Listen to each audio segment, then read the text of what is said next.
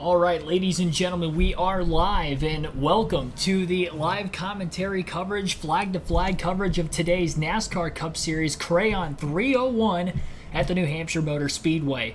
We are getting set for this NASCAR Cup Series race day on a Monday for the third time this season, and it's going to be an interesting one to say the least because we have really no clue exactly what this race is going to look like in the back half of the field. The front half, though, I think I have my predictions down this week. So that is what we are going to get into for this one. Drivers who I think will run well, not run well throughout the course of today's race. Of course, with the postponement of yesterday's race coming before the original start time for yesterday's live stream for the live commentary coverage, that is why we are doing a pre-race here today rather than yesterday. They postponed it right around like noon, 12:30-ish. We were supposed to go live at 2 for our pre-race coverage, so I postponed the stream entirely to today, so that way we weren't going to do like a live stream for like a half hour and then end up shutting it down and then come back again today at noon. So give you guys a little bit of a pre-race coverage here, being the actual pre-race coverage would have technically been yesterday for the USA Network as well, because they are going live right at noon with the race. Quick shout outs to everybody who is in the chat right now in the early going of this stream. Philip Moore, Tim Brown, NASCAR Justin Kent, Tim Brown, I said Tim Brown twice, Chris Davis, TRG Tornado, Patrick Chatterley, Melinda Leverett, Joanne C., Oscar Ramirez Herrera, and others. Welcome in. So, run that like counter up. We're going to try to get to 150 likes today. It's our usual goal for the Cup Series races. Sometimes they go to 200, but it is a Monday race, so might be missing out on some viewership this week. Again, the third Monday race we've had this season. It's the third in the last, I think, 8 points races, so it has been pretty bad. Plus, you conclude that last week's race was rain shortened. The Chicago street race had a rain delay at the start of it. They had to shorten the distance of that race due to daylight at the end of it because of the later start, because of the rain they had. So technically you had 2 rain shortened races and then a rain race on a Monday today. It has been terrible luck for NASCAR, and mainly on the NBC side of the schedule. So hopefully the viewership is going to be up nonetheless today, not only for this stream but just for NASCAR in general, because they have been on a roll with races here recently, and hopefully we'll have another good one today. Kyle Lance, also welcome into the stream. All right, so let's get into the predictions. We'll start off with the drivers who I don't think are going to run well today. My picks for not top 10 finishes, you'll see on my notes here on the page. I don't usually show the notes, but because I prepared for yesterday and I may have forgotten some of the notes in my head between yesterday and today, that's why I'm going to pull the notes up here on screen for you guys. So pretty easy, though, as far as my don't have picks for top 10. Stay away from these guys in fantasy. If you have any bets on them to potentially win today, take them out of there. And it's going to be 3 Hendrick Motorsports Chevrolets, staying with Hendrick. I'm going to take Chase Elliott out of it because I think he's got the best chance to get a top 10 of any of these drivers just because of his track success at New Hampshire, even though Hendrick Motorsports themselves have not been good at New Hampshire in recent years. The flatter racetracks outside of Martinsville, Gateway, and then here, they have not ran well. With the next-gen car in particular, there has only been 3 Hendrick top 10 finishes. So with 4 cars in 3 races between last year's New Hampshire race, last year's Gateway race, and this year's Gateway race on those flatter 1 mile and bigger racetracks, they only have 3 top 10s with the 4 cars combined. So stay away from Hendrick Motorsports today in your fantasy lineup. I could consider Chase Elliott just because, again, he has had better track success. I do think he finished in the top 5 here last season as well. He was one of the top 10s. He was not top 5 last year. William Byron had the only top 10 finish last year for Hendrick Motorsports. It was a 7th place finish in last year's race. So he was the only driver to finish in the top 10, but I'm going to say, I had that wrong. It was Chase Elliott who finished 7th last year. Yeah, that's what I thought. Okay. So Chase Elliott finished 7th last season. He was the only Hendrick car to finish in the top 10 in the New Hampshire race. Stay away from these other 3 Hendrick drivers. William Byron has not finished in the top 10 in his 5 career starts at New Hampshire. Finished 11th last season. I think he'll be borderline top 10. He starts in 7th today, but he was 25th fastest in practice, so he just picked up a ton between qualifying and practice for whatever reason. And the other Hendrick cars did not. So look out maybe for William Byron to sneak in there late in the race. Maybe he'll probably run pretty much right around where he started. He'll run 7th to probably 13th all day. So it is a coin flip on whether or not he'll get a top 10 finish. I don't think he's going to be as strong as a lot of other drivers, so I would still stay away from him. And at the end of the day, my prediction's for him to not get a top 10. Kyle Larson, another driver, obviously Hendrick Motorsports, I don't think he's going to get a top 10. He did finish 7th in 2021 at New Hampshire, but that is his only career top 10 only top 10 in the last 4 starts at New Hampshire. He qualified 15th today, a little bit deeper in the field than what Byron did, was 14th fastest in practice. That's pretty much telling that in qualifying he got the most out of his car. He's probably going to be running right around 15th most of the day. May run just outside the top 10, similar to Byron by the end of it, but at the end of the day, I don't think he will get the top 10 finish. Alex Bowman is the last driver. He is going to be the worst of the Hendrick drivers today, without a doubt. He's kind of been the worst, really, since he came back from his back break in the Coke 600. 31st in practice overall yesterday and qualified 25th. Much worse starting spot and much worse in practice than any of the other 4 Hendrick drivers. He only has 1 career top 10 in 7 career starts at New Hampshire with Hendrick Motorsports, dating back to 2 starts that he had at the track in 2016, filling in for Dale Earnhardt Jr., and that only top 10 was a 9th place finish in 2021 where he kind of snuck in on a late race restart. 0 stage points as well in the stage racing era at New Hampshire for Alex Bowman. So he has not scored a single stage point. So 5 races at New Hampshire where we've had stage racing, and he has not been in the top 10 at the end of the first, second, or third stage. The third stage technically in 2021 where he finished 9th. But that's it. No stage points in the first 2 stages and only the 1 top 10 finish. Definitely want to stay away from Bowman in today's race. He is the cold pick. So Hendrick Motorsports, don't think they're going to run well. I just don't have a lot of faith for him. Randy Gorham, 1,000 horsepower next gen. Christopher McComas, thanks for tuning in as well. Jeff Sperry, hopeful. Wade Selinsky. Did I say practice yesterday? I meant 2 days ago. Usually it would be the day before the race, but obviously with the postponement, yeah. And Christopher McComas is saying, let's go 5'9", 24, 48. I hate to let you down, but I just don't think that they're going to run well today. Chase Elliott doesn't make top 10. I'll be very disappointed. I mean, he needs to make up points, and we'll get over the point. We'll go over the point standings also before the start of the race. But the thing with Chase Elliott is that I think he will have the better chance of the 4 to get a top 10 finish just because of his success at this racetrack. But Hendrick does not look fast this week. They weren't fast at Gateway. It was probably their worst race overall as a team this season. And I would not be shocked if this is going to be close to that. So don't expect those guys to be running anywhere near the top 10 for most of this race. Mark DeMar is welcome into the stream as well. Hendrick cars are well away from the Hendrick cars when separating themselves from the rest of the field. Not exactly. I mean, like, overall as an organization, yes, they're good, but I would stay away from them today specifically. This is going to be an off week for them. Toyotas look very, very fast again, really, for like the third. Really, since we went to Sonoma, the Toyotas have been ridiculously fast. T. Van, Kelly O'Neill, welcome. David Niehoff, the hungry one.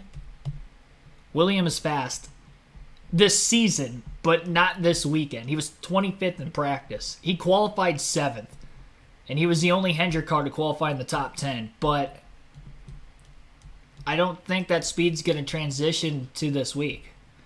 I think where he qualified is at best where he's going to be running the entire race.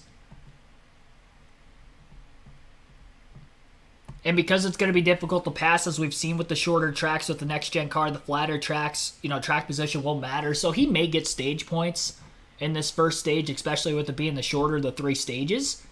I could see Byron finishing in the top 10 there, but I don't see him staying there the whole race. See your guys' predictions. Yeah, I do like Keselowski. So we've gone through the don't haves. Again, stay away from the 24, 48, and 5. Sleeper picks for today. Potential top 10s. Maybe outside chances to win under the right circumstances. I like Brad Keselowski today. He's probably my 3rd favorite to win the race, but because of the equipment he is in, that's why I have him in the sleeper tier, even though obviously he's a former champion of the sport. But he has not won with RFK Racing in the just over year and a half he's been there. So I do have him as a sleeper today.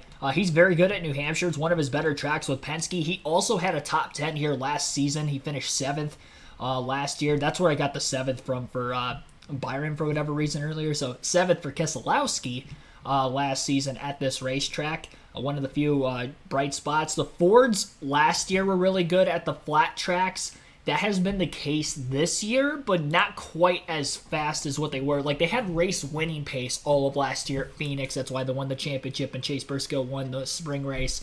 Martinsville, even though they didn't win the fall race there, they led a lot of laps in the spring race, and they did set a pretty nice pace in the fall race there. And then Gateway, Joey Logano won last season as well. This season, it was won by Martin Truex Jr., correct? That was one of his... No, not Truex. Kyle Busch won. Kyle Busch won a Gateway this season, but Ford ran really well in that race, specifically the Penske Fords, and it was led by basically Ryan Blaney, because Blaney won a stage. I do remember that, and then he was towards the front most of the day. It was him, Busch. Yeah, it was just him and Busch, basically. They split the stages, and Busch got the win. Blaney ended up right behind him, so Harvick had a good day as well. I would probably expect that Fords will be strong again today. Keselowski this week looks quick. He's been one of the fastest Fords on speed all season. Qualified 9th, 8th in practice. He'll pretty much run back half of the top 10 today. There may be a chance he sneaks up there and has a shot to win, depending on how his car is on the long run speeds. It's tough to gauge long run speeds more often with the shorter practice times, and the fact that this week in particular, there were only 7 drivers who ran at least a 15-lap session. So to go off of lap averages from 15 lap on, it's kind of tough to gauge because there were only 7 drivers that actually made a long run in practice. A lot of short runs were made. 4 top 5 finishes for Keselowski in his last 8 starts at Loudon, 7 top 10s in those last 8 races, and he has 2 wins in that stretch in 2020 and 2014 in the summer race there with Penske. So, yeah, I think Keselowski's a good start today. I think he's a good garage pick. Another good garage pick, another Ford. Eric Almirola, remember, he won this race in 2021. He has finishes of 1st, 7th, and 3rd in 3 of his last 5 starts at New Hampshire. Pretty good. Fords were really good, especially SHR. Remember the flat track at Martinsville they had earlier this season when all of them qualified in the top 10, and they kind of set the pace for the first half of that race until it was, whether it was pit strategy that threw them off or pit penalties that threw them off. It kind of derailed that team as a whole. He still finished 6th at Martinsville earlier this season. He wasn't quite up there with some of the other SHR Fords like Ryan Preece, who qualified on the pole, dominated the first stage, but he was fast. He was in the top 10 the whole day. He also had a top 10 at Martinsville in the fall race last season, finished 8th, finished 5th at Gateway last season. So Eric Almirola, SHR Ford, really good on the flat racetracks, the flat bigger ovals in particular, and even Martinsville for that matter for their sake. So I would go with a good start for Eric Almirola today. I actually have him on my fantasy team as a sleeper. He's in my garage to start the race just because that team, he's 27th at points, so it's tough to say that he's going to get a top 10 finish, but I would not be shocked if he does. I think this is a good race for him. He qualified 3rd, so he's already starting way towards the front. He's got a very good chance to get stage points at stage 1. 23rd in practice, which is a little concerning, but the other SHR Fords were a little bit quicker in practice than that, so I think he may have just been off and picked up from where he left off in qualifying later on Saturday afternoon. Bubba Wallace is the last of the 3 sleeper picks this weekend. He was very good at New Hampshire last year, very underratedly good. Nobody, I really feel like, was talking about him coming into the week, but he ran top 5 in that race all race long, finished 4th, qualified, I think, 5th, and he was basically right behind the Penske cars most of that race. It was the Penske cars, Christopher Bell and Bubba Wallace, that were in the top 5 pretty much the whole race last year. And I think he can have another solid run today. Qualified 8th. He was 5th fastest in practice. And when we talk about lap averages and where drivers will be at least short run speed-wise, 5-lap average, Wallace was 4th fastest, and he had the 5th fastest 10-lap average. I would not be surprised if Wallace gets another top 5 at New Hampshire today. The Toyotas look very strong. In particular, Christopher Bell and Martin Truex Jr. I think will be the ones to beat. But if for some reason they have a pit penalty, I think Bubba Wallace could be there for the taking today.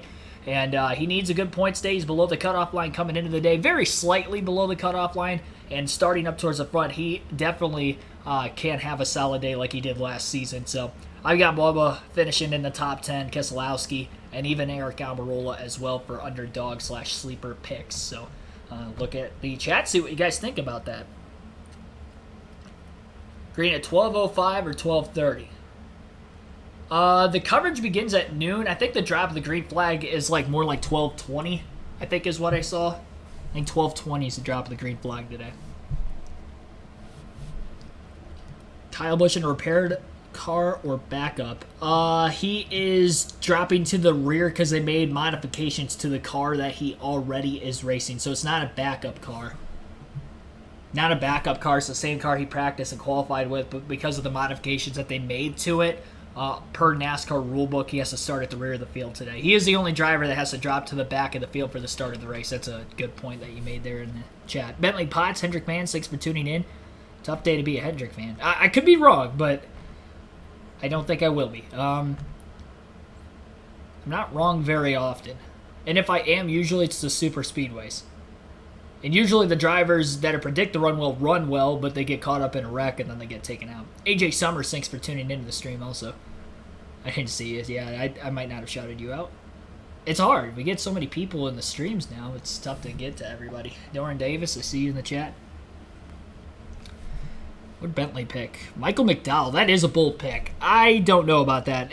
He doesn't look quite as good this week as what he has been on the road courses in recent weeks. Super speedways, obviously, we know he's pretty good at consistently, at least when he stays out of trouble. I fake Dale Sr. in the chat, too.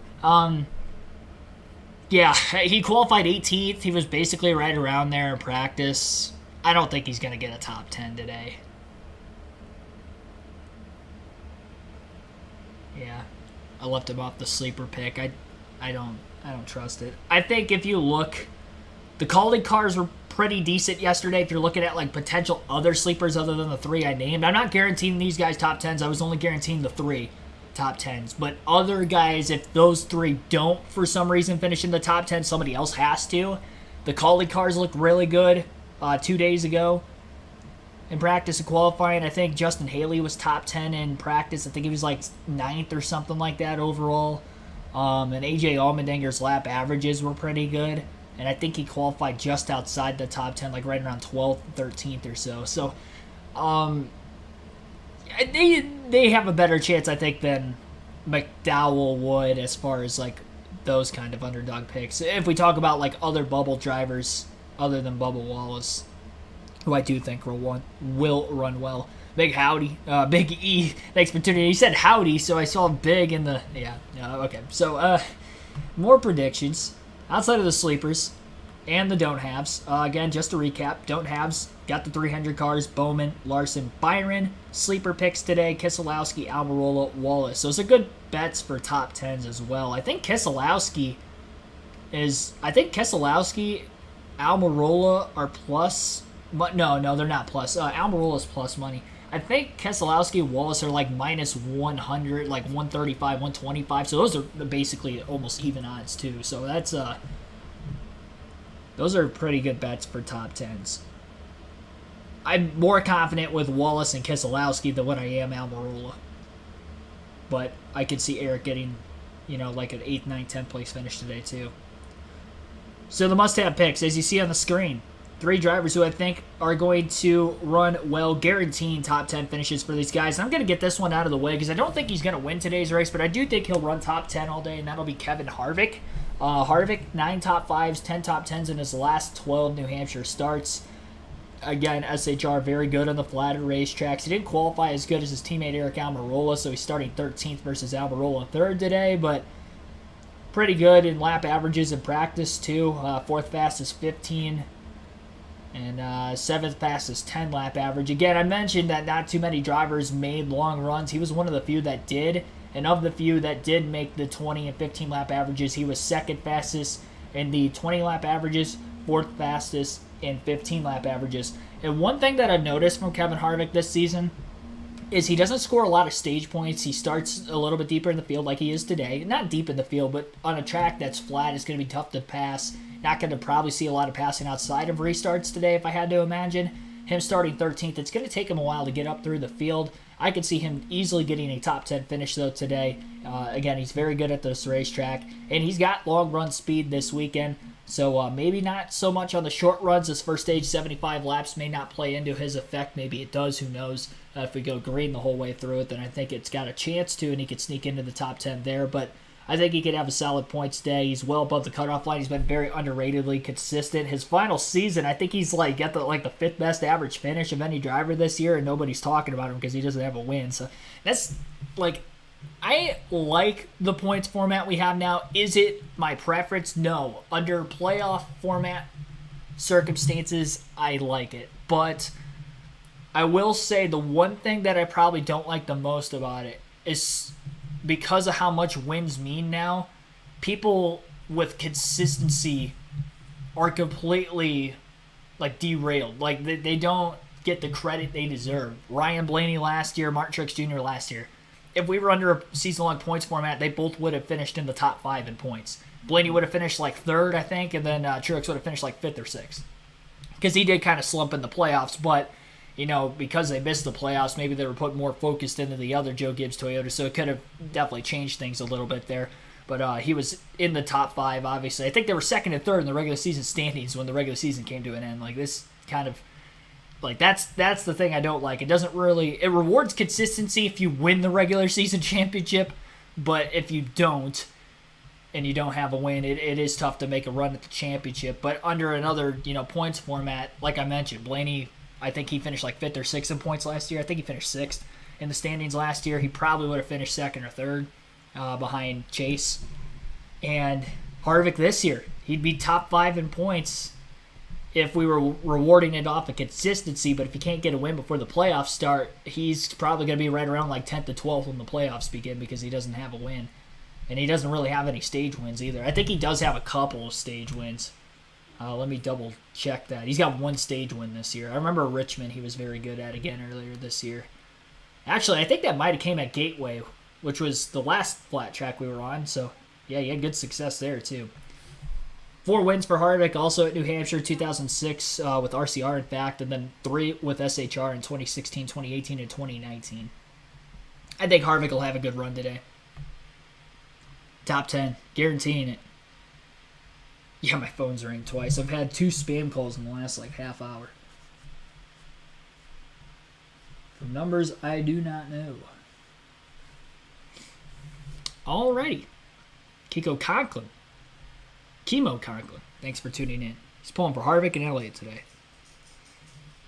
William Ayers reacts. Thanks for tuning in. Hope Chastain or Daniel Suarez wins today. It's going to be tough for Chastain. He's starting very deep in the field. 31st. He struggled at Gateway, if I remember correctly. Suarez will have a better chance to get... I think he'll probably finish better than Chastain, but even Suarez was like right around 15th or so practice qualifying yesterday, so I don't feel too comfortable saying he's going to have a good day either. Kenneth Clark. Let's go racing now. He's pulling for Chase Elliott to win. A lot of Elliott fans, as usual. Roddy Fan 8. Thanks for tuning in as well. All right, so went through Kevin Harvick. The 2 drivers, hands down, are the favorite for today's race. I would not be shocked if they run 1-2 most of the day. It's going to come down to these 2 to win. And because they're teammates, they're going to have pretty much equal cars. It's going to come down to the driver. It was a coin flip for me to pick who was going to win between these 2, and I'm talking about Christopher Bell and Martin Truex Jr. I'll go through both of their stats, and then I'll give you who I think will win today's race, but it is between those 2. They're the favorites according to Vegas. They're the favorites according to me. They're the favorites according to, pretty much anybody. I didn't watch the pre-race yesterday because we weren't going to have a race yesterday, and I would imagine they were probably talking highly about Christopher Bell and Martin Truex Jr. as well. We'll start off with Christopher Bell. Christopher Bell, 2nd and 1st in his last 2 New Hampshire starts. Of course, with the next-gen car, most in particular, he won, which was last season. All 3 Xfinity races he's ever had at New Hampshire, he won all 3. So he is pretty much the New Hampshire king of anybody in the Cup Series now. Starts on the pole today. That's huge. 10th fastest in practice. He wasn't as quick as Truex in practice, but he did have the fastest 15-lap average, and he was one of, I think, 3 Toyotas that ran a 15-lap average. It was him, Bubba Wallace, and it might have been Ty Gibbs as well, but Gibbs was kind of behind the other Toyotas this weekend on speed. But anyway, he was the fastest there. He will be fast today. Short run, long run, he will be one of the ones to beat, him and Truex. Now we'll talk about Martin Truex Jr., who's got a bigger sample size, but obviously, Bell doesn't need the big sample size because in the small sample size he's had, he's dominated.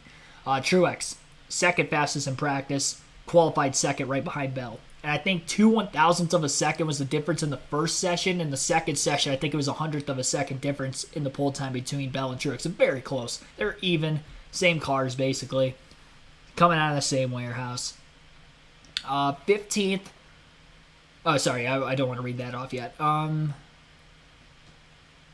see. It says has finished.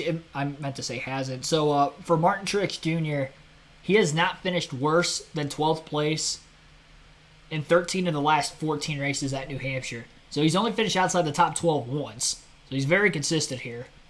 5 top 5 finishes, 8 top 10s. And that is in the last 10 races at New Hampshire. So pretty much with Joe Gibbs Racing and then a couple with Front Row Motorsports there as well in that sample size.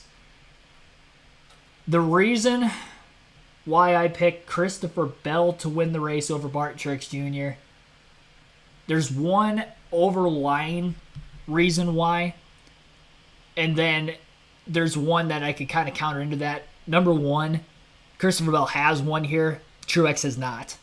So I have more faith already in Bell than Truex, and I was trying to talk myself into why would I pick Truex. Well, Truex did win on a 1-mile racetrack at Dover earlier this season. He won at the Clash, which was a flatter short track this season. So that would be another reason why I would pick Truex over Bell. The main reason that I took Christopher Bell over Martin Truex Jr. today, pit stop performance this season. I know we praise William Byron's pit crew every week, but did you know that Christopher Bell actually ranks fastest of any driver in the NASCAR Cup Series this season on pit road? This is not just the pit crew, but it's the driver as well. From the pit entrance line to the pit exit line, Christopher Bell has been the best this season. And it's not even close. And some of it might be because he might not have had any penalties or as many penalties as some other drivers. 2 seconds faster on average on pit road through the first 18 points races this season. 2 seconds faster from pit entrance to pit exit. That tells me Bell's not making mistakes on pit road. That's telling me his pit crew's not making many mistakes. They're having clean, fast pit stops. He's got the number 1 box today, which is only going to help that as well because he qualified on the pole. Truex will not have the number 1 box. He'll probably have the pit entrance first box in, and then Bell has the first box out if I had to imagine. But Bell will have that advantage. He doesn't have to get up to speed leaving pit road, so he's probably not going to have any speeding penalties leaving the pit lane trying to race the 19 off under stage breaks or caution pit stops, whenever we do have pit stops today. That is the reason I took Christopher Bell. Where does Martin Truex Jr. rank on that list? If he was close to Bell, I would still be a toss-up for me even to this point. 15th is where Martin Truex Jr. ranks in pit stop performance this year. These are on, again, 4-tire pit stops and from the entrance of pit road to the exit. If we take just the pit stops themselves, so this is just 4-tire stops, pit crew versus pit crew, take the driver out of it, Truex ranks 17th in pit stops this season. His pit crew just isn't as good as Christopher Bell's, which is weird because a few years ago you would have thought the 20 team had probably the worst pit crew of any, even back when Matt Kenseth was racing with them in those latter years. They weren't quite as well tuned as some of the other cars. I've noticed Truex tends to get speeding penalties quite often. Him and Denny Hamlin, for whatever reason, get a lot of speeding penalties. Kyle Larson, too. Those guys are very fast on pit road a lot. Kyle Busch, even. He's kind of cleaned it up this year, but I've noticed in the Toyota camp, though, Hamlin and Truex get a lot of penalties. Hamlin more than Truex, but Truex does, and I think that's what factors into him being 15th in pit stop performance this year. Again, that is solely reliant not just on the pit crew. That is pit entrance to pit exit. So if it comes down to pit stops being the difference, track position is going to be huge. These two cars are equal. It's going to be tough to pass one another. more so than other drivers being able to pass throughout the field because of how strong these two are, and there will be more than likely 1-2 throughout the course of the day. So that is why I took Christopher Bell. And I had to take the deep dive, the deep research into looking at that, because I was like, man, what is one thing that I can think of why I would take one over the other? Because I was really stumped yesterday morning when I was going through the notes. And I came across, I'm like, well, let me see what the performance is like on pit road. And I remembered Byron being the fastest this year, but he is not the fastest on and off of pit road. The pit crew themselves, the ones changing the tires, putting fuel in the car, those guys have been faster than anybody else this year. But in fact, it's Christopher Bell in that 20 team who has been fastest on and off of pit road, pretty much where the driver comes into play. You know, trying to get as much speed out of the car as possible without speeding on pit lane, and Bell's been the best at that this season. So taking Christopher Bell to win today's race. Coverage is on the USA Network today, for those of you wondering. Cars are on the racetrack right now as we speak. They're just going live. So we will go through the starting lineup for today's race, and then we will get into, obviously, the live commentary coverage as well. So let's refresh the page here, try to get the raw feed up and running. We had some issues with the raw feed during the Xfinity Series race the other day for about the first, 25 laps or so of it. So hopefully we don't have any issues this go around. Which it looks like we might have some issues this go around, unfortunately. Yeah, it's still showing the Xfinity Series race. So for the second time this weekend, it looks like we're going to have problems with the raw feed. At least for the start. It came in after 25 laps the other day. So hopefully that's all the longer it's going to be without our live leaderboard. But we do have the starting lineup at least on the screen right now as we'll follow along. Again, Christopher Bell on the pole for today's race. Probably the favorite to win today's race.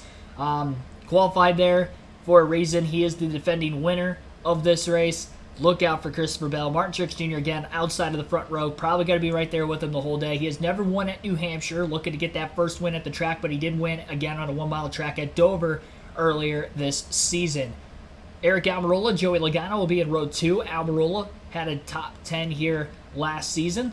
Had a win here 2 years ago.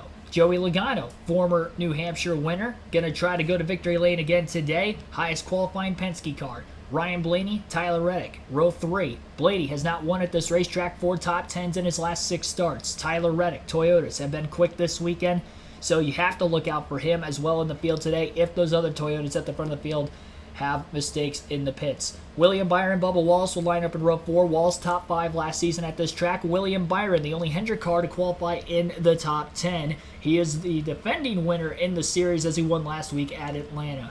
Brad Keselowski, Kyle Busch in row 5 in this one. Both former winners at this racetrack. Keselowski, 2 wins at the track, 2020 and 2014. Austin Dillon and Daniel Suarez in row number 6 for this race. Dillon has not been performing very well this season, looking to bounce back and potentially get a top 10 finish today. Daniel Suarez, runner-up at Atlanta, came close to that first win last season. Can he get a win for the Red Hot Trackhouse Racing team today? Kevin Harvick and AJ Allmendinger in row number 7. Harvick, a 4-time winner at the racetrack, 3 with SHR, 1 with RCR, trying to go for number 5 in his final season today. Kyle Larson and Ricky Stenhouse Jr. in row 8. Stenhouse, Daytona 500 winner, but more than just a super speedway racer this year, going for top 10 number 7 here in this race. And Kyle Larson trying to get the monkey off his back at this racetrack, just 1 top 10 in the last 4 races at Loudon. Michael McDowell and Chase Elliott will be in row 9 in this one. Elliott has never won at New Hampshire, but he has finished runner-up a couple of times. Also a 3rd place finish here in recent years as well. Justin Haley, Denny Hamlin in row 5. Hamlin, a multi-time winner as well. Toyotas have been very fast this week. Hamlin, though, has not. He's been lacking behind his teammates. We'll see if he can come from the middle of the pack to the front in the race. Ryan Preece and Austin Cindric will be in row number 11. Cindric with a top 10 at New Hampshire last season, but he's got his work cut out for him starting in the back half of the field today. Todd Gilliland, Corey LaJoie will be in row number 12. Row 13, Alex Bowman, Chris Buescher. Bowman, 1 top 10 finish in his 7 career starts at HMS at New Hampshire, looking for number 2 this afternoon. Chase Briscoe and Harrison Burton will line up in row number 9. Sorry, I don't know why I said row 9. Row 14, row 15, rookie Noah Gregson with his teammate Eric Jones to his outside. Ross Chastain, BJ McLeod in row 16. Chastain deep in the field, starting position, didn't run well in the last flat track at Gateway. Looking to come from deep in the field today to hopefully get a good finish for, again, that red-hot Trackhouse Racing team.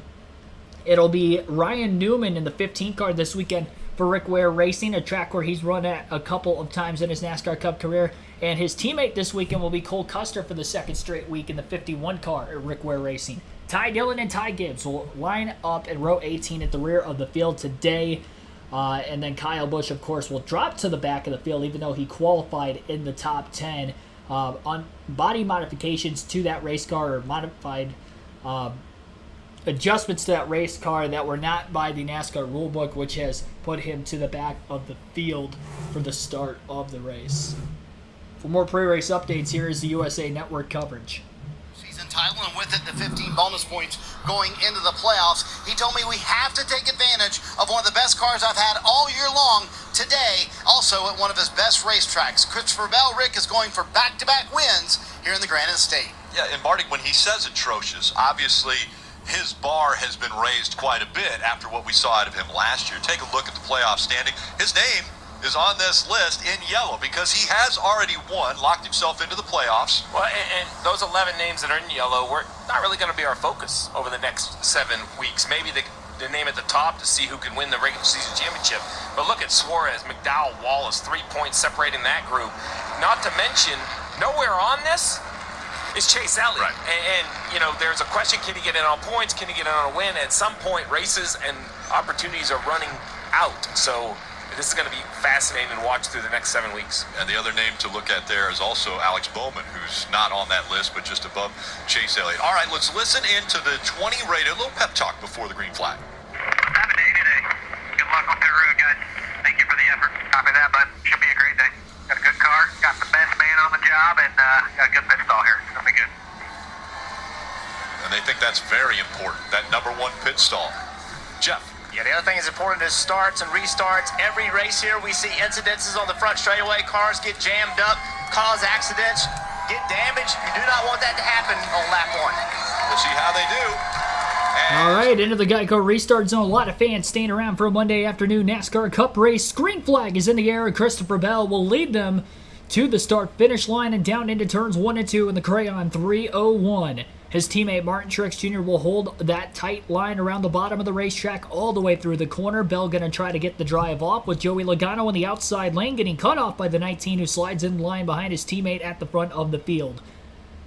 Now into turns 3 and 4, still side by side in the back half of the top 10 with some cars. Ryan Blaney making a pass on Tyler Reddick in the 45. That is for 5th place. Eric Almirola as well on the inside. It looks like a Brad Keselowski a little bit further back. Actually, that was not Eric Almirola. Paint scheme that looked similar to that. I can't even tell what car that is, honestly. AJ Allmendinger, I believe, in the 16, trying to get in the top 10 in the early going. 3 wide outside the top 10, and Truex down to the inside of his teammate Christopher Bell after Bell led the first lap of the race. 19 car to the bottom of the track. Bell looks like he's going to let him go here in the early going. Try to conserve his tires for later in the run, perhaps. No, crossover move instead by Bell as he undercuts the exit of turn 4, drives underneath the 19, and will retake the lead again. I couldn't tell who led that lap at the start-finish line, but it was very, very close as they stayed door-to-door in the opening laps of this race for the race lead. Off the exit of turn 2, Truex with the drive on the top side will clear Christopher Bell for now and remain in the race lead once again. Joey Logano still close behind in third with that battle for the lead going on. 2 Toyotas, 3 Fords in the top 5 through the first 3 laps. Truex gapping Bell just a little bit more off turn 4, about a 2 to 3 car length lead at the line, and Logano looking to overtake Bell now for second place within about a car length or so behind the 20. Half lane lower is the 20 than the 19, and same goes for the 22 of Logano behind Bell. Showing some slight contact that was made in that first corner between Eric Almirola and Tyler Reddick. It looked like Almirola slid up, overdrove the corner, and that's what forced the 45 wide enough for Blaney to get to fit underneath Reddick on that opening lap. Ricky Stenhouse Jr. up 5 positions from the start of the race already today, 17th to 12th, and looking for another one on AJ Allmendinger in the early going. But Austin Dillon instead beats into that inside lane and looks to take that position back. 3 wide around Justin Haley, Todd Gillen, Ryan Preece. Contact made between the 31 and the 38 cars. Harrison Burton up on the outside needs a little bit of room as he almost gets pinched into the wall. All that went on and allowed for Preece to clear both the 31 and the 38 cars underneath him. That battling is going on just outside the top 10 from about 22nd on back. Kyle Larson has lost 6 positions from the start of the race from 15th to 21st as he's going backwards. Remember, it was Gateway where he was very slow at the start of the race. Qualified towards the front of the field and fell all the way back to about 30th before the end of that first stage, was in danger of going a lap down, and you wonder if that could be the case for Larson in the early laps today as well.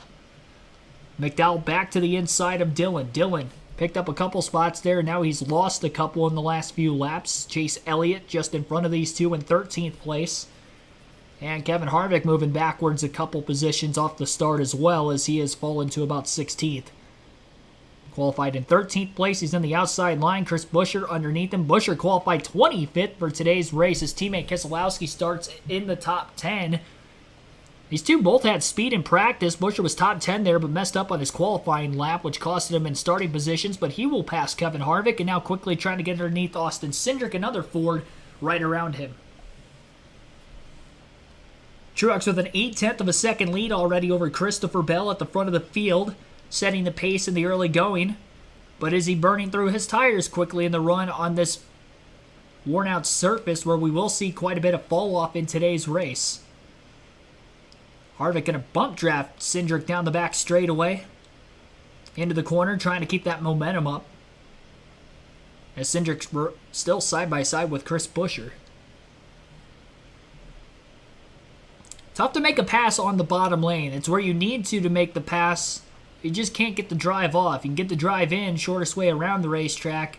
But even on a flat track like this, it's still tough to pick up the throttle when you have a car tight on your door, trying to keep you from getting back into the gas, where if you get into the gas, you're probably going to make contact and risk wrecking, so you got to be careful with it.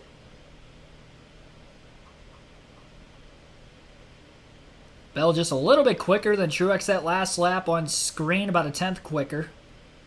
Not a full 10th, a little bit less than that. Quicker nonetheless, just based off of where they were interval-wise on the last lap.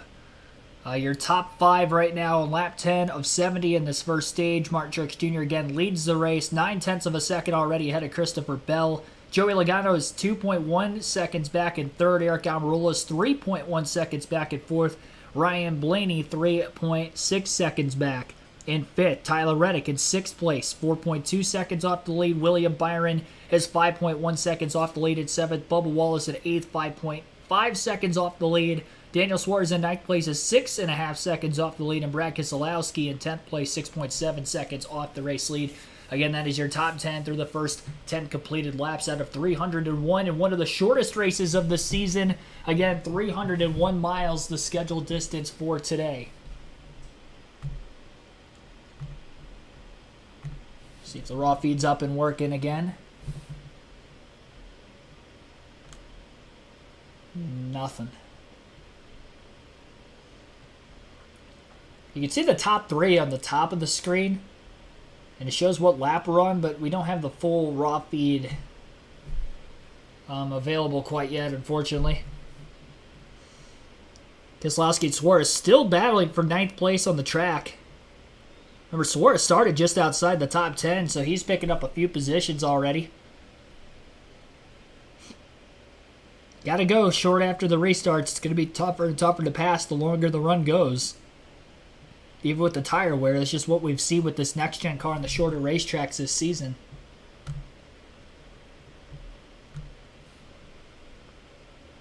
William Byron trying to close the gap on the 6th-place car in front of him with Tyler Reddick. Having troubles trying to do so.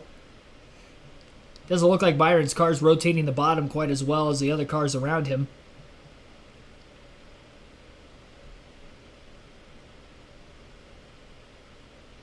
I believe he's one of only 2 Chevys in the top 10. The other one would be Suarez in 9th. Still trying to play a little bit of defense with Keselowski. He's gapped him just a little bit, though. No longer side by side like they were a couple of laps ago. Through that tightly contested battle. Showing a loose moment that Tyler Reddick had off of turn 2. He's able to catch the race car. That's what allowed for the 24 car to close in on the 45 as quickly as he did. Because there was quite of a big gap in between those two cars before that moment that Reddick had, again, off of turn 2. A little too quick trying to get that power down.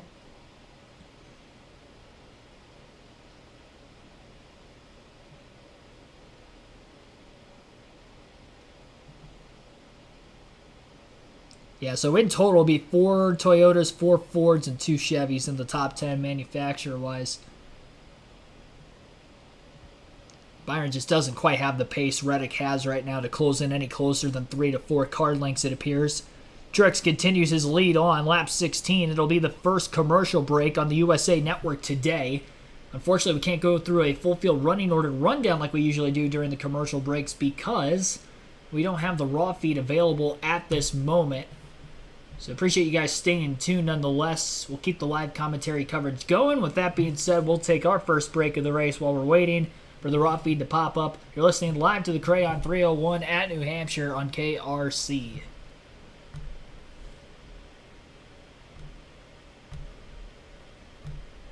I thought I had a poll in the chat already too, and I guess I didn't.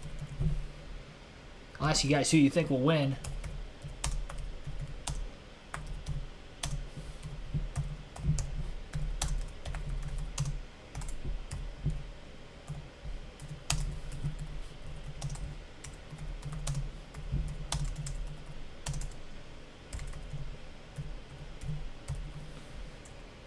Ask you who you think will win today at New Hampshire. Go Martin Truex Jr., Christopher Bell.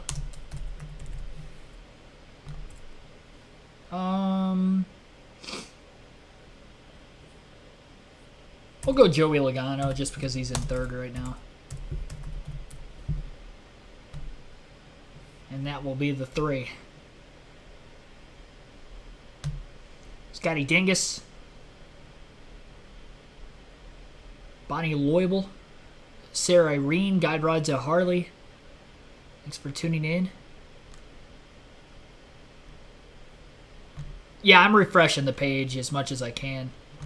And by the way, I've had this issue the last handful of times trying to scroll up the screen as well to look at who else might be in the chat, so for whatever reason, the YouTube studio is not allowing me to do that, so kind of stinks. Might have to pull the chat up. We'll have to watch my stream simultaneously. Nope, that's not going to work. We got an ad on there. That will not work. The race is back on. I'll let you guys listen in while we're still waiting on a leaderboard on NASCAR's website. Lap 21 and stage 1. 21 laps complete. Remember, about 9 away from that competition yellow around lap 30. Cop yellow, lap 30. To see there who does what and what adjustments are made. We have from the rain slipping and sliding. So we've listened into a few different radios, and we've heard some people say, you know, evil, not handling well. So obviously, a good handling car. They don't exist in New Hampshire, Rick. You just lose that concept of one driving good at this plate. That's what I would have told my driver this week. I laugh, and I say that kind of a jest, but not really. It's real simple. These are all driving bad. Some are just driving bad faster than others. So does that mean nobody's going to come to pit road? Oh, no, people are going to come in because I do think you can help your driver make it drive better. But Junior, Jeff, I mean, you agree, like no one out there says, oh, my car's doing everything I want it to do, because if it does something good, you try to go a little faster until either the front or the back slides. Yeah, you drive the car to the limit of grip. Neither one's going to slide the front or the back, and there's some great battling here between the 5 and the 2 here, Jeff. The 4 gets around the 2. Now the 5 is trying to make that happen, drives him up the racetrack. Yeah, this is a great example of how hard it is to pass. The 5 is completely underneath him, and you just don't have grip on that bottom groove. And Larson's trying to get him up the racetrack, and they make a little bit of contact. We're going to see that all day. Yeah, that's just good hard racing. It looked like Cindric didn't want to give him any of the racetrack, so he stayed in his position, maybe a little bit lower than he normally would have exited. Well, he's losing positions, and he's trying to stop that. He's trying to find himself somewhere he can find some consistency, and he's going to try to keep this 5 behind him. He's allowed the 41 of Priest to drive up into this battle. Priest definitely one of the fan favorites here. He's from Berlin, Connecticut. And you see how far away the 4s drove from this pack, and the 5 watches that, and he thinks in his mind, you are holding me up. Even though I can't get underneath you right here, I think if I can get by you, I'm going to be able to drive away. That brings up the intensity a little bit. If they do get to battling again side by side, you'll see Larson be even more aggressive. This guy right here, Kevin Harvick, struggled right off the get-go, a couple laps, but now getting in the back of the 17 of Chris Buescher. 4 cars trying to move forward. He has the speed to do it. Steve mentioned the competition caution about 4 laps away. So everybody trying to get as much information as they can that they'll tell their team what kind of changes they want to make for the next almost 40 laps to end stage 1. Harvick's so good here, has a really unique line. A lot of guys, everybody goes into the corner up the racetrack. He stays in that 3rd groove all the way around on corner exit. Watching the leader here, Truex, and you see the gap back to the 20 car, Christopher Bell, 1 second. In 2nd place, Logano's faded just a bit.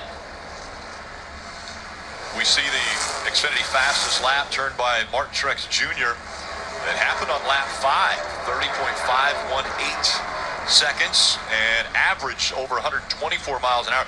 Really amazing. I thought they slowed down to just under 100 miles an hour in the corners here. It's so flat, from 2 degrees to 7 degrees of banking in the corners. Yeah, what all the teams, crew chiefs, drivers are looking at right now is how much speed are these tires giving up?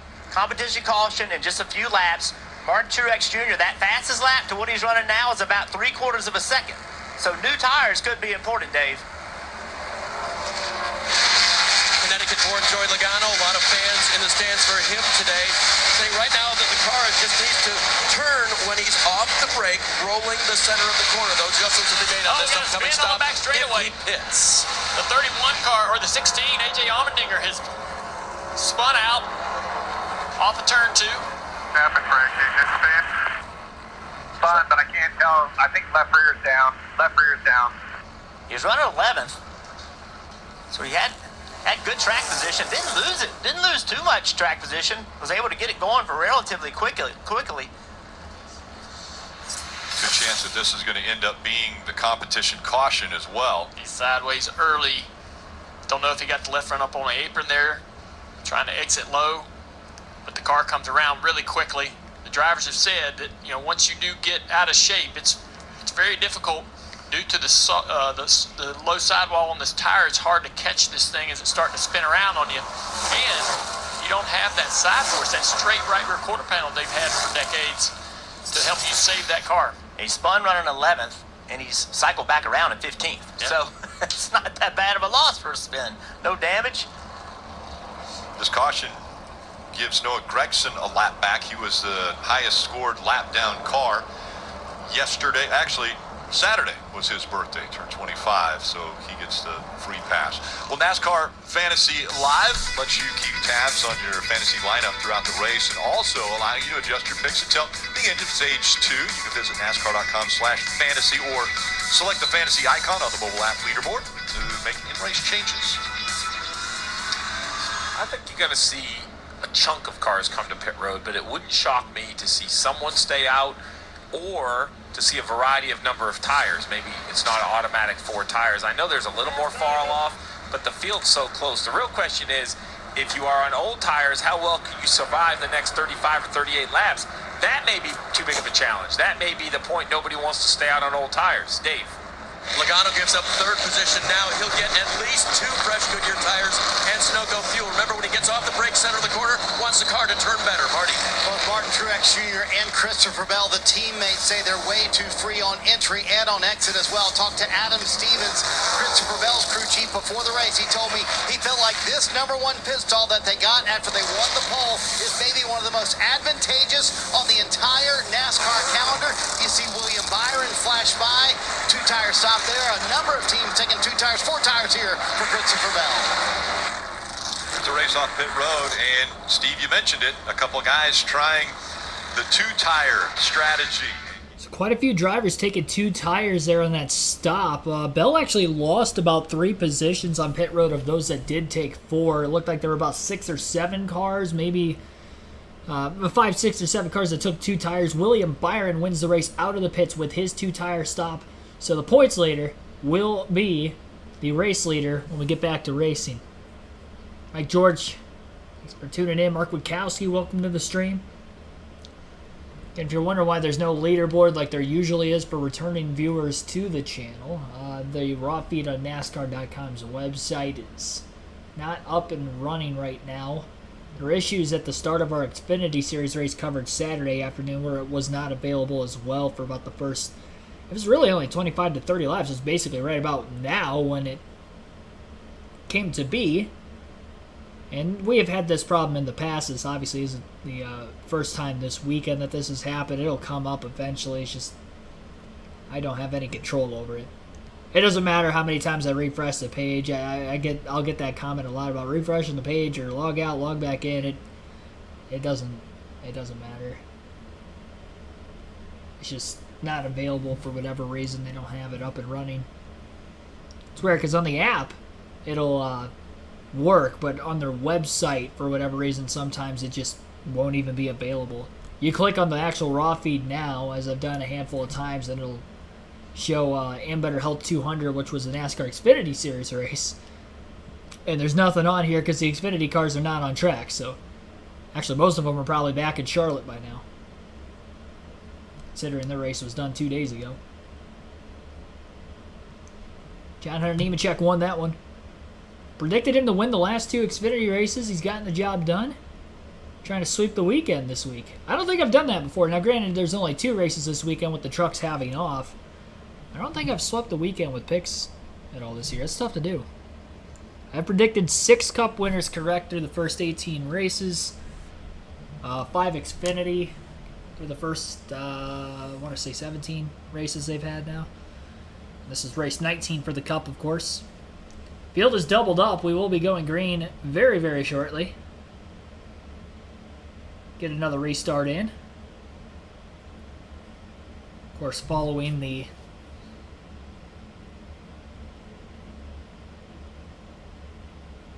competition caution, which was scheduled for lap 30, and the reason why we are under yellow for the first time.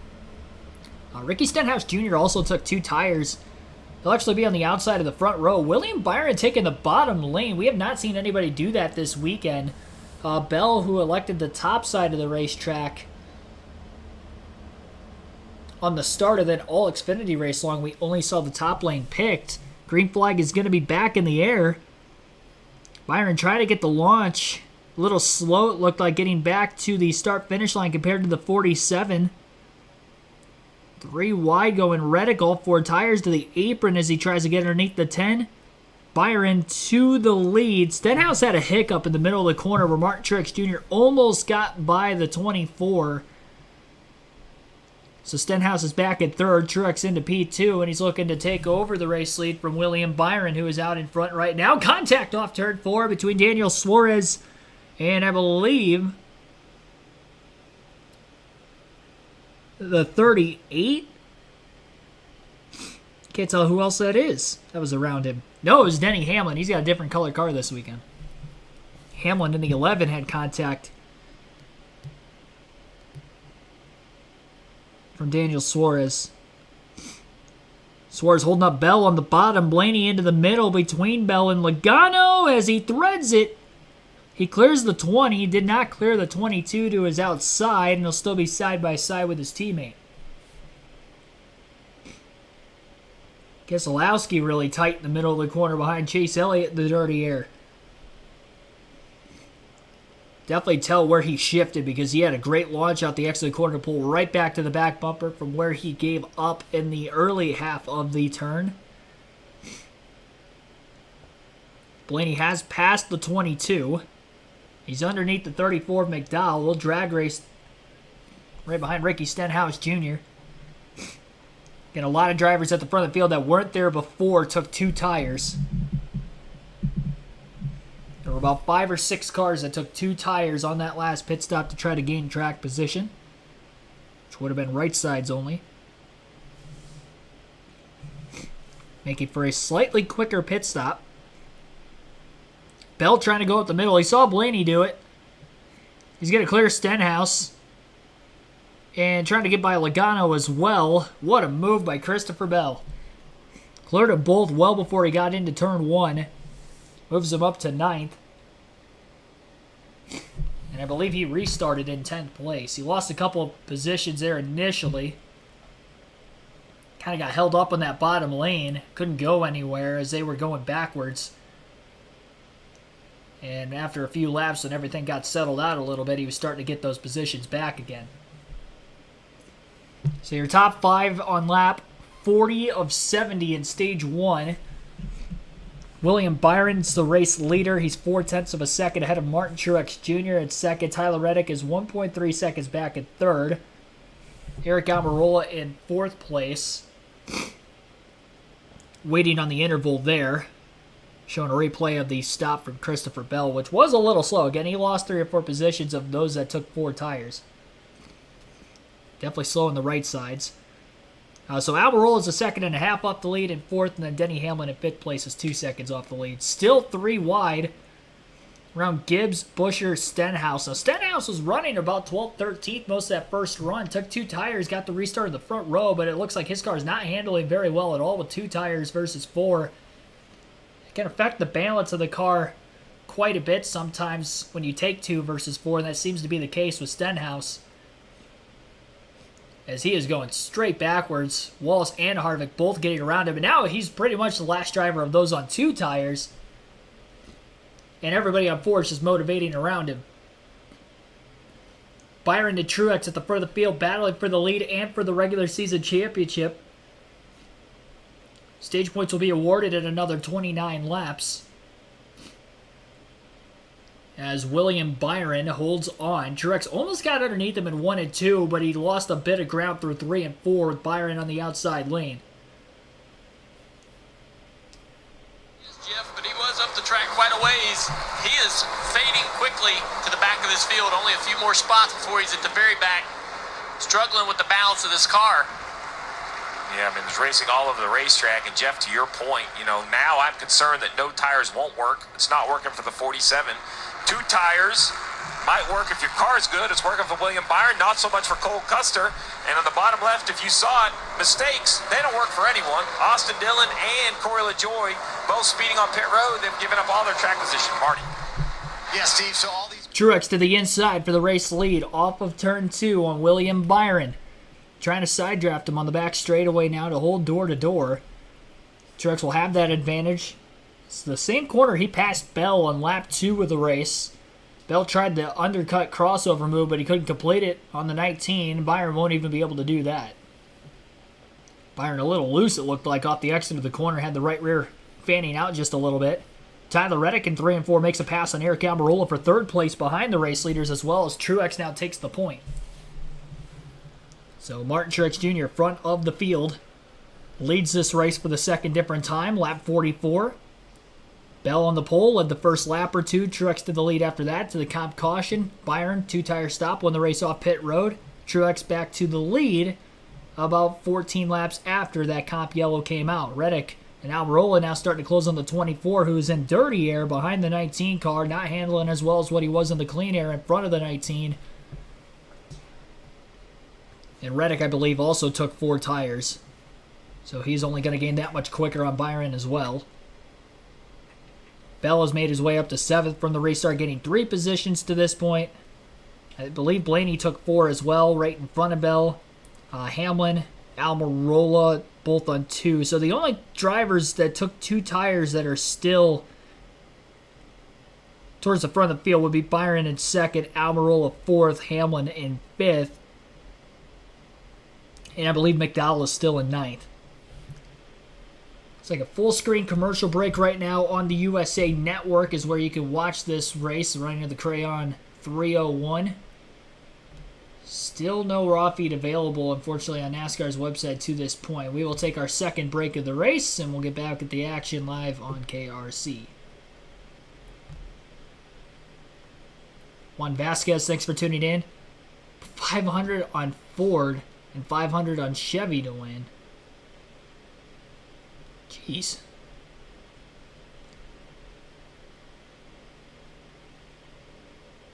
Well, I mean,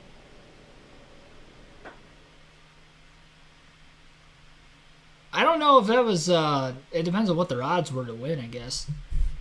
I don't know if you'd actually make up enough money that you're putting in. Well, you would have to, because it'd be plus odds, I guess, for one of them. So you're hoping that you're basically betting $1,000 to hope that you can net a couple hundred, essentially. That is very risky. That's tough, too, because Toyota's going to be very tough to beat today. I do not like that. I do not like that at all. Risque. Dale, thanks for tuning in as well. Regina Huddleston, I see you in the chat. Thanks for tuning in. I can't scroll up on the screen right now, so I apologize if I... Well, I can on this. Terry Lewis, welcome to the stream. George Iron.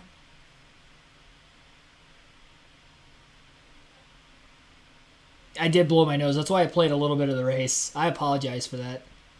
My allergies have been kind of out of whack again today. Sports 6420, thanks for tuning in.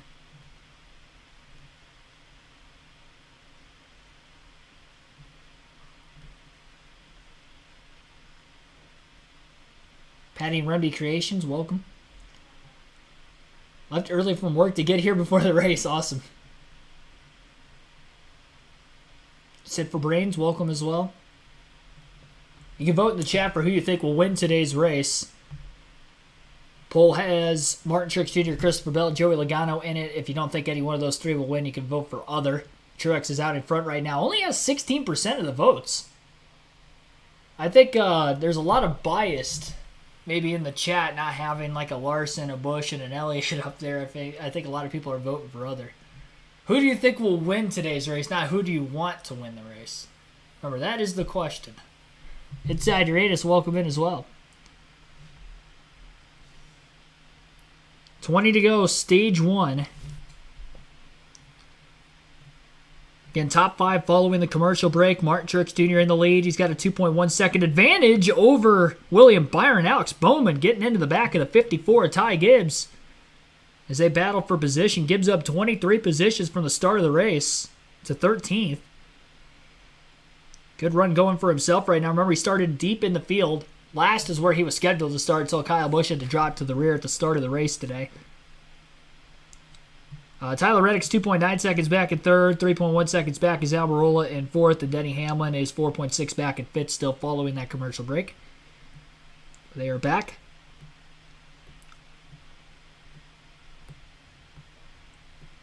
Chase Elliott's dropped to 18th since the restart. Cole Custer for Rick Ware Racing up to 20th. Pretty good run. Had one of the faster cars behind John Hunter Nemechek in 2 days ago's Xfinity race.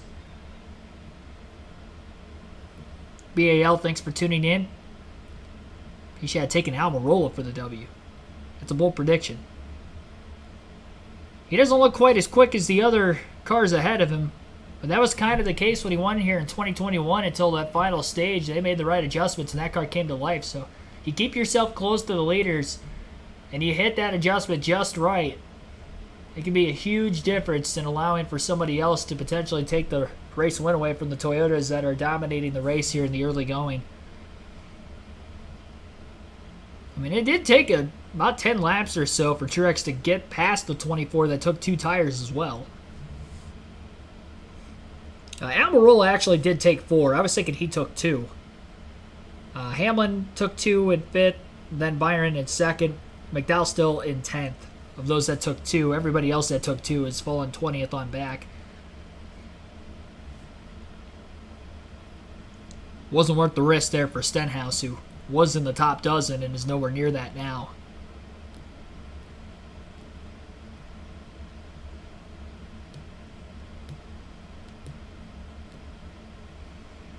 .7 seconds is the gap between the top 2 on the racetrack. Bell's been stuck at 7th for a little while now, with 15 to go in stage 1. adjuster is another common item, which means 3 rounds is really a much finer adjustment than what we have seen in the past. The other thing is we don't know what they have set up. They might have had a lot of rear brake into it. So if they're already biased to the back and you go 3 rounds to the front, there's still more than enough adjustment. The word brakes has come up so much. My mind goes back to Gateway when there was big issues with brakes. They were on the brakes hard, they were cooling. Is that going to be a concern here of potentially rotors exploding? Well, it has a potential. This is the style of track. We don't really see that on Martinsville or the road courses where you use a ton of brake, right corner after corner. But here, much like Gateway, the long straightaways, a lot of brake abuse, and you have to kind of like fine-tune your tape because you need to have temperature in the brake to make it work well. And if you misjudge it, Dave, and your car's driving bad and you abuse the brakes, we can't see a failure. So far for Ryan Blaney, not driving bad. And that's good news because when I talked to him and his crew chief Jonathan Hassel before first practice, they said we really need to work on our corner entry, especially right here coming into turn number 3 as he gets by Denny Hamlin here.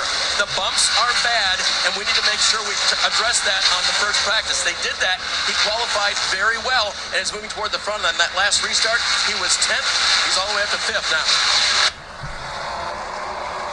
Bumps definitely an issue when you talk about New Hampshire as they get into turn number 3, and you see just how much those cars go up and down over the bumps getting into 3. Right now, Truex Jr. Sounds like they're about to, no, maybe they're not heading to another commercial break. Yes, they are. Never mind. I started to mute Rick Allen a little early there, and I had to guess. So Blaney got by Denny Hamlin moments ago. Christopher Bell trying to do the same. Hamlin, who qualified 20th, did get some track position here, and he can salvage himself some stage points the way things are running right now. The point standings coming into the race today look like this. We can show that on the screen right now. We just can't show the leaderboard for the moment. Byron had a 36-point lead over Kyle Busch. That is... Gosh, NASCAR's website is so wacky with this. So 21st and 20...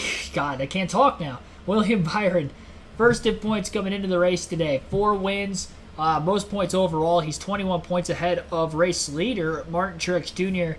as of right now. So it might have been a call for 2 tires for Byron for stage point purposes, making sure the 19 wasn't going to win that battle by much. Byron's still in second for right now, even though Reddick's been pretty close to him for a while. Hasn't been able to get around him, and he's definitely held him up because Truex has over a 3-second lead with 9 to go in this first stage. Anyway, though, as far as the point standings, again, Truex 21 points back, Kyle Busch 36 points back, Christopher Bell 37 points back, Ross Chastain minus 53. The top 5 within 1 race worth of points of each other as of right now. And after today's race is done, we will have officially 6 races left until the playoffs begin. Drivers who are locked into the playoffs with a win this year: Byron has 4 wins, Kyle Busch with 3, Martin Truex Jr. has 2, Kyle Larson has 2, and then a lot of drivers with 1 win, which would include Christopher Bell, Ross Chastain, Denny Hamlin, Ryan Blaney, Joey Logano, Tyler Reddick, and Ricky Stenhouse Jr. So all those drivers have wins. The bubble as far as the playoffs go: Kevin Harvick, who's 9th overall in the regular season standings. He's over 2 races above the cutoff line. He's plus 126. Brad Keselowski, Chris Buescher right near each other as they have been for most of the point season, with Buescher 2 points ahead of Keselowski. They're plus 102 and plus 100. And then it's much tighter down around the cutoff line following that race at Atlanta last week. Ricky Stenhouse, not Stenhouse, he's locked in. Daniel Suarez, plus 3 points for him. Plus 3 points for Michael McDowell as well. And then Bubba Wallace, first driver out looking in, is minus 3 points on both of those two. And they're all pretty much running around each other in the early go to this race, between like 8th to 12th most of this race. So that'll be a fun battle throughout the course of the day to watch. AJ Allmendinger close in the battle as well, but not in the running order after his spin early in this race. That was actually the first caution of the race, was the Allmendinger spin, which led into the Cop Yellow, which was only a couple laps after the point. So instead of having cautions back-to-back, they just threw the Cop Yellow with the AJ Allmendinger spin, as you usually would see by NASCAR under that circumstance. Ty Gibbs, minus 26 points. Austin Cindric minus 38. Alex Bowman minus 44 points. Justin Haley minus 41. And then Chase Elliott's a full race worth of points out minus 60. 23rd in the standings. Got a lot of drivers to jump. No easy task. And not off to a good start as of this race so far. He is currently in 18th.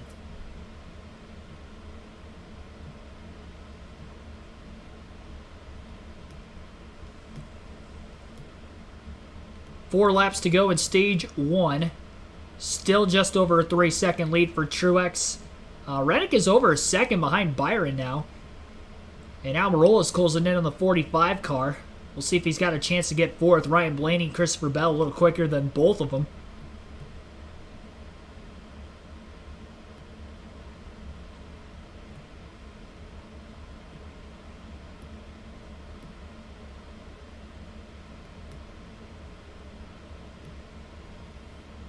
Stenhouse has actually lost the lead lap. I think something mechanically is wrong with the 47. I don't think it was just taking 2 tires, because he is very, very slow.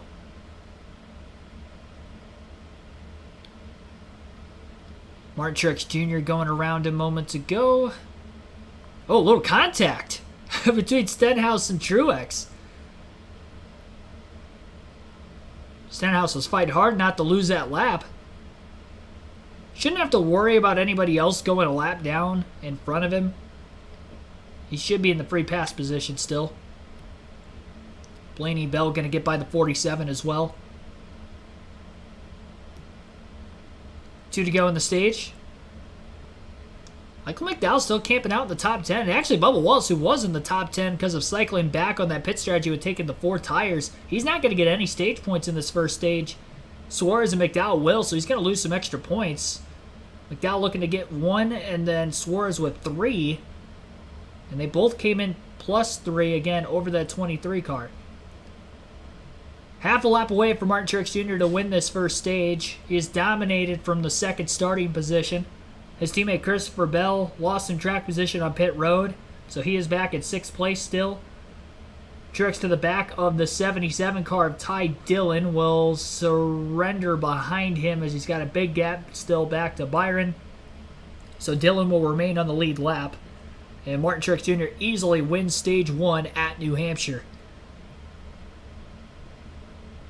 William Byron ends up 2nd, Tyler Reddick 3rd, Eric Almirola 4th, and Ryan Blaney rounds out the top 5, and problems for Kyle Busch. Looks like he has hit the outside wall hard. Kyle Busch with heavy damage to the right front and the right rear. It looked like he probably smacked the right rear in the wall and then smacked the right front afterwards. But a caution for the stage end, and Kyle Busch has damage to that race car. He's not blowing up. He has damaged the race car. It's a tire rub out of the right front after contact with the outside wall.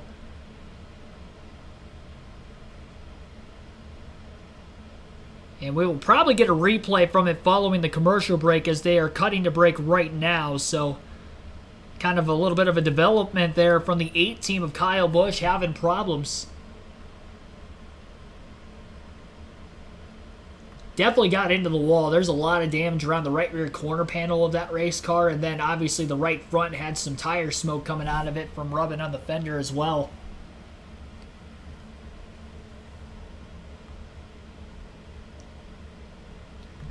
Yeah, the raw feed's still not available. That's crazy. Gone all the way through stage 1 without a leaderboard. So I read off the top 5, but then the Busch, they showed Busch's car, and I didn't read 6 through 10. So if we get an update on where exactly the stage results were there for stage 1, I'll update you guys to the back half of the top 10. In the top 5 was Martin Truex Jr., followed by William Byron, Tyler Reddick, Eric Almirola, Ryan Blaney. I think Christopher Bell would have ended up 6th because he was right behind Blaney. So Bell 6th in the stage. I think Denny Hamlin would have been 7th. Michael McDowell was 10th. I remember seeing. Daniel Suarez was 8th. I Can't remember who was ninth. Was it Keselowski? Was Keselowski in ninth, potentially? Looking at who else would have been in ninth if it wasn't him.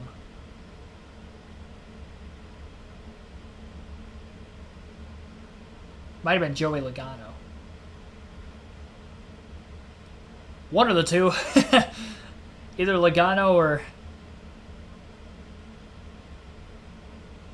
Yeah, because... Yeah, it would have either been Keselowski or Logano. Keselowski was right around 11th. I think he was behind McDowell, so I think Logano was 9th at the end of that first stage. Pit road will be open this time by. We will have pit stops. Logano 9th. Yeah, okay. That's what I thought. Keselowski was 11th, I do believe, so no stage points there.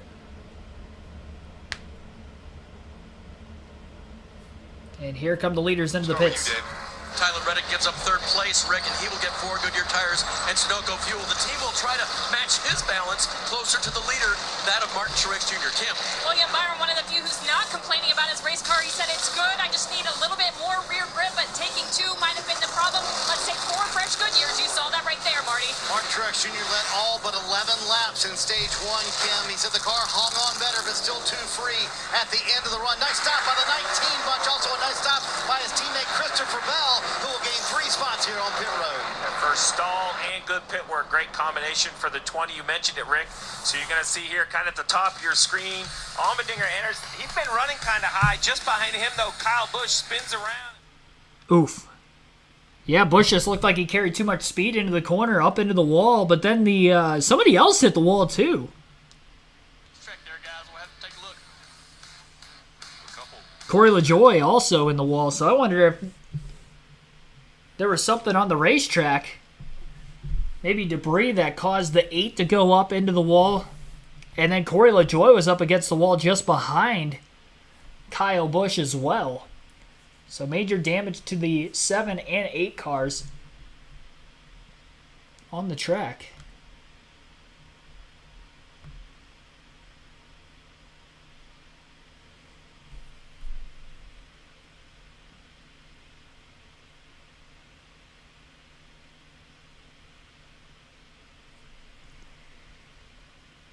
Alrighty. Be sure to hit that like button, subscribe for more daily NASCAR content if you haven't already. Thanks for everybody tuning in on a Monday afternoon stream, our 3rd Monday live commentary stream of the season for the NASCAR Cup Series. No, KB's not in 10th. That was the starting lineup at the beginning of the race. I do not have a live leaderboard up for you guys right now, unfortunately.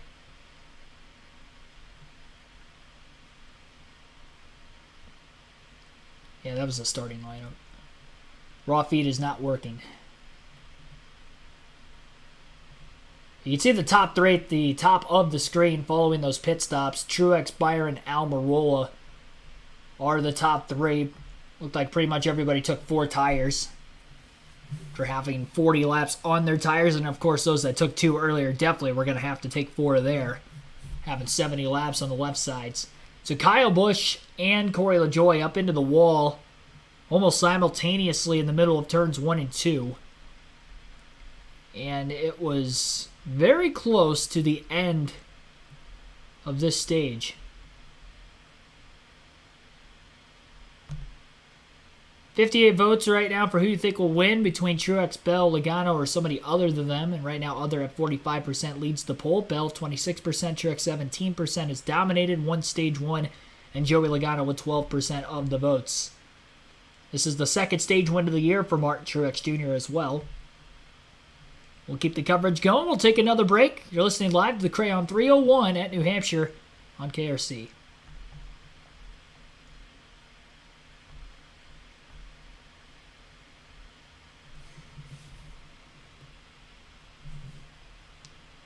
That ends today.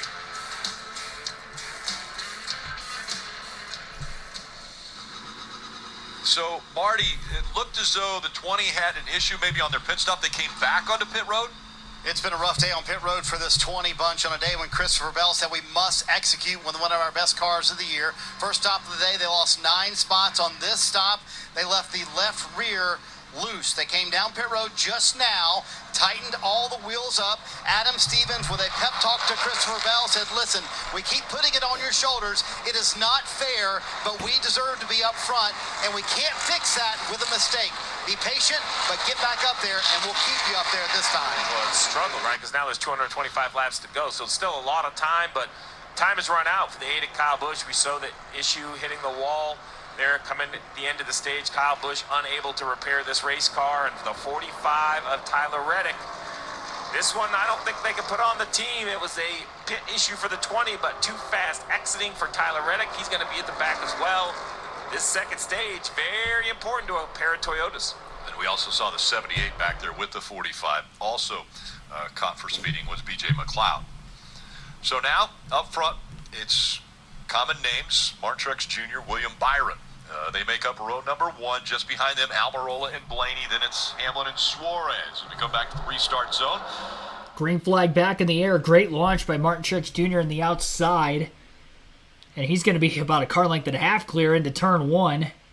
Big dive by Brad Keselowski trying to get some positions back. 3 wide, almost 4 wide in the middle of turns 1 and 2 as they try to funnel off the exit of the corner. Ryan Blaney trying to hang to the inside of Denny Hamlin for 3rd. Eric Almirola dropped back a little bit. Actually, Almirola in 2nd, swapping positions with the 24. I didn't see him on the screen there right away. Kyle Larson trying to fight his way into the top 10 following the restart. Working his way past Keselowski. Ty Gibbs way up out of the groove. Trying to blend himself back in line after losing about a half a dozen positions. And does on the 48 car of Alex Bowman. Gets back in front of the 48, that is. Definitely losing some spots there in that sequence. Still a lot of cars 3 wide in the back half of the field. Chase Elliott sandwiched in the middle between Austin Dillon and it looks like the 38 of Todd Gilliland. Struggles for Elliott here in the early going of the race.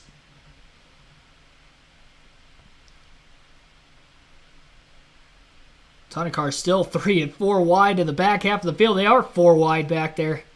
Outside the top 30. Still 4 wide as they enter turns 3 and 4. Tyler Reddick is in that. He also had to come to pit road an extra time along with Christopher Bell, as you heard. Nowhere for Bell to go. He's stuck behind the 3 wide battle between Dillon, Gilliland, and Harrison Burton. Elliott was in the middle of that, but then finally cleared the 3 and the 38.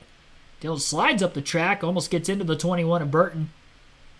Very close to that inside wall off turn 2 as well, with all 4 tires down below the white line on the apron. Bell going to get underneath him, realizing the middle lane wasn't going to work to pass him. Austin Dillon going to try to hold that 20 car very tightly on the bottom. Not giving him a lot of room. Dillon has to lift. Bell might have lifted a little bit as well. Contact between the 2 cars as they get into the corner. Dillon holding the 20 very tightly right now. Bell much faster, was at the front of the field, obviously back here because he had to make that extra stop for a loose lug nut from the last pit stop that they had. Showing a replay from the Corey LaJoie incident.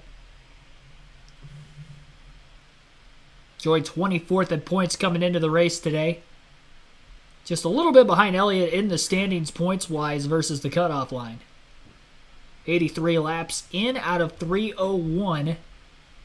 Top 5 following the restart. Martin Truex Jr. out in front. Eric Almirola in 2nd. William Byron 3rd. Denny Hamlin 4th. And Ryan Blaney is in 5th.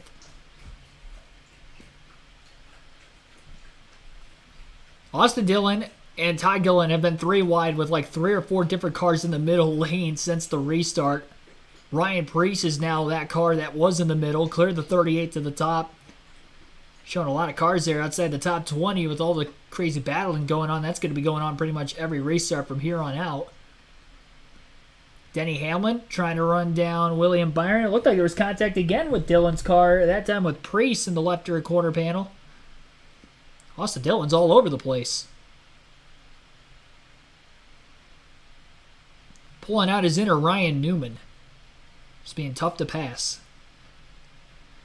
Trying to desperately not lose too many positions. Reddick definitely not getting through those cars as quickly as Christopher Bell did. David Conley, thanks for tuning in.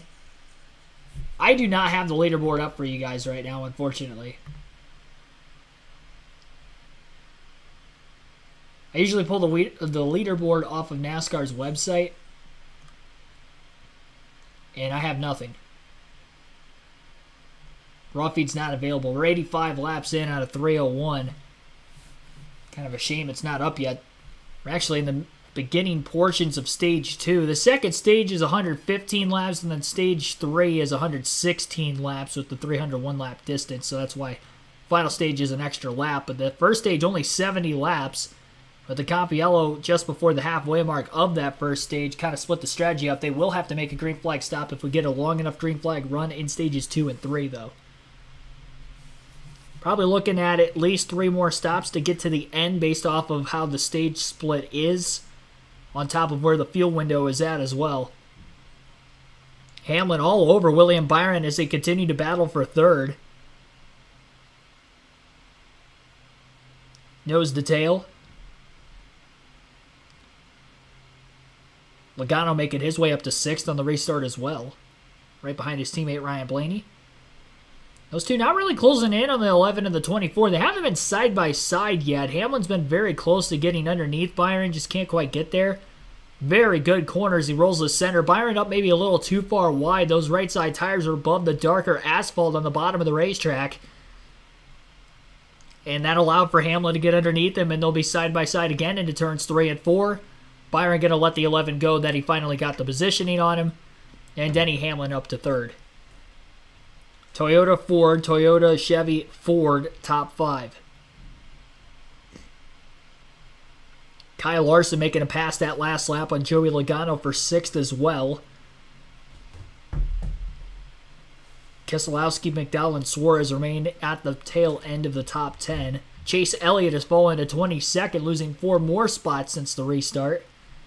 And as we run in the point standings, Elliott is 76 points off of the cutoff line, which is held currently by Michael McDowell in the 34, who is in 9th place. Great run for McDowell in the early going. He was 10th at the end of that first stage with a 2-tire stop. Gained some track position. Wasn't running anywhere near there prior to the A.J. Allmendinger spin / competition caution. And he was definitely able to get some extra time back with that. Byron about to lose another spot. Ryan Blaney to the inside of him. Pass is complete. And here's Kyle Busch with Dave Burns as he's out of the race. Is there something on the track or something? Active right rear grip the whole time I've been here. Never been able to get the right rear feel in this racetrack. And you're just suffering along trying to keep it under you as much as you can. And we were getting late in that run. And I was trying a different line, and it was too high. I just didn't like to be that high on entry. I couldn't give it wheel and have the right rear stick, the lateral grip that you need. So hate it for our Lenovo group. Our Chevy stuff was a little off this week for us anyway, so we'll get back to it. Thanks for help. So there's part of your mystery sound, guys. Nothing on the track, just trying a different line. So Kyle Busch has wrecked out. He is in the garage, done for the day. I would imagine a last place finish, either him or LaJoy. I'm not sure if LaJoy has returned to the race or not because we don't have a live leaderboard on ourselves yet, so still waiting on that. And they have made it to another commercial break here. First one in the early going of Stage 2. Still haven't been able to get a full field rundown yet. Very unfortunate.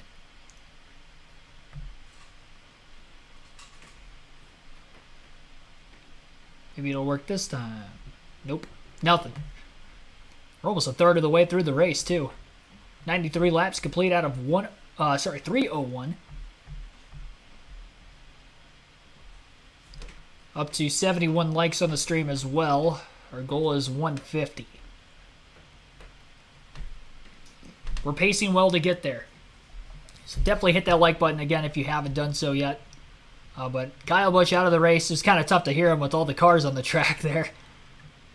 Under green flag conditions, field getting spaced apart during this green flag run on a relatively shorter racetrack. Again, only 1 mile in length. I didn't get a diecast showing at all during Stage 2 during the Xfinity race on Saturday, so we got 2 for you guys today as we got to the end of Stage 1 moments ago. Ryan Newman's in the field today, so we got a classic Ryan Newman All-Tel Ford diecast in his rookie season full-time with Penske. So this is from 2002. You can see the rookie stripes on the back of it. So Newman in the race today, of course, a multi-time winner at New Hampshire as well. Got a win here, both with Penske and with SHR in the 39 car, so he has won with a couple different manufacturers. It would have been Chevy at the time with SHR when he won, and then obviously right here in a Ford with Penske in its early years. I don't know if he won here when Penske was in a Dodge as well. Not sure on the timeline of that, when exactly they made the switch. I think they ended up making the switch around 2005 maybe. I believe that would have been the year. It could have been 04. You'll have to say something in the chat whether you know when they made the switch from Ford to Dodge initially. But yeah, got the Ryan Newman. I always like this paint scheme, honestly. I mean, it's kind of basic, black and white, but it's a pretty cool looking car, I do say. So that's our first one of the day. We'll have one during the end of Stage 2 as usual as well. Still waiting on our leaderboard. I'll play more of the TV broadcast. 2 of this 301 lap race. Martin Truex Jr. already has been out front 83 laps. Now 84 as he just crossed the stripe. And you look at laps led by Martin Truex Jr. I think he claims all of these as home tracks, but I will say Richmond, so impressive. Short track racing for Martin Truex Jr. Really, I don't know when the switch flipped, but we always used to talk about Martin Truex Jr. couldn't win on a short track. Well, now he is very good on short tracks. You see that by the different tracks that he has led laps on, including Martinsville and New Hampshire on that list.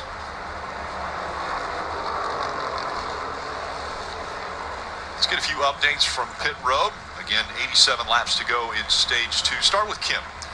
And Michael McDowell grabbing attention recently. 4 top 10s in the last 5 races, and they hope for a top 10 here today. Crew Chief Travis Peterson told me we had a top 10 car. It is great on the long run. He's had minor complaints, otherwise feels very good about the Ford that's underneath him. Running behind him, William Byron has kind of descended down the leaderboard. He was running really well in the beginning of the race, and now, after those 4 tires he took, does not like the car. Take a listen. Stay with the best you can. We'll get you fixed up. Yeah, we gotta be probably freer than when we started. It's awful this way. Yeah, 10-4. I see it. Sorry, man. Hold on all you can. Try to find something different. So Rudy Fugelhead made an air pressure adjustment on those 4 fresh Goodyears he took at the end of Stage 1. They're going to go back on what they're going to do next time he comes down pit road, Marty. Kim, you saw the playoff leaderboard just a moment ago. Bubba Wallace, who was so good here at New Hampshire last year, finished 3rd in this race, has been struggling today. Their biggest complaint, brake shake. So Jeff, help explain what brake shake is and what it feels like behind the wheel. Yeah, so brake shake is when you go to the brake pedal, it actually modulates. The pedal bounces up and down on your foot. That in and of itself is not a big deal, but it changes the way the car drives. You have a hard time using those brakes the way you really want to change the handling of the vehicle. So brake shake can cause mechanical issues, but really it's a performance thing. But as we're talking about Bubba Wallace, another thing that's going on with him is he and a group of guys kind of back in the field, they're changing the line of this racetrack. They are way up. Watch Bubba Wallace as he enters the corner. He enters really high. That's actually one of the lowest he's been in a while. Look at his exit. Really leaving high. And it started, that's what Kyle Busch was trying to do. When we saw him wreck, the guys in front of him were running that. He saw it. He tried to open that entry up and open it up a little bit too much, or his car was too loose. But the outside of this racetrack is starting to fire off. We say no passing here at New Hampshire, or tough passing. Don't tell Christopher Bell. 18 spots since the restart. Now let's talk about brakes. New Hampshire, St. Louis, we've seen brake issues a few places and brake shake and how it works. Well, let's take a look at our virtual Toyota car and describe the brakes on these next-gen cars. We're going to take a closer look. Certain brakes are specified by the series. The caliper, that red area, it's required. The rotor, this area right here, required. The one thing that's an option, the brake pad itself. That could change for different drivers. Some shake worse than others. And you see with the new 18-inch wheel, still very little space because everything has gotten bigger. So how do you adjust it? Airflow. Air goes through the front grille, cools the brakes. In a place like New Hampshire, you don't want maximum cooling, so you got to add a little tape. Because as silly as this sounds, when you see those bright red rotors, that's what you need. These brakes like to operate well north of 1,000 degrees. Really, 1,300 degrees is the optimum area for brake temperature, for pad interaction with the rotor. The concern is, you mentioned it, what happens in St. Louis? I add a little tape. Now my car doesn't drive good. Now I'm stomping on the brakes get too hot, and you can physically get to the point where the rotor grows, contacts the caliper, and explodes. It is violent, it is catastrophic, and what we saw at St. Louis, this right here is the 7. Hocevar was on it, but right here, take a look at this. This is hard to see, it's a little blurry. That right there, that is the rotor that has exploded, gone through the hood, through the wheel, through the tire. The 7 goes straight into the fence. So when we talk about brakes and brake failures, it's not necessarily at the heaviest braking tracks. It's these tracks like New Hampshire where cooling is very hard to manage. Listen, next week at Pocono, another braking concern. Long straightaways, heavy braking. Kevin Harvick now moving into the top 10 with that pass on the 99, and right behind him the 20. We've talked about Christopher Bell driving through this field. He and Reddick both recovering from some pit road issues, but the 20 making it look a little bit easier. Reddick only plus 11 positions, in 20th position right now. Christopher Bell up to 11th and chasing after 10th. Riding along with the Freeway Insurance on board of Daniel Suarez. He's another one of those drivers whose entry is a little bit higher. Jeff, you just mentioned a different line. It's a lot of guys, Rick, a lot of guys way back in the field. The 9, the 43, several cars that are really struggling are way up the racetrack in turn 3 and 4 especially. And there's some old sealer up there that has never been ran on, except for maybe by the modifieds when they run here. And if you get that hot and tacky, there is some grip. This newer asphalt in the lower 3 lanes, the older asphalt in the higher lanes, but the older asphalt has that sealer, and some cars are actually getting up there and finding some pace and making that work. That reminds me of like how we used to run this track around 2000, 2001, 2002. When this whole track was sealed, we'd chase after that sealer because it gets gummy and grippy. That's way up the racetrack. These guys have never really been running up there. It's the first time I've seen this. And I can't remember how many years, but it's really only the back half of the field. Truex and all these other cars either haven't seen it, don't need it to find speed, but will it be something somebody in the top 5 can utilize? I'll be surprised, but some people are making some decent speed up there in the back of the field. Yeah, you're more reluctant to try something when you're running in the front because if it doesn't work, it's catastrophic, like we saw with the 8 car. So you don't really want to take that chance at this point in the race, Dave. Thanks to have that help for these great shots of Ross Chastain. Wow, working that car. Mostly today, he has been tight in the center of the corner. That's why he hasn't gone anywhere. And where he started, way in the back. Had a funny thing to say about that. He said, it's amazing, Marty, when something like free in qualifying can be so costly. He started 31st. Dave, it's just crazy that 33 laps into this run, Christopher Bell is plus 19, trying to track down Kevin Harvick for the top 10 right here. We mentioned that speech by Adam Stevens to his driver after that pit stop in the heat of the moment. Here's what Adam Stevens said. Keep putting it on your shoulders here. Not fair, and it ain't fun, I can tell you that. But we can't fix it with a mistake. We got to plod back up through there, take our lumps to this stage, and get back up front where we belong. There you go. Adam Stevens, rarely that animated on the radio, but wanted to make sure his driver took care of the car going through the field, and it's been a masterful drive for Christopher Bell so far in stage 2 here, Jeff. But what if you're the driver? What are you thinking? Your pit crew so far today is 0 for 2 on pit road. They've caught you spots every time. What can you do to maybe help them out? Anything? All you can do is be positive. You know what? Yelling at them is not going to work. They're trying as hard as they can. They've made some mistakes. And like Adam Stevens said, let's don't make it worse. Don't take a bad situation, trying too hard, and make the situation worse. And right there, you just heard, good lap, fastest on the racetrack. And by the way, he was 0.2 seconds faster than Martin Truex. That's the other part, Junior.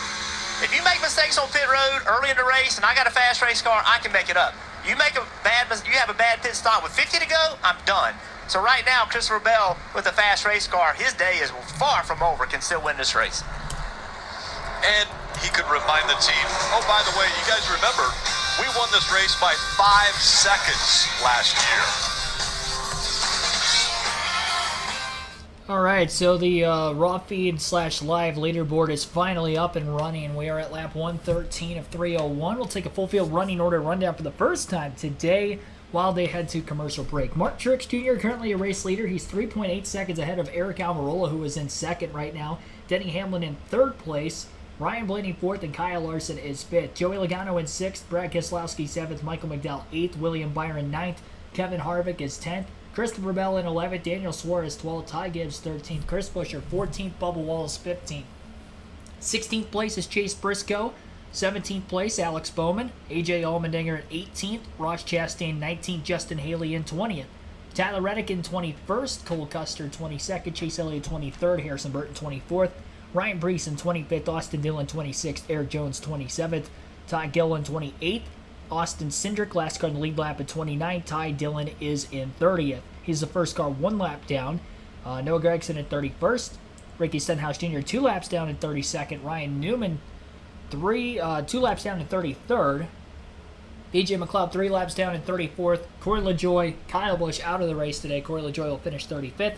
Kyle Busch 36th. Both had an incident right as stage 1 was concluding. We've had 2 cautions so far today with that stage 1 break and the competition caution / AJ Allmendinger spin, which happened pretty much simultaneously. Martin Truex Jr. has led 102 laps in today's race so far. He won stage 1, and he is dominating the field once again. Christopher Bell back in traffic, his counterpart, and probably the toughest 2 cars to beat today.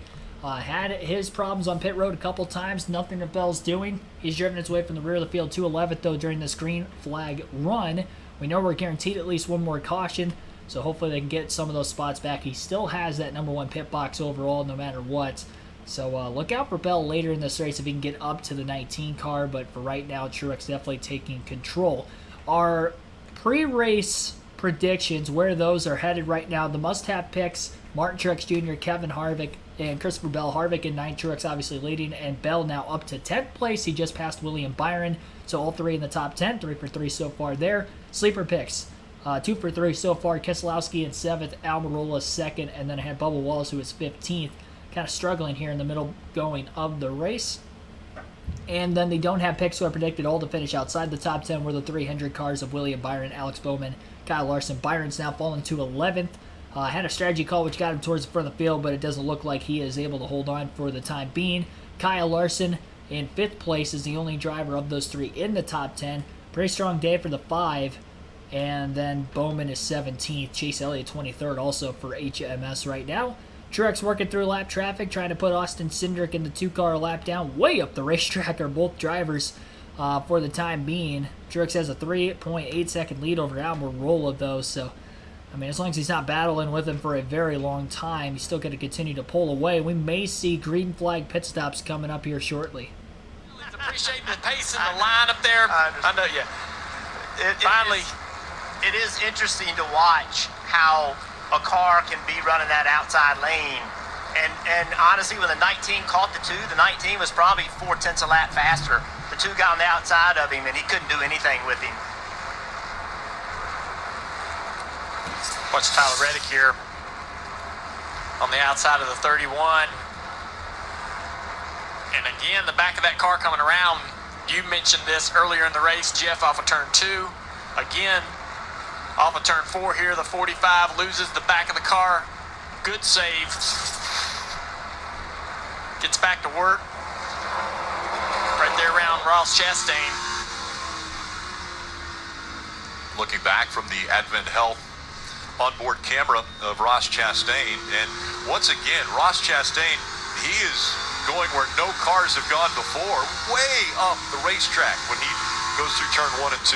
I love to see it. I love to see the racetrack get wider and wider and provide you with a lot of opportunities, because it means cars can get out of dirty air and not have to follow each other when the grooves are 3-4 lanes wide. But still, yet to see anybody in the top 5 really utilize these grooves to find speed. Starting to happen, though, in the backside of the top 10 with Kevin Harvick. He's got a fast race car, and he's been up there making time. And he's not, he's drove away from the 20 of Christopher Bell, who we think is one of the best cars in the field. Watch this 4 car. We've seen it here before, but the Fords have struggled this year, but this could be a great finishing, great result for the 4 car today. His teammate, Eric Almirola, still hovering in second place, 4 seconds behind Truex. Yeah, Junior, been a solid day for Stewart Haas Racing so far, watching all these lines around the racetrack. Also starting to watch pit road. So, Steve, you open up the New Hampshire playbook, right? This stage, 115 laps. Normally, you would want to go, it's pretty far into the run, right? But tires so critical today. These Goodyear tires, brand new, are worth a lot of race time. So, would that make you want to split the stage maybe more in half and change up what you've always done here at New Hampshire? Well, it would make me want to, but it's going to be a very tough decision. I won't be first. I don't think it's a bad call, but much like the 47 in the first yellow, who's the only guy to stay out on old tires, I don't want to be the only guy to pit early. So if you are going to split it in half, you're going to come in about 7 or 8 laps. About 8 laps will be halfway through this run. The other option for guys that are trying to save a lap, we talk a lot about the leaders and how you win the race. And that would be the case for the 4 car or for the 19 car crew chief. If you're trying to save a lap, you can run all the way to the end of your fuel run, come in and just take 2 tires and a splash of gas and try to connect the dots. That's going to hurt your track position, but it might save a lap, Dave. Kevin Harvick has been working hard, running in the 9th position. You're on board now thanks to Busch Light. And he's been trying that higher line. And Brake Jr. told me it was the 4th groove. That there are 4 grooves here at the Magic Mile. He was told that is working well for the leaders, so he went up there and tried it immediately. The team came back to him on the radio, said that was a good lap.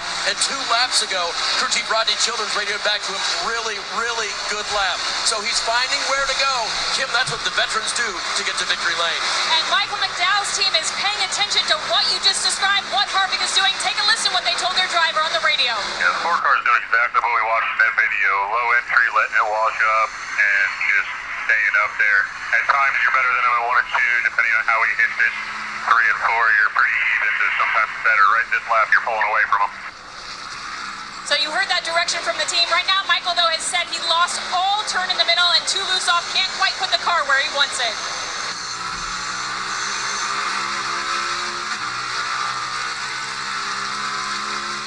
Michael McDowell was able to keep about a 2-car length gap between himself and the 4 of Kevin Harvick, but now Harvick has bit into that lead that he had, and right on the back bumper, a little wiggle there out of Kevin. So now this is where it gets really difficult. Kevin's gotten fast running high, but now he's going to have to pass on the inside. So all the things that he just worked on to get his car to do what he wanted to do, well, he did it anyway. He just drove in there as they were passing, but that's what's so difficult about this racetrack. In line, he'll push you. Still in line, all clear, all clear. When it gets wide, it gets very difficult to pass. Dave. So Tyler Reddick and team heard Marty and Steve's discussion. Here they come to get these tires off the 45 to fill it with Sunoco fuel. Remember, he was coming from the back of the field after a speeding penalty on pit lane. He starts a cycle of green flag pit stops. It is going to be busy and busy quick. Unless you're trying to save a lap, you better pit the next 1 or 2 laps, Marty. A lot of eyes on this stop. Christopher Bell, clearly one of the best cars here today. All he told Adam Stevens was, I need a little help on exit car, just a little bit too free. William Byron also on pit road, Kim. That's right, Marty. He said, I'm getting a vibration on brakes. We need to go the other way on adjustment. A little bit of a traffic jam there with Justin Haley. Justin Haley in just needs more rear stability on that car as they make that chassis adjustment you were about to see. And there was contact made, pretty hard contact on the inside of the 24 of William Byron. It looks like the right front is okay, but take a look at this. So when you talk about responsibilities, that is the 24's responsibility to wait. The car leaving does not have the right-of-way. The right-of-way is to the car entering. The crew chief of the 24, Rudy Fugel, needs to hold his driver. I've done it. We've all done it. Very hard to do, but it's the responsibility of the car leaving to give the car entering the right-of-way. Dave. Joey Logano said he needs some lateral grip for this 22 Mustang, so he'll get his 4 Goodyear tires and Sunoco fuel. Kevin Harvick is on pit road as well in his Mustang. He too will get 4 tires and fuel. And also Ross Chastain, you need to know, ran long in his pit stop. It'll be the 1 car taking a little bit longer. They had to back him up. And you saw we really quickly got to the 51. I think he had a flat left rear tire. Barely got to pit road. Nice job by Cole Custer. I thought there was going to be a yellow in the middle of the cycle. He actually hit the fence, Steve. He slid slid into turn 3, up the racetrack. Same thing we saw the 7 car do into turn 1. Dave. 12 car building tighter in the center. He'll get an air pressure adjustment for that. Marty. Denny Hamlin told Chris Gabehart, we got half of the forward bite that we needed. We need the other half of the forward bite. He leaves pit road. His teammate Martin Truex Jr. coming down pit road right now. Truex about to hit his stall. His only complaint, the car just a little bit too free at the end of the run. They continue to make it better with every stop. James Small has been hitting them out of the park today. We'll see if Truex can continue to deliver on the track as well. Kim? As Eric Almirola makes his stop, just battling handling issues, still a little bit too tight in center, and then free off. They make an air pressure adjustment, 4 tires, Sunoco fuel for the number 10. Well, on the way onto pit road is about a 3-second lead that Truex had over Almirola. Looked to be pretty similar pit work. Well job by the 19. Well done as he blends. You're going to see the 10 kind of back of the distance. I actually think the 19 might have gained a little time. I agree. Really good work by the 19 pit crew. And you see on the left side, 9 of Chase Elliott now leading. So, why? Well, we haven't really talked much about the 9 today. He's trying to find something. Now he comes to pit road. He was trying to hope for a yellow, I'm guessing. That's why they were running long, but they were just losing too much time to the new Goodyear tires, Kim. And the last stop, they stayed on pit road long. They made some major adjustments to get the car right. Still not exactly where Chase wants it. He just needs more rear security, more turn. Basically, what everybody is saying here today, slight air pressure adjustment on those Goodyear tires that Chase is taking. It has just been, hate to be this way, just a quiet day for the 9 car. Yeah. This is the replay here of the 51, Cole Custer. A little bobble right there. Oh, man. Right up into the wall. Here's 23 Bubba Wallace. He misses his pit stall just a bit, has to back up. Those are the small things. I know they're just easy mistakes to make, but those are the small things that add up that can really take you out of a race. 19 back to leading. The 3 of Austin Dillon, who is yet to come to pit road. Remember, he had a speeding penalty earlier, trying to find a way to recover. 43 of Eric Jones in 4th, also just trying to find a little break here, maybe catch a caution. Looks like they're headed to another break just following green flag pit stops in the middle of stage 2. Martin Truex Jr. has cycled back to the race lead. Only car at the top half of the field we're waiting on to pit is Austin Dillon. Eric Jones is there now on pit road. So Dillon is scored in 2nd behind Truex, Eric Almirola in 3rd, Denny Hamlin 4th, Kyle Larson in 5th, Ryan Blaney 6th, Joey Logano 7th, Brad Keselowski 8th, Christopher Bell 9th, Eric Jones 10th for now, but he is on pit road. Kevin Harvick in 11th, Michael McDowell in 12th, William Byron in 13th, Noah Gragson 14th, and Ty Gibbs is 15th. 16th is Chris Buescher. Make that 15th now for Chris Buescher. Tyler Reddick in 16th. Alex Bowman 17th. Daniel Suarez 18th. AJ Allmendinger 19th. Chase Briscoe 20th. Bubba Wallace 21st. Harrison Burton 22nd. Jones is 23rd. Justin Haley 24th, Chase Elliott 25th, Todd Gillen 26th, Ryan Preece 27th, 28th is Ricky Stenhouse Jr., Austin Cindric 29th, Rush Chastain in 30th, Ty Dillon 31st, Ryan Newman 32nd, BJ McLeod 33rd, 34th is Cole Custer. As you heard from Dale Jr., just got into the wall after leaving pit road, and now he's back in, made another stop, had to pull the fenders out. I think he's still in the race. Corey LaJoie out of the race, though, 35th. So is Kyle Busch, 36th. So that is your running order. Pre-race predictions, again, took Bell to win the race today. He is in 9th following pit stops.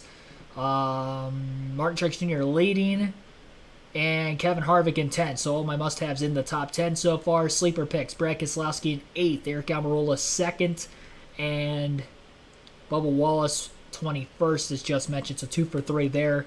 Don't have picks right now, 2 for 3 as well. Larson in the top 10, who I predicted not to get a top 10 today, is in 5th. Predicted for Byron not to get a top 10. He's currently in 12th. And Alex Bowman is 17th. So that is how that is looking. You guys in the chats can vote for who you think will win today's race. 88 votes have been casted so far. 45% say somebody other than Truex, Bell, or Logano will win. I'm still very shocked that that is the case. You have until the end of Stage 2 to vote, so you still got about 50 to 60 laps left to that point, so definitely make sure that you Vote if you haven't yet already. You can definitely sway that poll. But surprised with Truex dominating the race that not more people are taking him to win. Or predicting him to win. 3.4 second advantage for Truex over Almirola as of right now. They are back from the break. And Austin Dillon did not pit yet, actually, since 6th. So Dillon tried to run this as long as possible, hoping for a caution to get back into the race. He had a pit road speeding penalty earlier in the day. Kyle Busch out of the race already after hitting the wall hard at the end of stage 1. In turns 1 and 2, just overcooked the corner trying to run the outside. Didn't have the right balance, carried too much speed, and into the wall he went. Right rear followed by right front.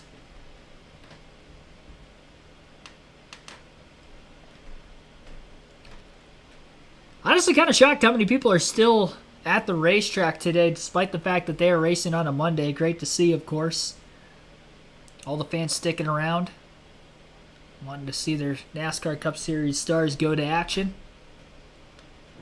Almirola's been a little bit quicker than Truex these last couple laps. He was about 2/10 quicker than the 19 that last lap.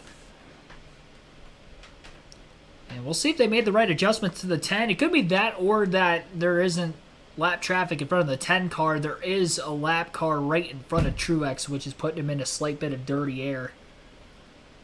It's like Chase Briscoe, the 14, is that car right in front of Truex right now.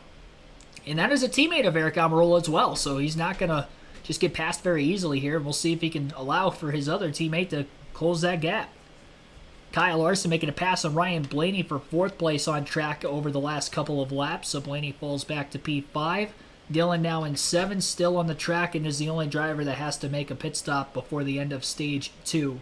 Still hoping for that caution. Bell just passed Brad Keselowski for 8th, and he will get to 7th on Dillon here shortly as they're within a couple car lengths of each other. Playoff battle as they run. Bubba Wallace minus 9 points on Michael McDowell and Daniel Suarez, who both had stage points in stage 1. McDowell just outside the top 10 or 11th, and Suarez, who was 8th at the end of stage 1, has really fallen back. He's now in 17th during this long green flag run. And as mentioned, Wallace in 20th. Picked up a spot on Briscoe a little bit ago. Now Briscoe's a lap down, and Wallace at the tail end of the lead lap as he ended up sliding into his pit box a little long when he made his green flag stop. Lost about 5 or 6 positions on track, with that a bunch more interval-wise.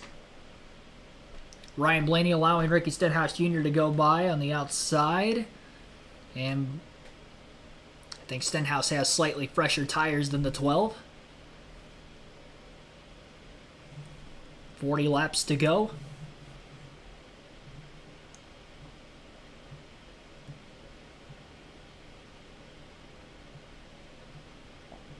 Blaney in 3rd gear all the way through turns 3 and 4.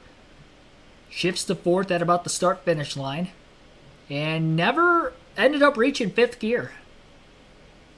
So he's staying in 3rd to 4th. Interesting.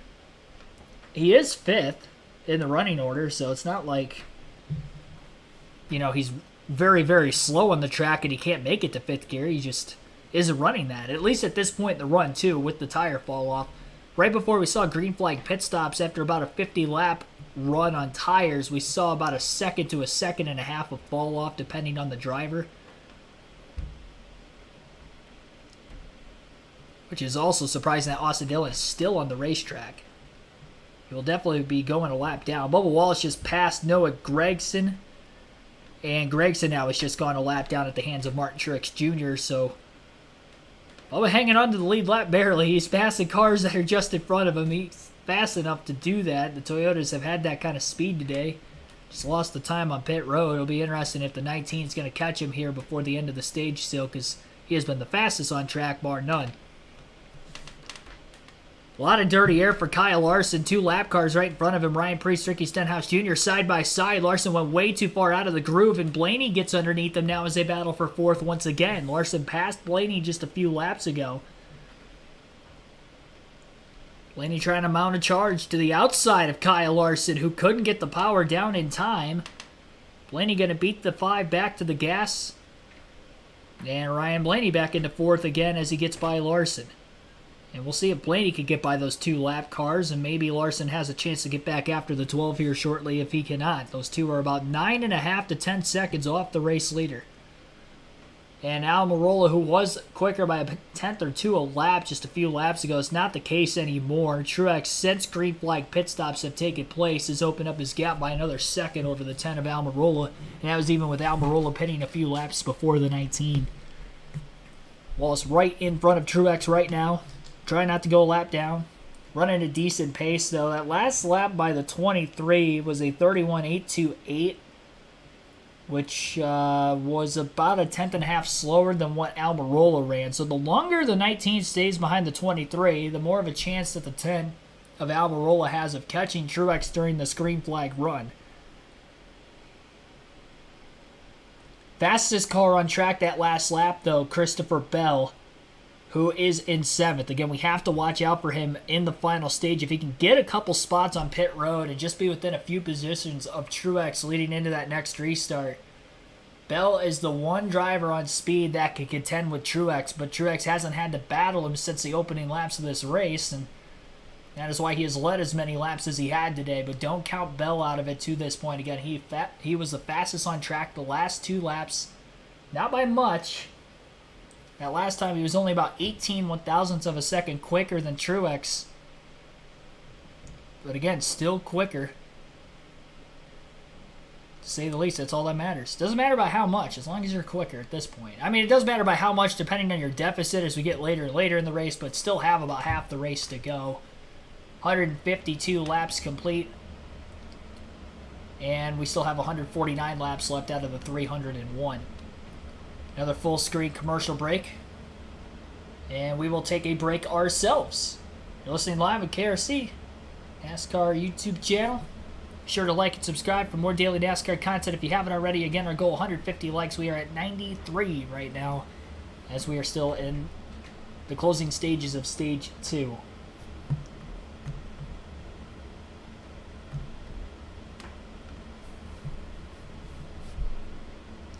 Also on the road to 5,000 subscribers on the channel.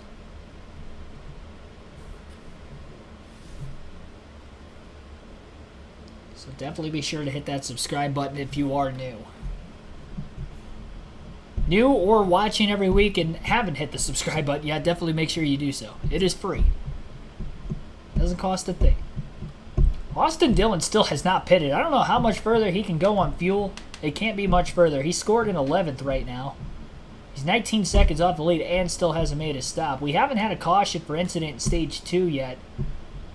So we would have restarted right around lap 77, I believe. So he has gone about 78, 79 laps on fuel. Green flag laps on fuel to this point in the run. Still surprising he has stayed out there. Top 10, 4.1 second lead for Martin Truex Jr. over Eric Almirola. Denny Hamlin 6.2 seconds back in 3rd. Ryan Blaney in 4th, 8.5 seconds off the lead. Kyle Larson 10 seconds off the lead in 5th. Joey Logano in 6th, 10.7 seconds off the lead and closing on Larson. Bell 11.3 seconds off the lead in 7th. Brad Keselowski 13.3 seconds back in 8th. Kevin Harvick in 9th is 13.7 seconds off the lead, and Michael McDowell rounds out the top 10. He is 17.1 seconds behind Martin Truex Jr. at the front of the field. And once again, the predictions from the pre-race. Must-haves, Martin Truex Jr. out in front still.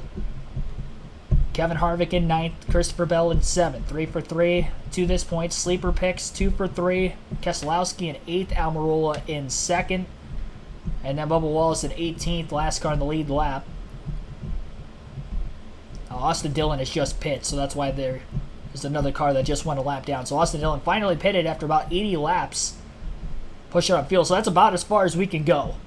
We have found out from Austin Dillon, running as long as he could, that he can go about 80 laps on a full tank of gas. Right around there. Maybe a lap or 2 less than that. Wallace is running a decent enough pace that Almirola is not really closing in a whole lot. So, I mean, it's not hurting Truex that much really running behind the 23 car, and that's why he hasn't really put a whole lot of pressure on him to make that pass. And this is allowing Truex to maybe conserve tires a little more as well, maybe not having to push 100% like he was to get out to as big of a lead as he has had for most of the race, especially in this second stage, which again has not seen a yellow. Also, again, the don't have picks, 2 for 3 there. Larson, the only one of the picks that I predicted to not finish in the top 10 and is in the top 10. He's in 5th, Byron in 12th, and then Alex Bowman is in 15th on the lead lap to this point. It will be interesting to see how many cars are going to be on the lead lap at the end of this stage, though. It's definitely going to be more than half the field that's going to be trapped a lap down, if we continue to stay green at least for these final 25 laps. Because if we do get a caution and then we end up seeing pit stops, a lot of those guys that are lapped down would end up taking the wave around to get back on the lead lap then, which could help them. But if we don't get a caution before that, that's going to be really tough for them to get back on the lead lap unless you happen to be the first car lap down if we do see any yellows in the final stage.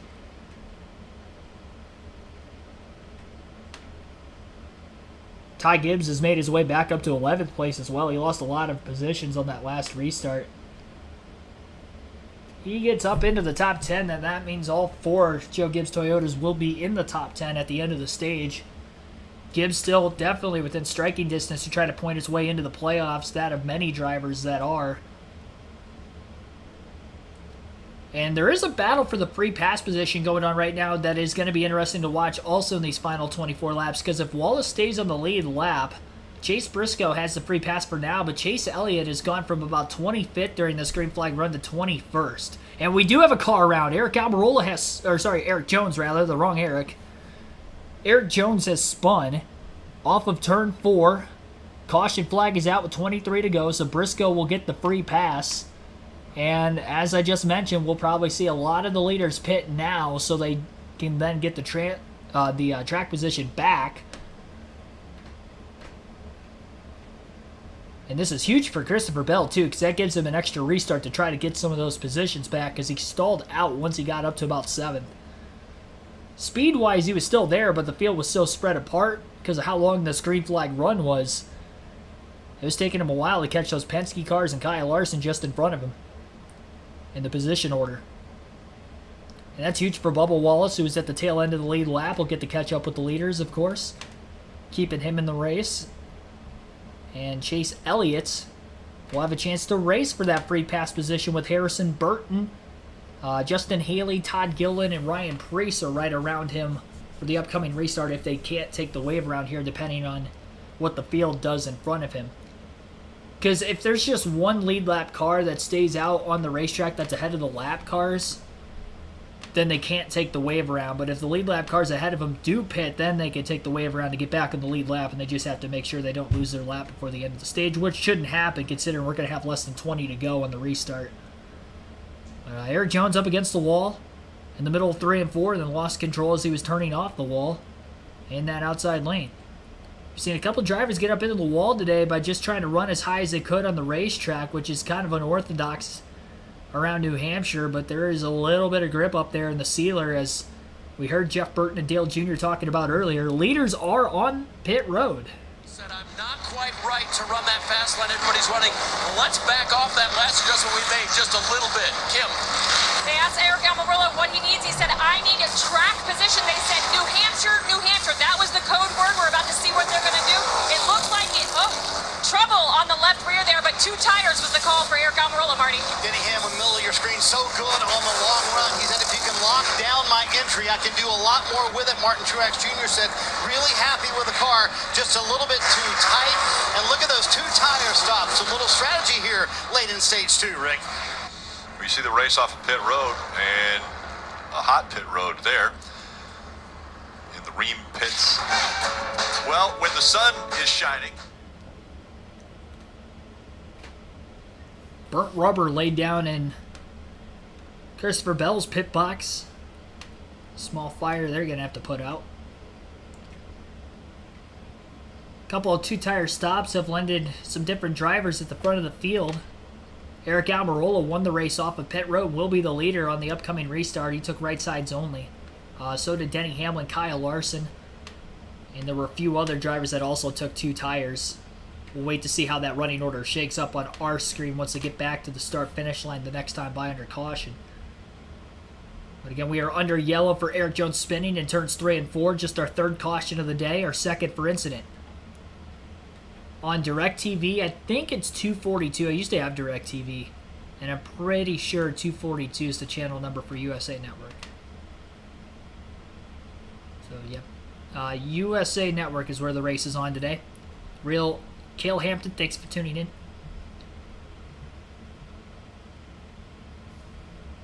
And before we get back to the restart, we will take another quick break and then get back with the rest of the flag-to-flag coverage of today's Crayon 301 at New Hampshire Motor Speedway. You're listening live on KRC.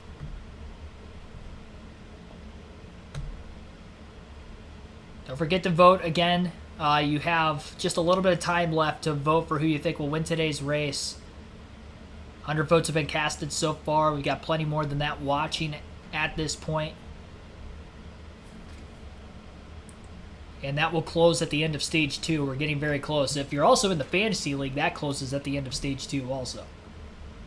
Which I need to make sure I look at my lineup here because I got to make some adjustments more than that. I definitely got to get Eric Almirola in there because he has scored a lot of stage points. And take Bubba Wallace out, and I'm plugging Almirola in. Unless somebody gets in a wreck on the restart, then I'm going to have to go back into this and change it again. Because it locks at the end of Stage 2.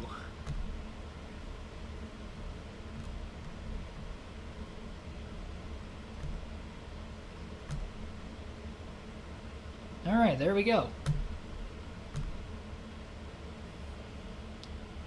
Iowa Speedway. Saturday, 3 p.m. Eastern, and Sunday, 2 p.m. Eastern on NBC and Peacock. Wow, what a race Kristen Lundgaard put together, getting his first career IndyCar Series win. That happened on the streets of Toronto yesterday. But Alex Palou has been dominant, and he's just in front of Scott Dixon on the point standings, as we've got a great one going here, the NASCAR Cup Series Crayon 301 on USA. A lot of experts didn't give Lundgaard a chance. He sat on the pole kind of in the weather. Wasn't sure he would have the pace in the dry, but man, he did a great job. Very impressive first win.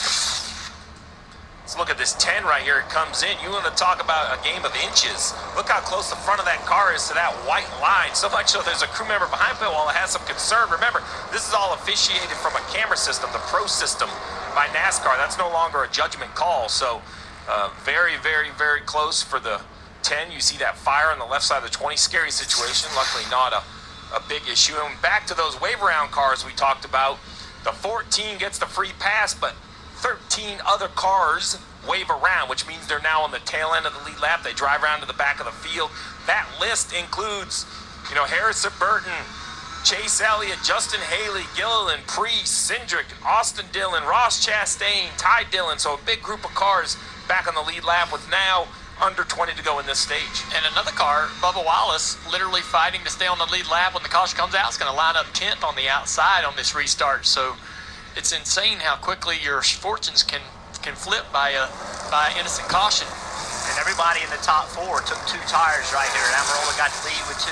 So all the top 4 cars, 2 tires. Yeah, so if you're Almirola, Larson, Logano, and Harvick all with 2. Truex from 5th on back with 4.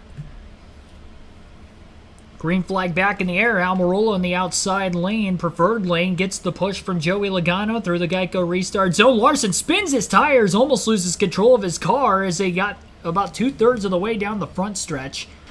And that jogged everybody up 3 by 3 behind him as they fan out wide. Almirola slides, he's around, and he's in the wall off turn 2. Caution flag is out. Eric Almirola has crashed, and I believe his right rear tire came off the car. Loose lug nut, it appears, on Eric Almirola's race car. It was not secured tightly, and Eric Almirola, the race leader, in the wall. The right rear tire was coming off in the center of the corner. He slid sideways. You could tell it was coming off because of the way it is sitting on the race car right now. They did not get the right rear lug nut secured tightly during his pit stop. Window net is down on the 10. AMR safety team is there.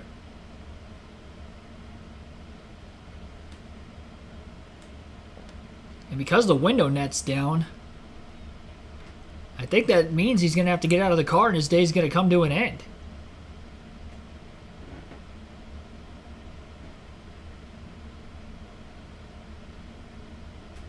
So the right rear tire started to come apart, meaning come off the race car, which caused the 10 to slide up into the wall. Might have been a toe link, potentially, too. I don't know. But he is hopping out. Right in the middle of the corner. It's kind of 2/3 of the way through the corner before it just slid up the racetrack. Definitely a weird spot for him to lose control, and you can definitely see that right rear tire was trying to come off the race car. Would have if he didn't end up in the wall sooner. And I believe Kyle Larson was scored the race leader at the start-finish line when that caution flag came out. Huge yellow for those that took the wave around, because now they can pit for tires now rather than at the stage break. Free pass going to be awarded to Eric Jones to get back on the lead lap. In 28th place, after spinning and going a lap down, bringing out the caution before this, gets a quick yellow, and he's back on the lead lap. Including Chase Elliott. That was a big break for, a disappointing break for the 10, but all those other guys are happy. We saw the 5 of Kyle Larson. He was able to stay in front of Logano. He's going to be scored the race leader for the restart. And now Kyle Larson up in front. You know, to your point about Truex, you know, now all those cars, now there's 27 cars in the lead lap, so now you're concerned if you make a mistake, you go too far to the back. There's Truex, scored 3rd right now. As we're winding down, there will only be 14 laps to go in this stage. Larson, Logano, Truex, Hamlin, Harvick, McDowell, Blaney, Kozlowski, Wallace, and Reddick all in the top 10. They will choose which lane as we get ready for the restart when we come back. So caution for Eric Almirola, spinning on the restart as they were getting to speed in the middle of turns 1 and 2. I just put him in my fantasy lineup too, so now I got to take him back out again. I just said something about that too. Right before they went green, I'm like, unless we get a crash on the restart, to go back and change it. Good thing I left that open. Well, Almirola's done, and there goes one of the sleeper picks for today. Having a great day, too. He was running top 3 all day long. Pit crew making a mistake. And it looks like a couple of those pit crew members are going to be headed on a little summer vacation for the next couple weeks.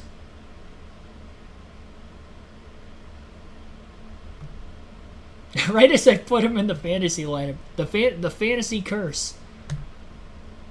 Eric Almirola is done for the day.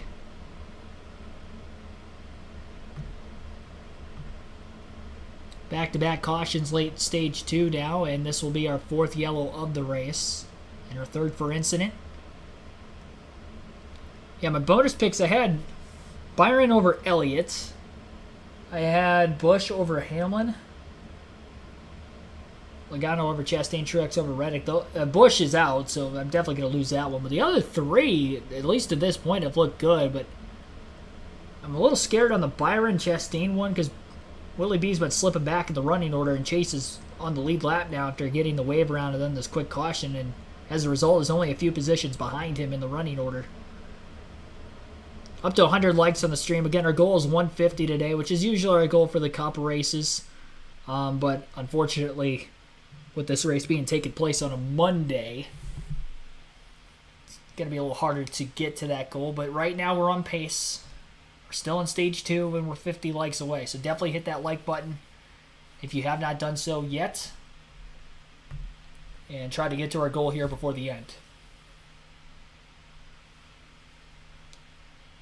Tire changer right here. The tire comes off without an issue, but as they go to put the other tire on, this tire shouldn't be able to spin. This tire should be locked on there, so he's spinning left as he's trying to tighten the wheel nut, which tightens to the left. This wheel was not installed properly. So let's take a look at what should happen, right? You put your wheel gun in, you take the wheel nut off, the nut stays in the socket. A little bit quicker than in the old world where you had to kind of glue the nuts on, but then the wheel itself comes off. They had no problem removing it. The important part is the locking mechanism and the drive pins. How can a wheel come off if it's locked? Well, because it's not locked. The drive pins fit into those receivers on the wheel. So when you turn it a little left or a little right, that's what locks it in place.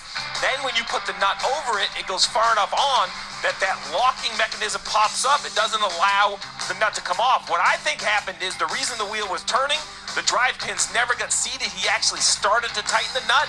It tightened against the wheel. And then when it went out on the racetrack, the wheel found its home on those drive pins. It slides forward.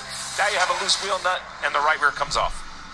They're getting ready for the 11 laps to go in stage 2 on the restart. Now it's Larson and Logano on the front row following the Almirola incident. Larson to the outside, green flag back in there. Now Logano spins his tires in the bottom lane. Also tries to block Denny Hamlin in the 11 to the inside. Logano slides up the racetrack, almost gets into the 19 of Martin Truex Jr., who's on that top lane behind Larson. Remember, Larson and Logano on 2 tires. Truex on back had 4. Truex up to second, and is trying to use the 4 fresh tires to his advantage now to get by Larson. Larson way up the racetrack out of the groove in turns 3 and 4. Easy lead for Truex, who now slides the rear tires as he tries to pick up the throttle, and Larson's going to get back underneath them now on the front stretch. Truex led that lap of the line. Larson back to the inside. This might be short-lived, though. Slight mistake by both drivers in the middle of that last corner. Truex and Larson still door-to-door off of turn 2, and now Larson slides in line behind the 19. You see the 19 wiggling a ton through the bumps as he worked his way towards turn 3. Logano to the inside of Larson now for second, not going to be able to make the pass. Kevin Harvick up to 4th place. Second highest in the running order of those that took 4 tires. Christopher Bell lost more spots on another restart. He's in a hornet's nest right around William Byron. Couple cars getting together right in front of Michael McDowell and Christopher Bell. Couldn't tell who was on the outside of the 34 there. Might have been the 6 of Keselowski. No, it was the 45 of Reddick instead, who made contact. Gibbs is now underneath both of them as they're 3 wide still through 3 and 4. Gibbs in line behind them, and Reddick is also going to be able to clear the car he was battling with. Out of nowhere, Alex Bowman is now in the top 10. He might have taken 2 tires as well to gain some track position on that last pit stop. He is side by side with Bubba Wallace for 7th. Nonetheless, though, first time he has been in the top 10 today, strategy or not. Blaney trying to get by Denny Hamlin for 5th. And clear. Off turn 4. Slides in line between the 4 and the 11. Probably gave the 11 a little too much room there. Allowed Hamlin to get back to the outside. He was definitely clear. Blaney very patient in pulling up. He's trying to get a 2-for-1 special if he can get by Kevin Harvick. He got underneath him, couldn't clear the 4 car, and they're drag racing down the backstretch towards turn 3 for 4th place. Blaney drives it in hard on that bottom lane. Left side's on the painted white line. Harvick, great drive off. Blaney gonna shut the door. Almost squeezes Harvick in the wall, but he was clear. Harvick may have lifted a little bit, let the 12 car in, an aggressive move by the 12, slide job if you will, and Blaney is up to P4 again.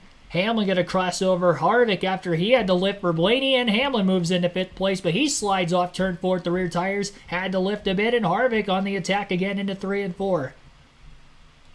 Can't get back underneath the 11 car though, and Denny holds on for 5th for the time being. Top 10 following the restart. Martin Truex Jr. leads. Kyle Larson 7/10 of a second back in 2nd place. Joey Logano 3rd. Ryan Blaney 4th. Denny Hamlin 5th. Kevin Harvick 6th. Alex Bowman 7th. Bubba Wallace 8th. Brad Keselowski 9th. And Tyler Reddick is in 10th. Keselowski to the inside of Wallace off of turn 2 as they battle for 8th place. Wallace took 2 tires. That's how he got back in the top 10. Through his pit stop, Keselowski on 4, trying to get around him, and Wallace just trying to get as many stage points as he can after not getting any in stage 1. The drivers he's trying to catch in the standings, McDowell and Suarez did, but now this time it's McDowell and Suarez outside the top 10 and Wallace in it, so he's really trying to make up those points he lost. He was only 3 points behind the 2 coming into the race today as they run, trying to get those points back that he desperately needs. Even tighter off turn 2 between Keselowski and Wallace. Large part due to the 45 of Reddick, who was trying to take it 3 wide through the center of the corner underneath both of them. The 6 clears the 23, and the 45 caught the 23 nap and gets to the outside. Contact between, it looks like Ross Chastain and Chase Elliott. further back on screen, as Chastain nearly got squeezed into the wall by the 9. 14 of Briscoe was underneath both of them as they were 3 wide. Double crossover moves. Chastain to the outside of the 14 car as he clears the 9 of Elliott through 1 and 2. Chastain picking up a couple positions here. None of those drivers racing for stage points, all still outside the top 20 as well. They're 21st through 23rd on the grid.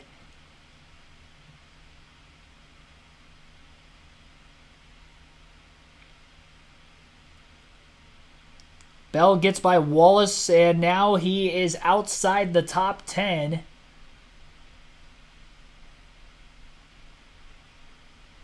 Which is definitely going to hurt him because he was just inside. He was just in 7th just a few laps ago, but just cannot hang on. He was one of the last drivers on 2 with a lot of guys on 4 behind him.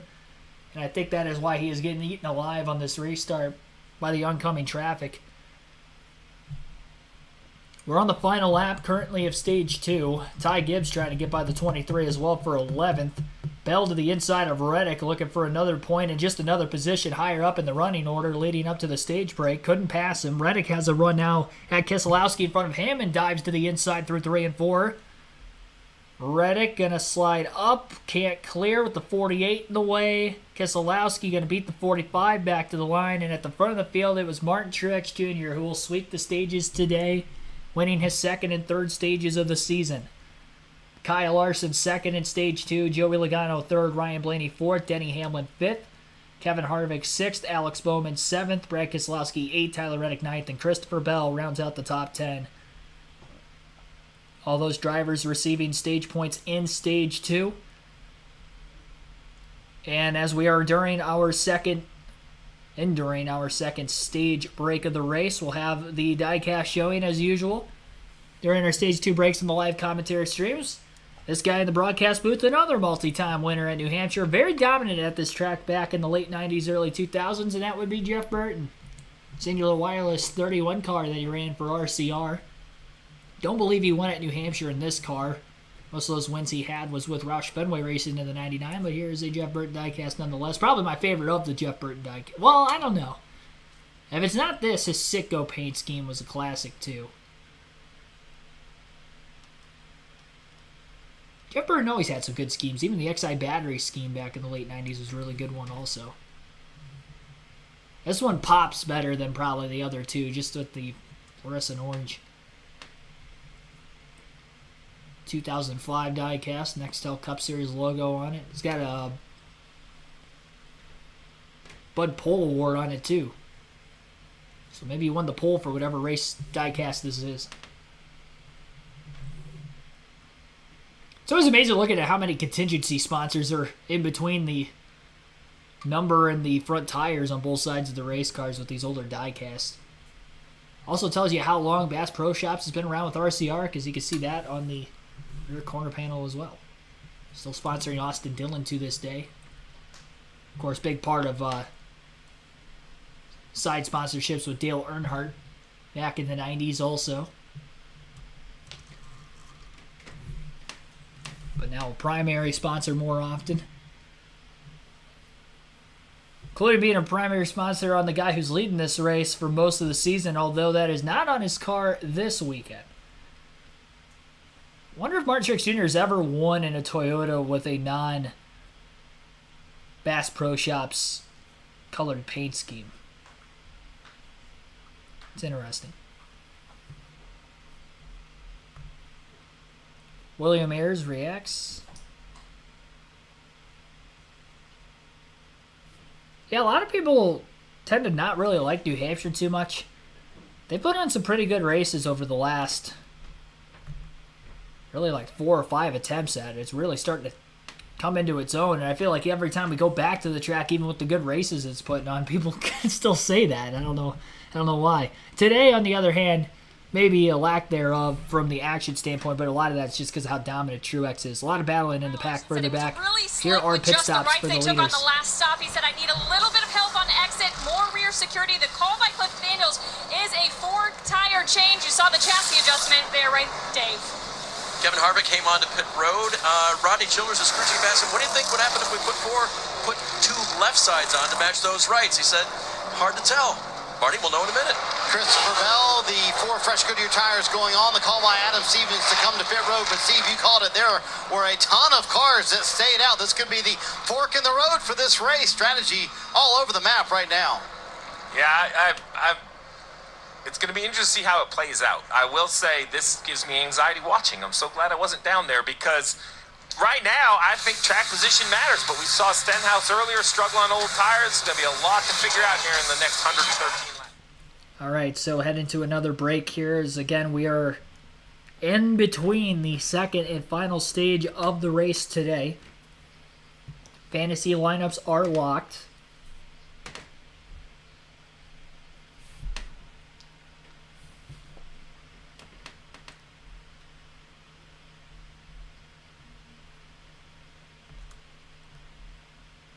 So with the fantasy lineups locked, we now have to lock the poll up for who you think will win today's race. 115 votes were casted.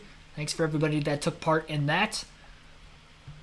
And you guys think that still somebody other than Truex, Bell, or Logano will win. Truex has dominated the race today. He is still going to be tough to beat going forward, but for whatever reason, only had 23% of the votes. 43% for other, 21% for Bell, and Logano had 12% of the votes. So we will close that poll out. You'll get to see those results, as I just mentioned. James Moore, thanks for tuning in. Jerry White, welcome to the stream.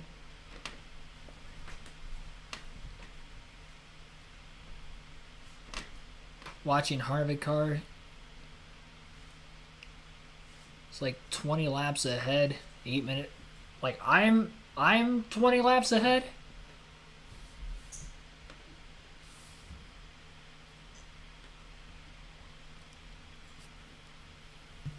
Because, I mean, our leaderboard is pretty much synced with what I'm watching. Especially with the cable races. When they're on local television, like the big NBC, Big Fox, I'm usually a little bit behind, but this is pretty close to up to date. They have brought a lobster into the booth. Oh, that was yesterday. That. I love that. So Hey. very good. I got a mic down. Come on. There you go. Hey, Steve, there you go. As a guy from Maine, that's pretty cool, isn't it? This is like a horror movie here. It doesn't bother me. I do not have ostraconophobia. I'm pretty sure the surname is Loudon for Loudon the Lobster, but you guys can call him Larry too. That might be his first name. He's 65 years old. I doubt he's named Loudon 65 years ago. And Steve wasn't going to hold him, but what he didn't know was I've been standing outside there for a minute holding this thing in the hallway waiting to walk in there. So you were darn sure going to hold it, Steve. I was going to make sure. Oh, yeah. No, I got that. I also got this right here. Look at the left side. That is a complete mixed bag of strategies. We got 10 or 15 lap tires up front, some on 4, some on 2. Back of the pack, you have other guys. So Larson and Harvick, who won the race off pit road, Bell, those guys 15th, 16th, 17th on back in the field. A lot of drivers staying out after just pitting with really only about 10 to 15 lap older tires at the front. On a 3 and 4 wide racing through turns 1 and 2 on the restart. A couple cars got up into the wall off of turn 2. The aerial shot, tough to tell who those two cars were as they fall backwards in the pack just a little bit. They're all still running, though, solidly. It looked like Tyler Reddick hit the wall, and he is still very slow as he was up out of the groove again through turns 3 and 4. So Tyler Reddick was the car that got squeezed into the wall. I'm not sure who squeezed him exactly on that outside lane, but definite contact was made leading up to it. Front of the field, though, it is Truex followed by the two Penske cars of Blaney and Logano. Well, Truex has about a half a second advantage already on the restart over the 12.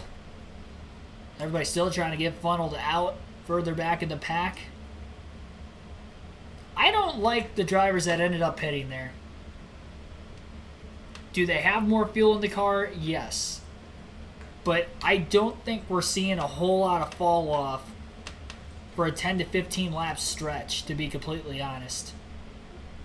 Enough to where they're going to be able to cut through the field quickly. They might get there by the end of the run, but then if they get there interval-wise versus the leaders, they're going to be further behind. So this has kind of flipped the running order quite a bit, and all those drivers that pitted from the wave-around cars that were running a lap down for most of the race in the top 10, like Austin Dillon, Chase Briscoe, Harrison Burton, Chase Elliott, Todd Gilliland. They're all up there.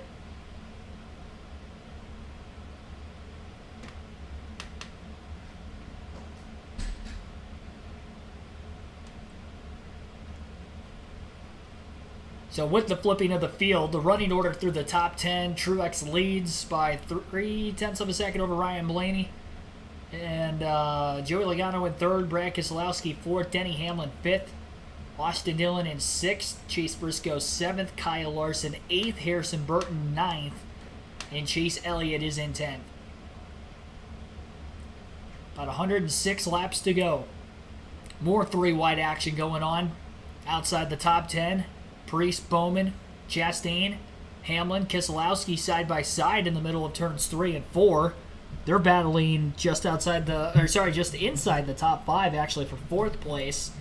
Keselowski got to the outside of the 11. I think he's trying to make the pass on him because I believe Hamlin was ahead of the 6 before this battle started.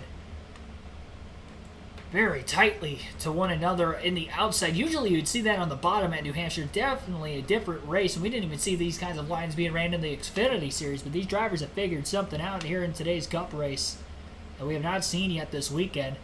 I don't know if maybe the green racetrack led into hands for something like that, just trying to find that extra grip, but now that we're 200 laps into the race, there has to be a decent amount of rubber laid down on the racetrack right now, so the ever-changing lanes at New Hampshire today have definitely been an interesting thing to watch, and one of the more interesting things to watch throughout the course of the action. Trying to see where some of those drivers that restarted back on fresher tires have gotten to. Christopher Bell's up to 12th from 17th on the restart. Harvick has only gained a couple spots in 15th. That's pretty much it. I mean, Reddick got in the wall, so he ended up losing a little more track position. He's still 21st. Michael McDowell right around 16th also pitted with him, so Bell's somewhat on the move, but maybe not as quickly as he would have hoped. Because of all the dirty air he's in, he was still 0.3 slower than Truex at last lap with all the passes he's trying to make. Hamlin quickly lost touch of Keselowski after getting passed by him. Hey, Kyle Larson right there. I mentioned in the pre-race that the Joe Gibbs Toyotas of Truex, Bell, on speed were going to be the two toughest to beat today, and the Fords were probably going to be really quick, and that has been the case. It's just surprising that we haven't seen any of the Fords really contend with Truex at all. Like, they've been nowhere close to him outside of restarts in this race. I mean, Truex again was about 1/10.5 quicker than Blaney in second that last lap. Blaney just doesn't have anything for the 19. I mean, nobody does except for Bell. But Bell has been in traffic pretty much ever since that competition caution all the way back at lap 30. He has not been able to get his track position back, and I don't think has even been in the top 5 since then. So that is probably why they made the call to come to pit road. Now, if they would have stayed out of the pits, I think he would have restarted about 4th or 5th, which could have been what he needed to try to stay with the 19. But yeah, whatever the case was, they brought him into the pits there. He's made his way up to 11th, but he is already about 5.5 seconds off the lead, and it's going to continue to be a bigger and bigger gap between himself and Truex the more cars he catches and has to pass. And the longer we get into this run, it's going to be more and more difficult to pass cars as the tires will start to even themselves out from when he pitted and when everybody else will end up hitting pit road as well.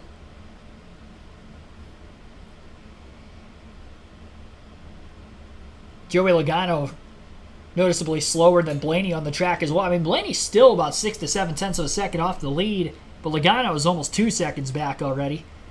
Chase Elliott, who restarted in the top 10, about to fall to 14th once Chris Buescher completes the pass on him for position. Elliott was outside the top 20 pretty much all day today, especially in the later going of this race.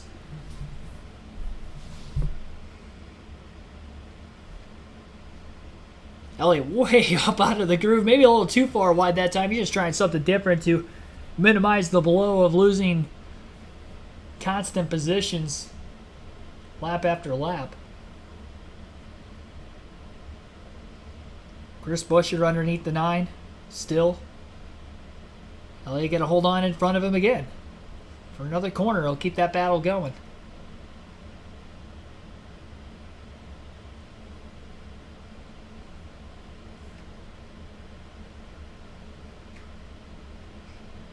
Chris Buescher back to the inside of Chase Elliott a third time.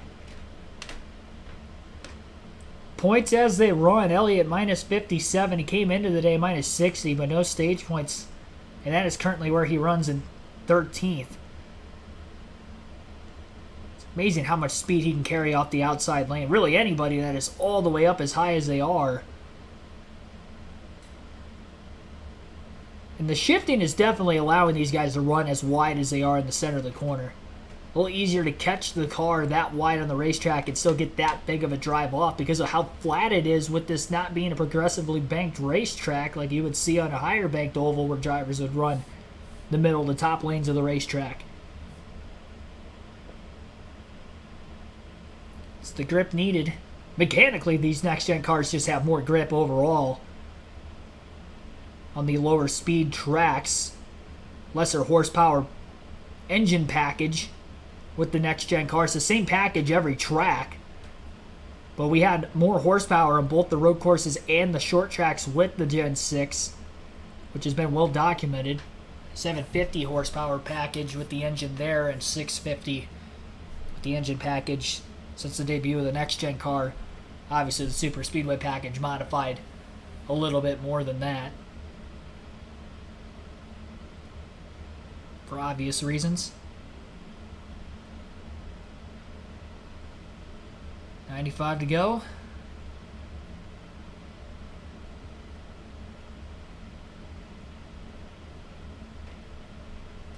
Martin Truex Jr.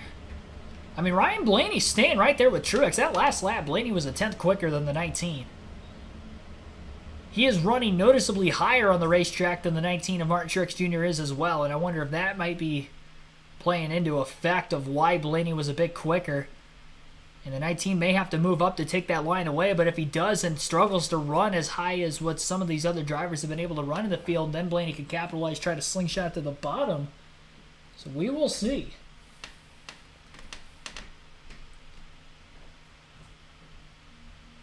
$92 laps to go. Side-by-side commercial break right now in the USA Network. We'll take a full field running order rundown, but for the final time, we'll update exactly where the predictions were at the start of the race, where they're at right now in the beginning portion of Stage 3.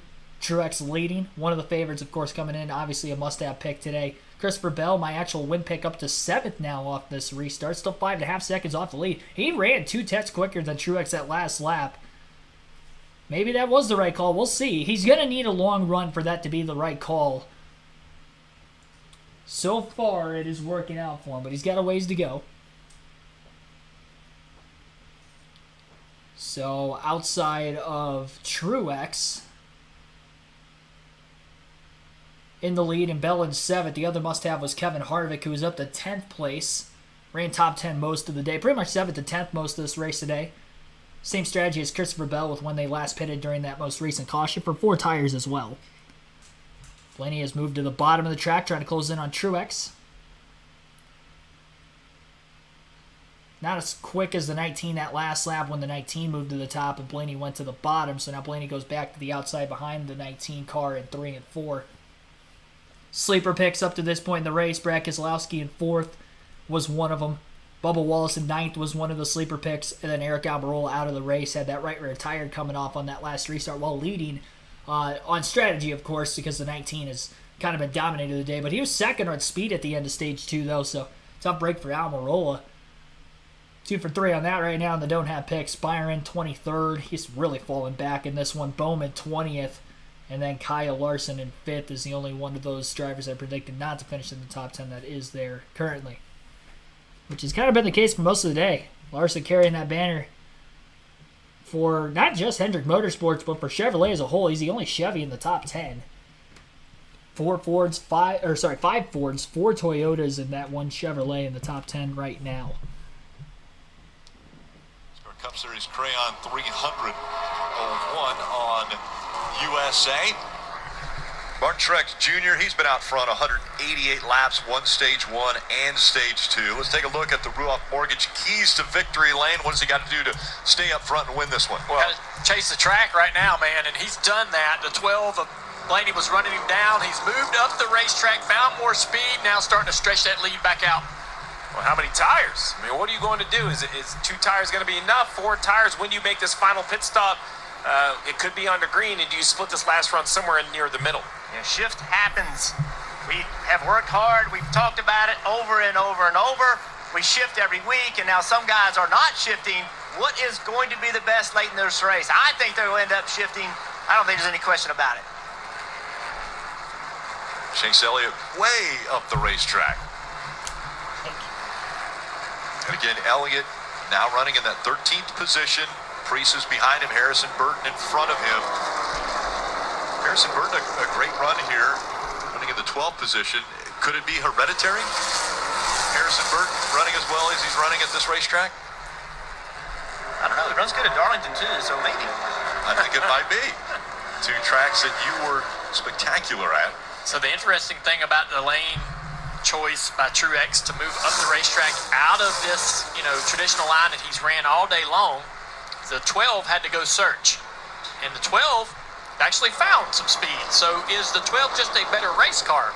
Because he can run multiple grooves and still chase down this 19. But what they are also doing is, you see the 12 car, they're pushing it further and further and further up the racetrack down here in turn 3 and 4. And we've seen some cars jump that cushion or get into, the marbles and the debris up the racetrack and have some trouble.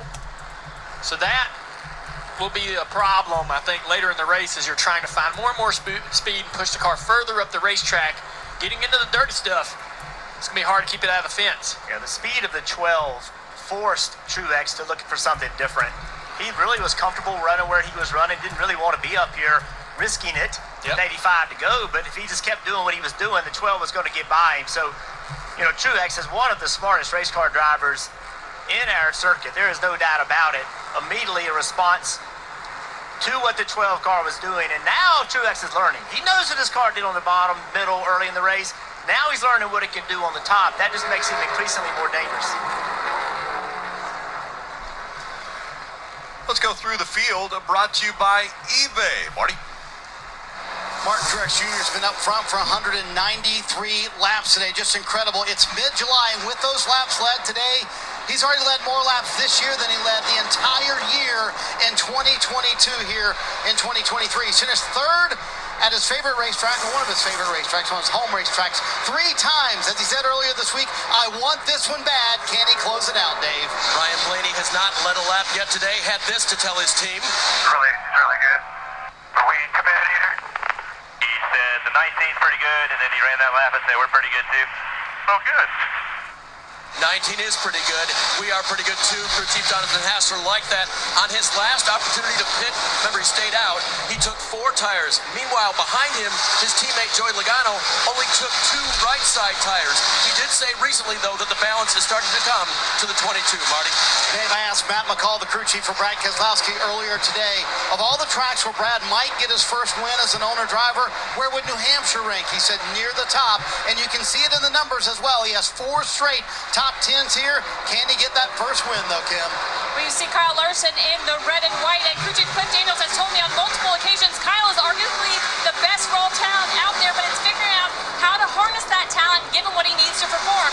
Well, today it seems Larson needs some firm direction, Marty, because Cliff has gotten stern on the radio, telling Larson to race the racetrack, not mere drive.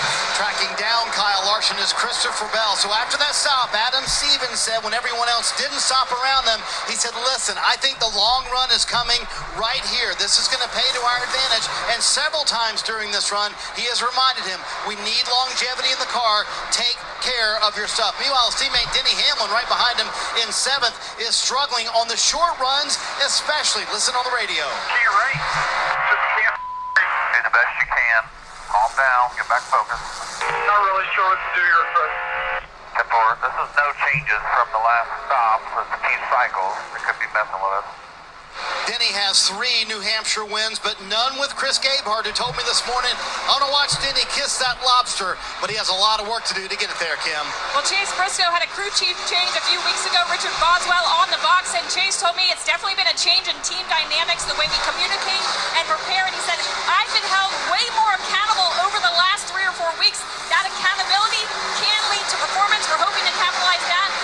Chase Briscoe currently saying just a little bit tight, but overall feels good. celebration. Marty? Kim, in the media center earlier this week, Bubba Wallace was very candid, and he said, listen, it's a reflection moment for us on the 23 team. Too many mistakes have put us too close to the cut line, and that's not where we want to be at one of their better racetracks here at New Hampshire. And today, I would say they have not only executed, which he said we need to do a better job of, they have persevered. Remember that brake shake issue? Bubba has fought through it all day long, and here he is losing that spot, Dave, to Kevin Harvick, but still in the top 10. Yep, sees the reflection of Harvick's bumper now as he moves back to 9th position. Remember, Harvick came into the day still the highest in points without a win on the season, thinking he can get that before the playoffs, but today it's going to be tough. He stopped the last time on pit road for fresh tires, has been the fastest car on track a few times, Rick, recently. Thanks, Dave. Well, this is the third Monday race already this year, and those two drivers right there have been to victory lane at the other two Monday races. So we could start calling them Mr. Monday if one of them wins today. That would be Martin Truex Jr. and Ryan Blaney. Currently, our full field running order right now is 76 laps to go. Martin Truex Jr. with a half a second lead over Ryan Blaney in second. Joey Logano in third. Brad Keselowski fourth. Kyle Larson in fifth. Christopher Bell in sixth place. Denny Hamlin in seventh. Chase Briscoe in eighth. Kevin Harvick ninth. Bubba Wallace in 10th.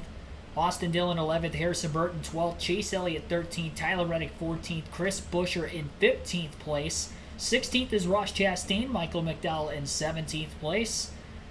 Ross Chastain, rather, in 17th place. Michael McDowell 18th. Ty Gibbs in 19th. Todd Gilliland is 20th. Ricky Stenhouse Jr. 21st. Alex Bowman 22nd. Justin Haley 23rd. AJ Allmendinger in 24th. William Byron 25th. Daniel Suarez 26th. Austin Cindric 27th. Eric Jones 28th. Ty Dillon 29th is the last car in the lead lap. Noah Gragson is 2 laps down in 30th. Ryan Newman 31st. BJ McLeod 32nd. Eric Almirola out of the race in 33rd. Also out of the race in 34th, Cole Custer. Corey LaJoie 35th. And Kyle Busch will finish 36th today. As the running order for your Crayon 301 lineup at New Hampshire Motor Speedway.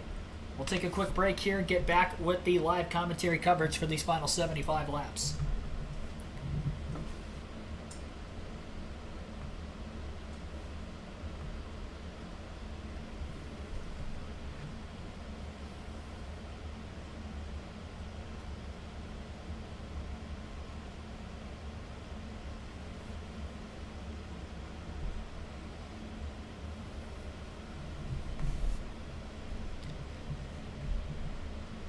Waiting for them to come back from the commercial break. Everybody will still have to pit one more time before the end of this race for fuel purposes. Christopher Bell got up to 6th place on the tire strategy and was the quickest on the racetrack. Truex started to move that line up once Ryan Blaney closed in on him. And ever since then, Bell is about 5.5 seconds off the lead still, so he hasn't been able to close that gap anymore. He is not far behind Kyle Larson, though, and as he battles with the 5 car, maybe dealing with some dirty air as well, it's going to be harder to pass. The more these cars move up higher and higher and higher and find speed there as well, it's going to be harder to pass on the bottom, just because that driver at the top is just going to be having even more speed off the exit of the corner than what they would have before, and the give and take obviously a lot less at this point as well. Truex putting a slight gap on Blaney during the commercial break, but who will be the first to hit pit road? That could be the difference as well when that pit window opens up here shortly.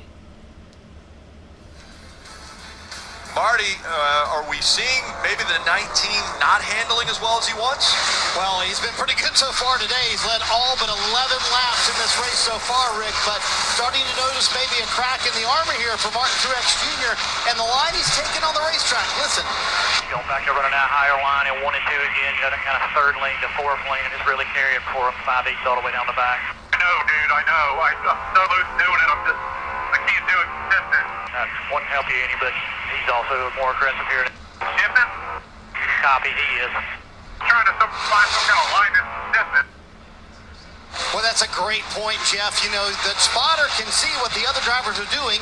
They can see they're making time on them, but Martin Truex Jr. isn't driving Ryan Blaney's car. So how does he react to that information from the spotter? Well, I love the information. I think that's what the spotter, that's what his job is, to let you know what other guys are doing. And you can try it, but then when your car won't do it, you have to accept it, and the team has to accept it. Just trying to do it when it won't work is the wrong thing to do. But why won't it work? And that's what you heard Martin say. I'm too loose to do it. And now his team knows if that's where he needs to be, they're going to have to tighten that car up. Well, you never want to, lose the lead or be contested, but this 12 getting close to the 19 might be just what James Smalls need to have a confidence to make a bigger adjustment. When you dominate 208 laps led by Martin Truex Jr., it's hard to dial yourself out if you don't think anyone's caught you. Blaney staying this so close has definitely showed that the 19 does have competition, not to mention the 5 and the 20 back in 5th and 6th. I think someone's going to do something on this pit stop. You look at the laps run, it's been about 70 for Truex. Those haven't all been green. It's been about 56 green, 68 to go. So I think inside 4, 5, 6 laps from now, come to pit road, get tires. And if I'm Larson or Bell, I would pit first. I would make Truex counter me. Blaney from second. 1 lap to pit road could be the track position that makes the difference. And this 5 and this 20, Steve, had been stuck behind Brad Keselowski, just slightly held up by the 6, and that would be an opportunity to possibly leap forward in front of that 6 to come pit road sooner. If you can't pass him right here like the 5 is trying to do, looks like Brad and the 5 are going to drag race down the back straightaway. Maybe coming to a pit road could get you in front of these cars in this cycle. Right now, Larson and the 20 are just hoping, but this is Brad. Look, he gasses it up back to the outside of the 5, and Bell is getting frustrated because he knows if the 5 can't get by, then the 20 can't get by, and Brad is doing nothing wrong. This is why this is one of the driver that I thought could, quote, steal a win. Maybe he isn't the fastest car. If Brad Keselowski is in front of you, you're going to have to put a heck of a drive on to go by. Clear. Clear by 1 now. Start to see that little bit of agitation looking out the windows. The pit crew's warming up. There it is. Blaney first to pit road. How quick will Truex counter? Will he attack the next lap? Remember, new tires worth almost a second a lap. Dave. So Ryan Blaney will take 4, thank you very much, and Sunoco fuel. He was saying the front tires are taking a beating. Didn't like the way the car was handling, even though he was running in second position. Now counting on his pit crew to get him on and off the pit road during this green flag cycle better than the other teams. He started it. We'll see how they finish it. I love Jonathan Hassler's aggressiveness. Race like you want to win. Race like you have to win. And there you have it. James Smalls knows he cannot give up more than a lap. Now the 19 comes to pit road. 65 to go. We have seen long green flag runs finish the race here in New Hampshire. Now it's up to Truex. Efficient on pit road and a good stop, Marty. Oh, he knew immediately when he saw the 12 pit. James Small said, hey, we're pitting the next lap. And he also made an interesting comment, Martin Truex Jr., not only about his car being free, but he said the track is getting very slippery out there. They also saw the 12 had a slight bobble on their stop, so they know they can take advantage of that. 19 with another great stop. We'll see where he cycles out relative to the 12. Well, that's the key, right? 19 leaves pit road. Here's the 12. He had a little traffic with Eric Jones on the 43. He's at speed. The 19 trying to accelerate down the backstretch. I think not only did they hold serve, they gained, even with a lap later to pit road, advantage Truex. The gap was 0.8 of a second before those pit stops, and it's easily a second now. So he did gain on Ryan Blaney. Blaney trying to run that short line around the racetrack. Again, everyone going through the pit cycle now. Logano is out front here, and you see him on pit road. Dave. Logano 2 tires last time. This time he will get 4. Todd Gilliland finished up his pit work just behind Logano's pit stall, so he had a clean entry. He'll have a clean exit as well. The pit stall in front of them is vacant. Fuel in as well, Marty. So the long run that Adam Stevens projected would happen came true, but with Goodyear tires, new ones being so valuable today, couldn't afford to leave Christopher Bell out on the racetrack, even though they had a 24-lap tire advantage on all the other guys. Bell in here, it's a little bit too free for him. He leaves right beside Joey Logano. Now as you see on board with Bell, you see the 5 of Larson kind of reappear right there. And oh my goodness, this is not the guy he wanted to see.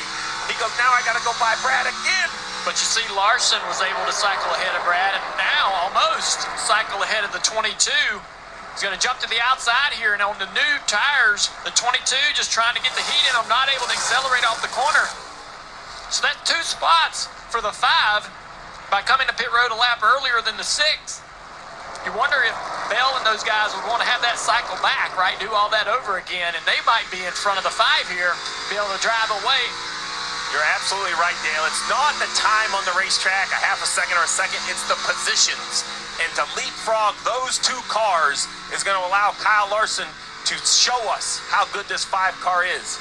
Priest is on pit road now, but that means the 4 in front of Truex still have to come to pit road, including race leader Kevin Harvick. Here's Kevin.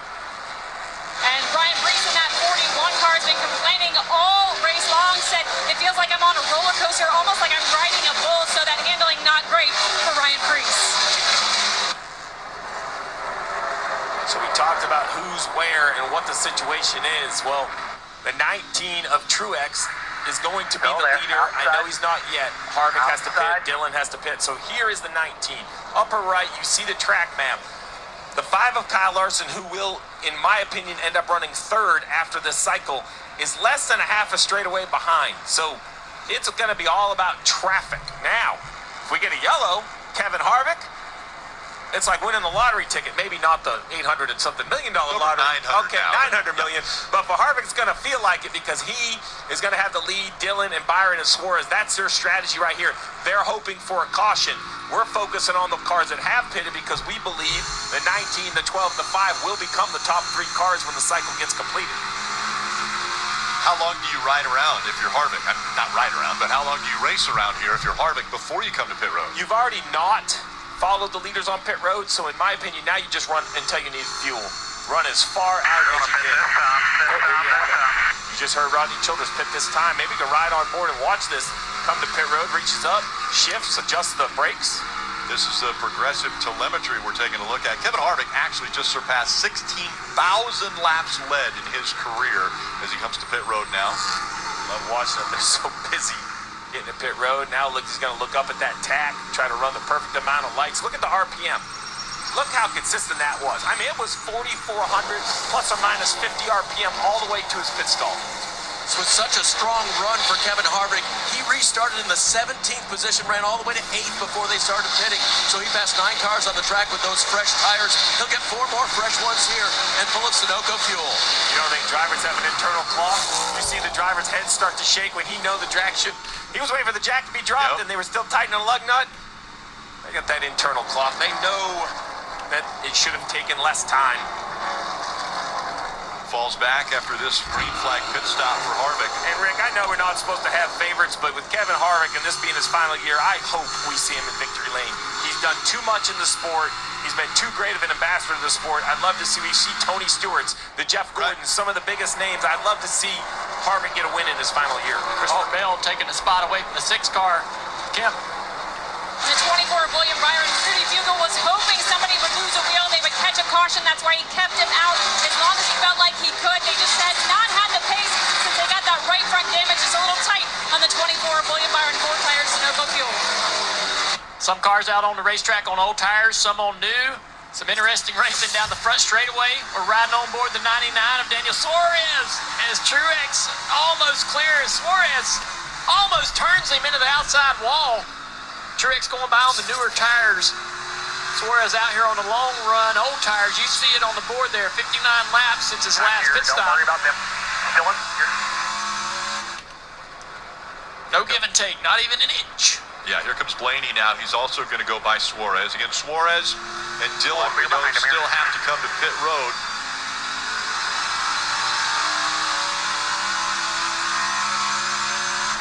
"75 laps since Austin Dillon was on pit road." See Suarez manhandling that machine. really good lap there. That's what we need every time.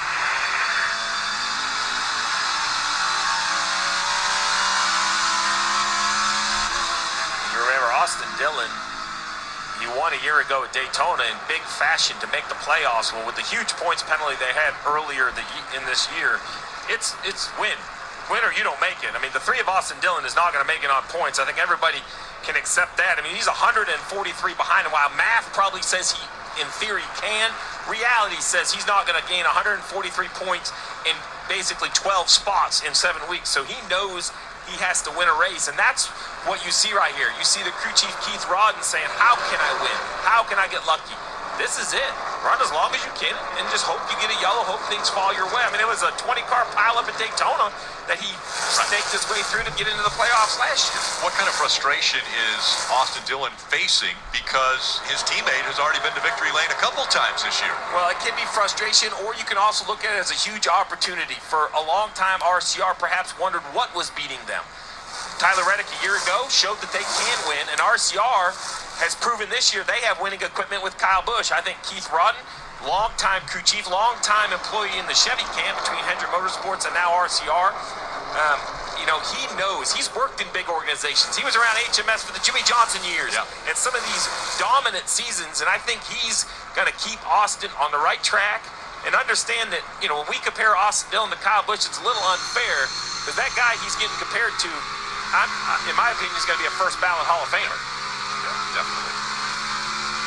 Looking back from Harvick, and again, Harvick came to pit road most recently on lap 245. He's running 17th. Here's a battle for 5th. Yeah, the 99's just trying to run long here and losing a spot here and there pretty easily to these cars on new tires. So Suarez and Dillon hanging on up in the top 6. Austin Dillon. So still waiting on Austin Dillon to hit pit road. He should be pitting in a few laps. Then Daniel Suarez will be able to go about another 15 laps or so further than him on gas. Getting towards the end of the line, Dillon went about 80 laps on fuel during the green flag run back in stage 2, and I think he was at about 78, 79 laps or so since his last pit stop. So he'll be coming in very shortly. That will surrender his race lead back to Martin Truex Jr. once again, who has obliterated the field here today. As of right now, he's got about a 3-second gap over Ryan Blaney, who is the next closest car behind him that has already made his final stop. Suarez is currently in 6th, so once he pits, that'll move Bell, Hamlin, Keselowski up another position. Looks like Hamlin actually just passed Keselowski that last lap as well, so Brad kind of moving backwards on this final run to the finish just a little bit. And we will also see if we will end up having a green flag run to the end of this race, because if we do get a caution, that'll be interesting to see who stays out, who pits, who doesn't. That is, yeah, that's going to be a very, very interesting call to have to watch. But if we do stay green to the end, it's going to be very difficult to beat the 19. Blaney showed decent pace during that last green flag run leading up to the green flag stops we saw over the last 15 to 20 laps, but I just don't think he's got anything. I mean, nobody's got anything for Truex except for, again, potentially Christopher Bell. The problem is Bell is about 7 seconds behind where Truex is on the racetrack and has just not been able to cut through the top 5 at all today. Lap time wise, that last lap, Bell a little bit slower than the 19. Yeah, about 2/10 slower than the 19 car that last lap. 10th and a half maybe. Might have caught a lap car, though, too. Because we're seeing lap times fluctuate quite a bit from 31.0s to 31.3s, 31.4s, depending on where they're at in traffic. Like Hamlin ran a 31.4. But then Keselowski ran behind and ran a 31.2. And he just passed him a little bit ago. Austin Dillon's now on pit road. By the way, as mentioned, so Martin Truex Jr. back in the lead. Larson only a second behind Blaney, which could be an interesting battle. And Christopher Bell trying to close on Joey Logano for 4th place on the racetrack. So Bell, this is, I believe, the first time Bell has been back in the top 5 since the comp caution, or not Justin Haley, but the AJ Allmendinger spin, which led into the competition caution earlier in the race. Take a quick break here. We'll go back with some more coverage following that. 43 laps to go at New Hampshire. The Crayon 301. Be sure to hit the like button, subscribe for more daily NASCAR content if you guys have not done so yet.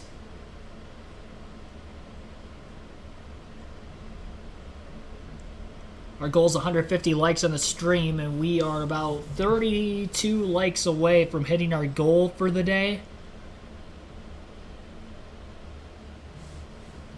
Bubba Wallace has made a great rally during this green flag run as well, up to 8th place. And he did make his pit stop already. I was just making sure. He blew around Suarez, who was still out there on old tires, so I kind of imagine that he already made a stop. Eric Jones also still has to pit yet before the end of the race. He is in 12th. Suarez has dropped back to 9th in the running order. They'll be in danger. They'll definitely be going a lap down, staying out as long as they have. Dillon just came off of pit road right in front of the leaders. Of course, he was still leading when he hit pit road, which helped. A lot better track position than where the 99 and the 43 are at currently. So that is what kept the 3 on the lead lap. So now, I mean, they're definitely going to be a team that's going to stay out at the end of this race, considering that they were the last to hit pit road. And he's going to start to try to make some of those positions back up again as he's running about 4/10 quicker a lap than those around him. Points as they run right now: Daniel Suarez plus 11 on the cutoff line, Bubba Wallace plus 8, McDowell minus 8, Allmendinger minus 26, Gibbs minus 32. 40 laps to go. Blaney about a 1/10.5 quicker than Truex at last lap. Lead is down to 2.8 seconds.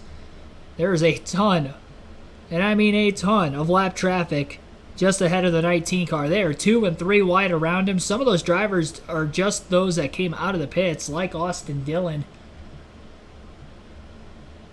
that stayed out a little bit longer. And this could slow Truex up quite a bit, and curious to know if Ryan Blaney's going to have anything for him with that being said. 31.693 that last lap for Truex. Ryan Blaney was almost 4/10 quicker that last lap than Martin Truex Jr. with the amount of lap traffic in front of the 19. And they're in multiple lanes too. They're in the middle, they're in the top, they're in the bottom. This is not what Martin Truex Jr. needed to see here with still 38 laps to go. And again, a lot of these guys have already pitted, so they're only going to remain in front of the 19 car on fresher tires than what Truex has. Underneath Ty Dillon is Martin Truex Jr., but Justin Haley's down on the bottom lane. Truex can't get off the exit of the corner as well as he wanted to. He's kind of stuck in that middle groove again. And Blaney, all of a sudden, from 3 seconds off the lead, has cut the lead down to 1.7 seconds as Truex has struggled to get by these guys. Now, the problem is that Truex is finally passing them, and now Ryan Blaney's going to have to do the same thing when he gets there. So although the interval's been cut down to 1.7 seconds from 3 seconds in the span of about 2.5 laps, now it's Ryan Blaney's turn to try to pass these cars. Truex has finally gotten by Justin Haley at the front of that pack.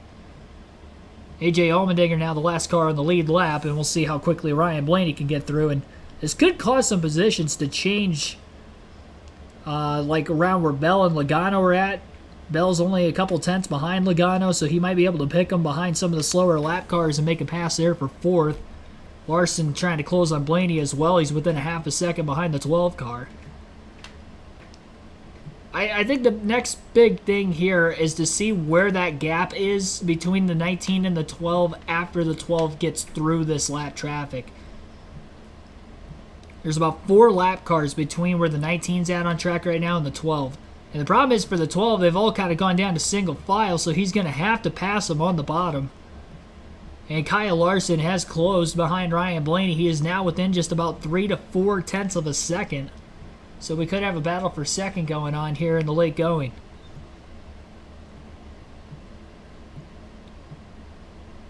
Logano and Bell haven't quite caught that lap traffic yet. They're getting there, though. Daniel Suarez in 11th. Still hasn't hit pit road. Jones in 13th now. Harvick, the lone car between the two that still haven't made their final stop. And they will definitely have to come in at some point.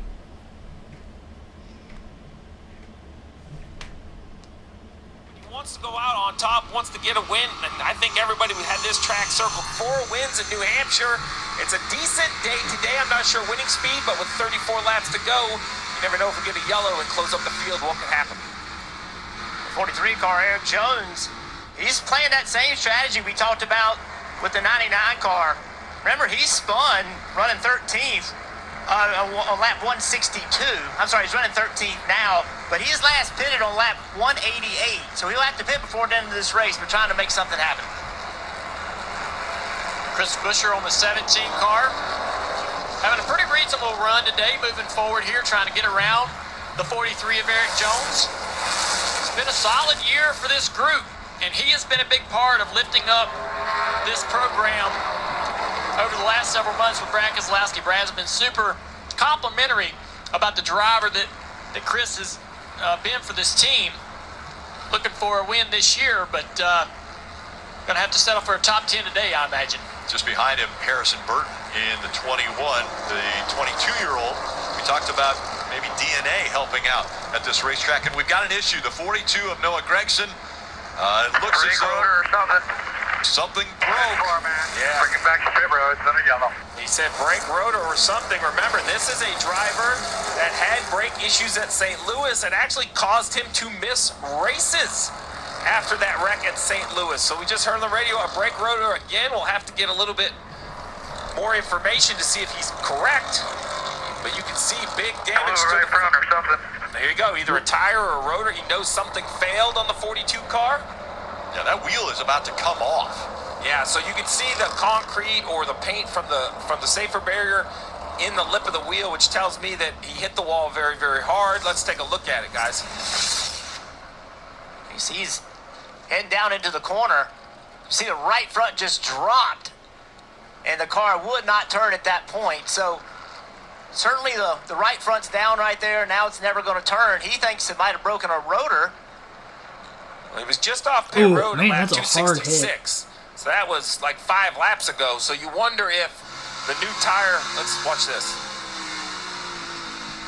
I mean, for sure something in the right front goes down, right? Whether it's the tire or a rotor causes the tire or it's just a flat tire, you know, could there have been something that happened on the pit stop that damaged the valve stem and a slow leak on the wheel? Either way, a right front issue for the 42. Normally, if it's a rotor, we'll see things fly through the hood. We'll see a big explosion on the right front fender, etc., Steve. Don't really see that in this case. Guys, I'm pretty sure on one of the first replays I saw the ring, the lug come off. I think the wheel came off. Well, so the other thing that can happen, to Rick's point, is if the lug nut does come loose, the wheel can, there you go. So if that's the wheel nut, what happens is the wheel comes off the hub enough that the brakes, we showed you earlier in the animation how close the brakes are to the aluminum wheel. At 140 miles an hour, that is basically like putting it in a machine shop. That brake rotor cuts right through the aluminum wheel and takes all the air out right away. So that might have been exactly what happened, Rick, right? Is the... Right there. Yeah, so first of all, tight wheel nuts don't come off even after hitting the wall. Makes no difference. The impact won't change it. So, Rick, I think you're absolutely right. I would say that the wheel came loose, made contact, cut through the wheel. That's why we had a flat tire. Straight into the fence for the 42. Unfortunate for Noah Gregson. The 5 had just gotten around the 12 of Blaney. Oh, okay. Now it's decision time, right? What do? Most of the leaders have about 34 laps on your tires. We've seen 2 tires be an option. Will somebody think 2 tires in track position will get the win with 29 to go? Tough call. 4 tires. Do you think you have to have them to win with 29 to go? I believe pit road is going to be busy because I do think you're going to have to come and put some fresh Goodyears on, Dave. Harvick So stayed Ryan out. Blaney was told the call is Harvick orange. He stayed. said, oof, I was thinking something different, but I could go with that. This may be 2 tires to Blaney, Kim. Cliff Daniels on the 5 car said, I'm thinking of Beaver Creek. So that was the call. Kyle said nothing about the car, just said, I need a drink of water if we have time. No time, though, because 2 tires, Marty, for the 5 car. When the caution came out, you could hear the dejection in James Small's voice. He said, well, that was pretty much our worst case scenario. Right sides only for James Small and Martin Truex Jr. trying to close one out in New Hampshire. They've never been able to do it. Well, all the leaders take 2 tires, unfortunately for Ryan Blaney. Penalty coming up. Clean pit stop, but watch as he leaves. The tire changer over the doesn't hose. leave. He drives over the hose, running over equipment. Penalty coming for Ryan Blaney.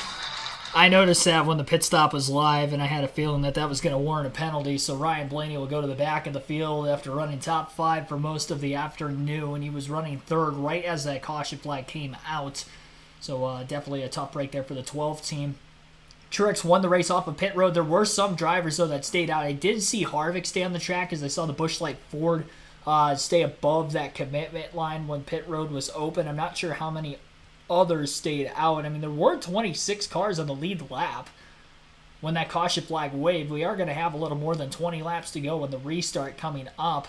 we'll see how that's going to work for Harvick. I would imagine Austin Dillon probably stayed out as well, considering the fact that he had stayed out on the track for a long time before pitting. I don't know if the 99 made his stop yet at the point of the caution. Waiting to see what the running order looks like. So only 2 cars stayed out. So I did see Harvick stay out, and then I mentioned Austin Dillon probably stayed out, and that was the case. So those were the only 2 cars that stayed out. So Harvick and Dillon will have old tires. Harvick's tires much older than Dillon's. And then 2 tires for Martin Truex Jr., Kyle Larson. Blaney's going to have to go to the back of the field.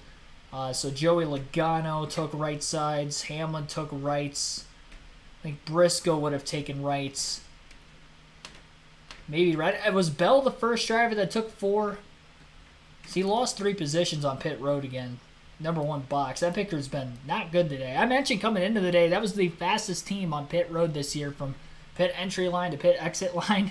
They have not shown that whatsoever today. And that was the reason why it took Bell to win over Truex, was because of the pit road mistakes that the 19 team seems to make more often than the 20, and it's been roles reversed today. Truex's team has been perfect, and Bell's team has been far from it. But Bell made up some time on the fresh tires. Just once he gets up to 5th or 6th, he can't go anywhere. And we're only going to have 20 to go this time, and he hasn't been great on restarts, firing off those first few laps as well, so we'll see if he can get it going. We're 22 likes away from our goal of 150 likes on the stream, so be sure to hit that like button if you haven't done so yet. We're coming up on our late race restart as we are under our 6th caution of the day after Noah Gragson, his right front tire coming apart there in turn 1, hit the wall very hard. Hopefully he's okay. He just had a concussion like a month ago at Gateway in that crash when he blew a brake rotor, and he hit very hard there again. Both left side tires came up off the ground. We'll take our final break. You're listening live, KRC, Crayon 301 at New Hampshire.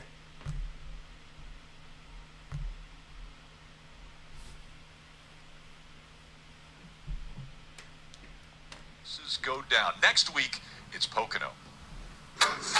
Restarts at Pocono are a bit stressful. Way up the racetrack, the leader, Kyle Busch, the 18, losing several spots. Turn 1's very inviting to go 4, 5, 6 wide. You want to get as much as you can right then and there when everybody's all grouped up together. They lean on each other a little bit. Chastain. Spotter really can't tell how many wide you are. When you get to that certain point, he's like I can't tell. It's on you. You look like you're 4 wide. Ooh, yeah. But I'm not sure. I can't see him. Cannot see if there's any debris. You definitely need to position yourself based on the idea that chaos is going to ensue. If not, you're probably going to end up wrecked. Another big weekend coming up for NASCAR on Saturday. On USA, it's Countdown to Green at 5 o'clock. Xfinity Series Racing, 5:30. NASCAR America post-race show after the race. And then Sunday, Countdown to Green at 2. That's right, at 2:30. And once again, NASCAR America post-race show on Peacock right after the checkered flags fly. So we talked a lot about pit stops. We saw Blaney. He absolutely had the penalty for running over equipment. But Kevin Harvick, Austin Dillon did not come to pit road. Remember, Dillon was probably the last car to pit. Has pretty fresh tires. This restart. 24 laps to go as Kevin Harvick leads him into the Geico restart zone. Green flag back in the air. Austin Dillon, that entire inside lane just did not take off well. And that allows for the 19 car of Truex to clear the 3 of Dillon down to the bottom of the racetrack. And he's going to try to take the lead quickly now from Kevin Harvick. He's going to do so. Austin Dillon hopping way out of the gas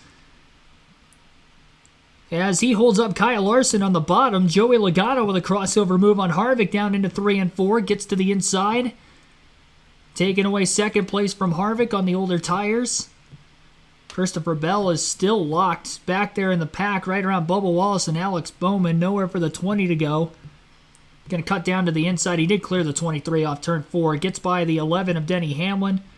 Working on the 6 of Keselowski. Well, the guy to beat, Martin Truex Jr., is up at the front of the field. He is clear. Joey Logano in second. Not that far behind the 19. It was Blaney who was keeping up with Truex off the last restart for a little while, really.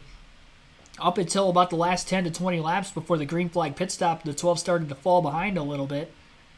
Big slide job by Reddick through 3 and 4, all the way to the apron, then to the wall by the exit of the corner. Cleared Dillon. Dillon got in the back of him trying the crossover move on the front stretch. Didn't really time that out well. Harvick still remains in third. It took him a little bit to fire off. We've got a crash on the backstretch. Alex Bowman has hit the wall. He slid down the track into another car. There's a lot of smoke there, and there is a caution for the 7th time today, just a couple laps after the restart.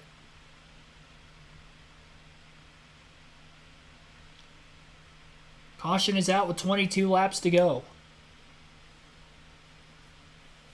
And Truex will have to time the restart off well again. 19 and 22. Couple New Englanders up front, but it was right here, the fight for real estate. And into the back of the 48 was the 54 of Gibbs. Bowman got that car straightened out quite a bit. There was a lot of contact around him. Definitely slid, I guess, a half spin down the backstretch off the exit of turn 2 area of the racetrack. Contact from the 54 car of Gibbs from behind him. Not sure how this is going to shake the running order up. They go to the last scoring loop at the time of the caution. We do know Truex was leading, Logano second, and then it's Harvick and Larson, which will be in row 2 on the restart. Christopher Bell only got 2 positions out of that. He went from 10th to 8th. Got by Hamlin and Keselowski, and that was it. He was... I don't know if he was on the inside lane or the outside when they initially took the green. Whatever the case is, I mean, he just hasn't been able to get going on the restarts. And I don't know if he's just not firing off well, if he is on the bottom. I think his best bet with 4 fresh tires, you got to restart on the outside, you would imagine, because that's the easiest way to pass the cars if you get to their outside rather than their inside, even with having fresher tires. I definitely know Austin Dillon didn't take off well in that inside lane, and that was really good for Truex, who was on the outside of row 2 behind Harvick. He was in a perfect spot to pull down and clear the 3 before they even got into the braking zone in turn 1. And then he quickly passed Harvick in that said corner as well.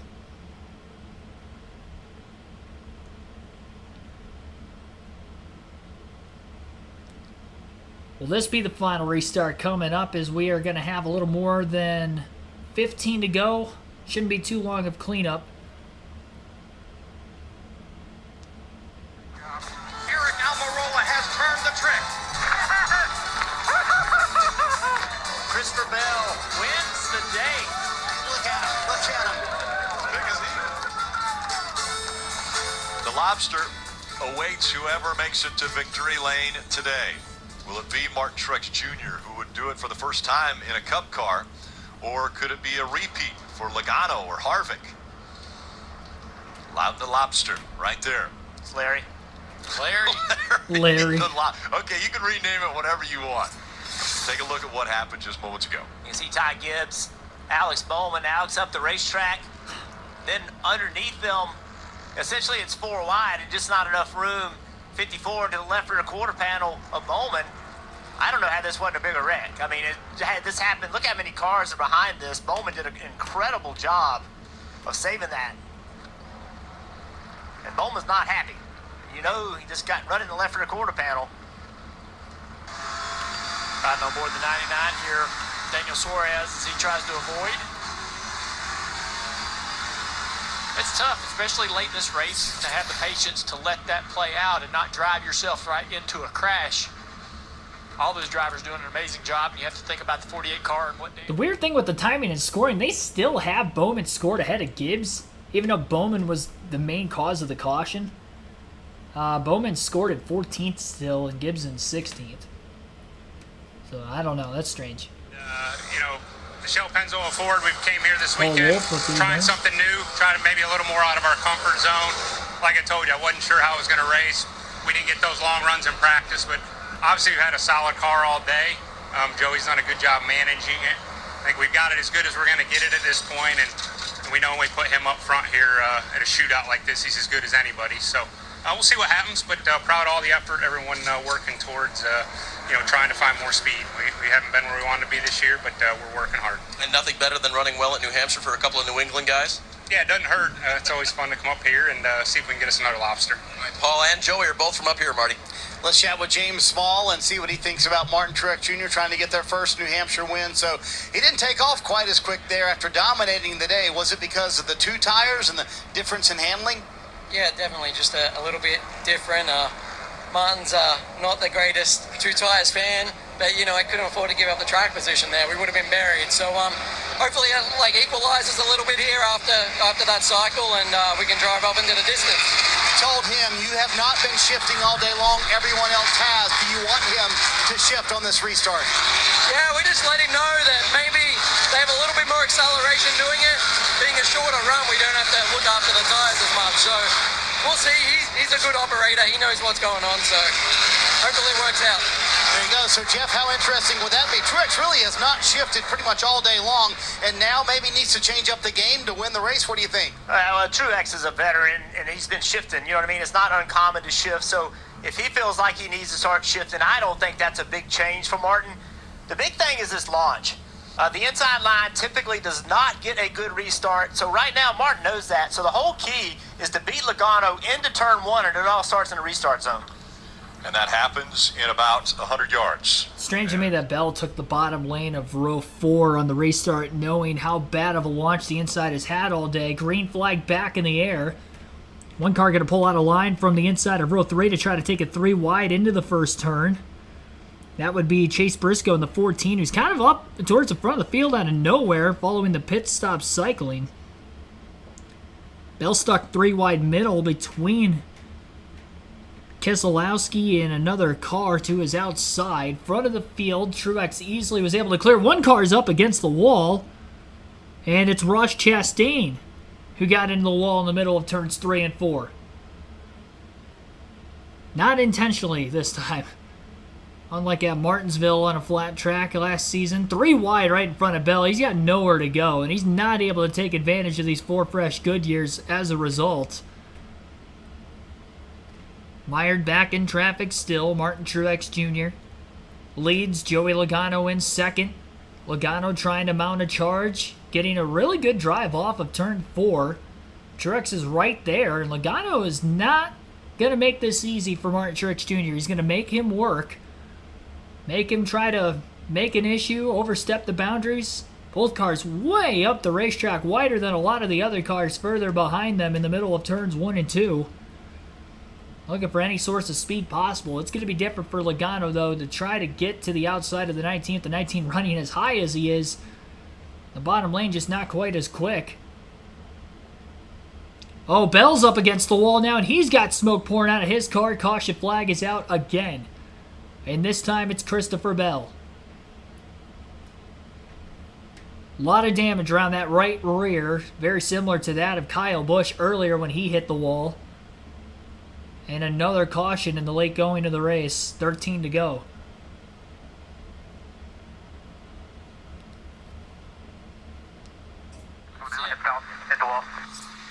Just trying to do too much. You can see the car sideways, and he's just chasing it up the racetrack. No way to save it. Huge impact, too. Big damage. Loose. Right there. Bam. Yeah, that's so tough, man. Late in the race, top 10 run going. You know, you probably, with the car you have, should have finished in the top 3 even. This car has had speed all day long. And now you're going to have a terrible result. I mean, the emotions and frustrations from that, tough to deal. Watch the driver here. He's looking at the wall. Hands flying off the steering wheel. Just a lot going on in there. And you see, he did a great job of standing in the gas right here, trying all he could to keep it from impacting the wall any harder than it was going to, but it happened so late in the corner, there's no way to get it slowed down, really. It was this race last year that Christopher Bell really started things off as his run for the championship for. Let's listen in on the 19 radio now. Hell of a D-Rick. He just lost it, man. Lost it on entry to 3 and back to in. Should have a company policy that says when one of our teammates is leading, don't crash by yourself. is because he feels like that he had finally found that rhythm he was looking for and was finally starting to put some distance between him and the 22. He moved up the racetrack and took Joey's line away, and now Joey was having to recreate something back there trying to find that speed to close the gap. And we understand the frustration having a teammate wreck, but Christopher's out there racing too. He's trying to get the best finish he can, and the only way you can is by pushing hard. Monday there'll be a suggestion box at Joe Gibbs Racing, and we'll see if Martin will go with that suggestion. Alrighty, so we are headed for another late race restart at New Hampshire. Martin Truex Jr., Joey Logano will be on the front row this go-around. And it is going to be an interesting battle between these two. They have history, as Rick Allen would say. Joey Logano, we know, will do whatever it takes to win. He has not had a great season despite winning the championship a year ago in the first year at the next-gen car. Logano comes into the day 10th in the regular season standings. We look at his races this season, and this 22 team has struggled over the course of the year. And they picked it up a little bit right before the 1 week break. It was 17th at Atlanta, 8th in the Chicago Street Race, 19th at Nashville. The intermediate tracks is where the 22 team has struggled the most. Look at the intermediate track finishes. 19th at Nashville, Charlotte 21st, Darlington 18th, Dover 31st.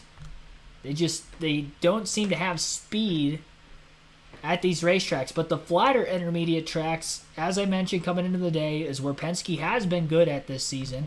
That's where Ford has been good at this year. Those tracks, he finished 11th at Phoenix, which isn't great, but Gateway just a few weeks ago, about a month ago, it was a third place finish for Logano.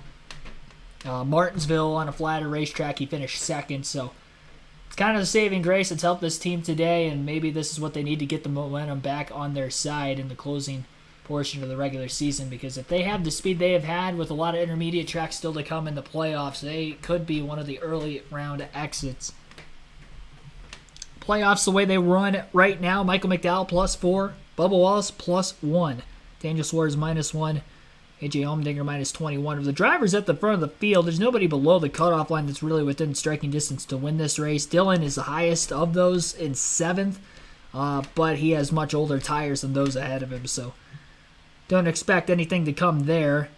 Harvick's without a win, also on older tires, but he is above the cutoff line right now. He's the highest driver in the point standings with a win, 9th in the regular season standings. It'll be Larson on the inside of Truex in the front row. Green flag back in the air. Chase Elliott having to get out of line there late, almost running into the back of Eric Jones. Truex kind of had that stutter step there in the restart as they got going. Austin Dillon slides up the track, almost making contact with Brad Keselowski. 3 wide. Contact between the 6 and the car to his outside of Chase Briscoe in the 14. Into turns 3 and 4 opening lap after the restart. Truex had about a 2 to 3 car length gap over Joey Logano. Larson to the bottom of the track trying to get underneath the 22 for second. Couldn't do so. Logano gets a good drive off. He'll gap the 5 just a bit more. 8 laps to go at the start-finish line. Dillon 3 wide to the inside of the 6 again. 45 to his outside. Chase Briscoe going to go 4 wide. No, he couldn't hang on to it. He had to lift, almost got in the wall off the exit of the corner, and probably better that he did lift, because I don't know. Even if he didn't hit the wall himself, he probably would have gotten forced there. The amount of cars that were underneath him. Logano's definitely driving the wheels off of his race car trying to catch Truex. He's got nothing for him, though. That right rear was yawed out quite a bit off turn 4 that time. Truex has dominated this race today.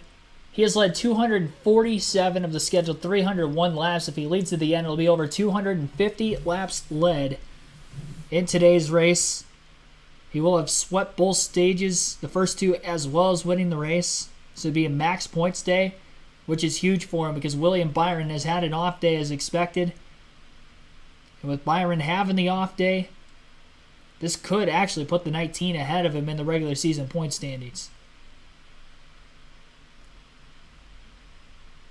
Truex has been really hot as of late, too. He won in the first Monday race of the year at Dover.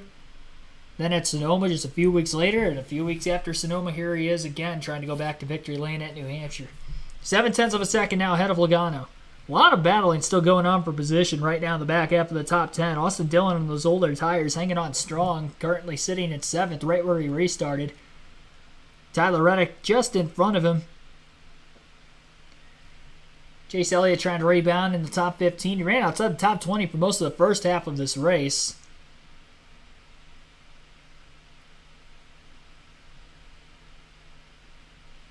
Denny Hamlin on the inside of Dillon.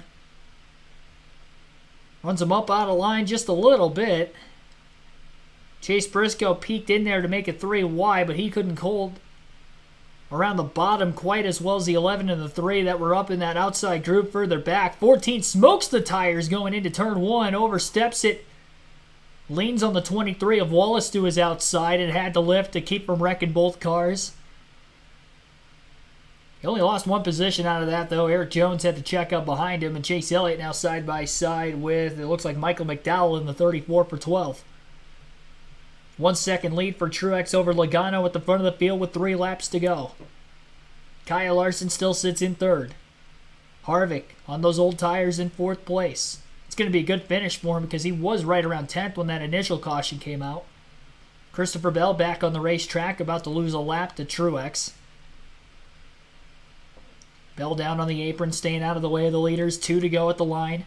Truex needs to get to the white flag. If he does, the next flag will end the race, whether it's the yellow or the checker. Had 3 cautions in the final 30 laps, and we've got a car up against the outside wall. It's Ty Gibbs in the 54. Another Joe Gibbs Toyota. No caution this time, though. He is out of the way. We stay green. Bubba Wallace, Austin Dillon, side by side for 8th down the back stretch into turns 3 and 4. Truex making his way off of turn 4. 1 lap to go, sponsored by Credit One Bank. Logano closed in a little bit that last lap on the 19 car. He's still 0.6 of a second back, though, at the start-finish line.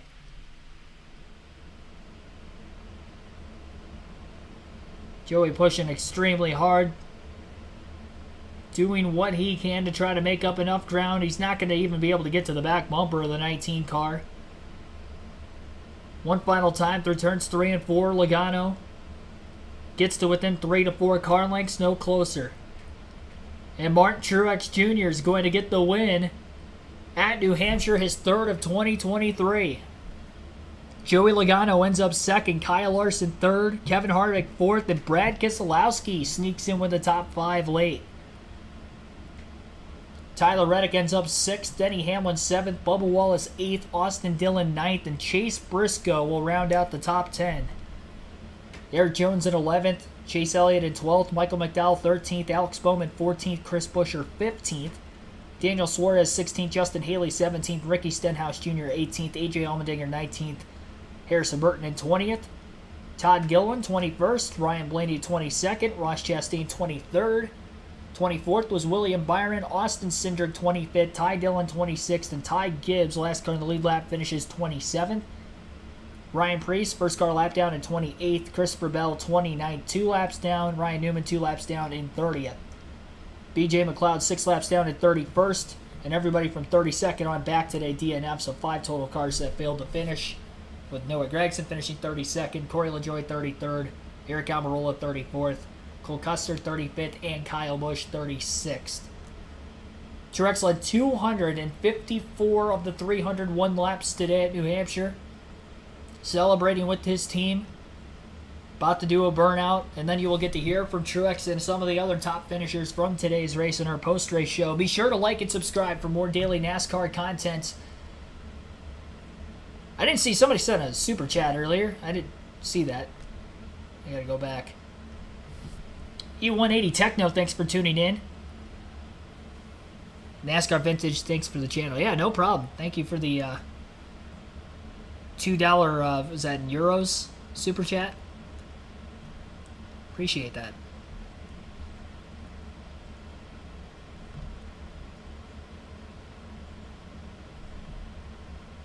So Martin Truex Jr. going to get the win.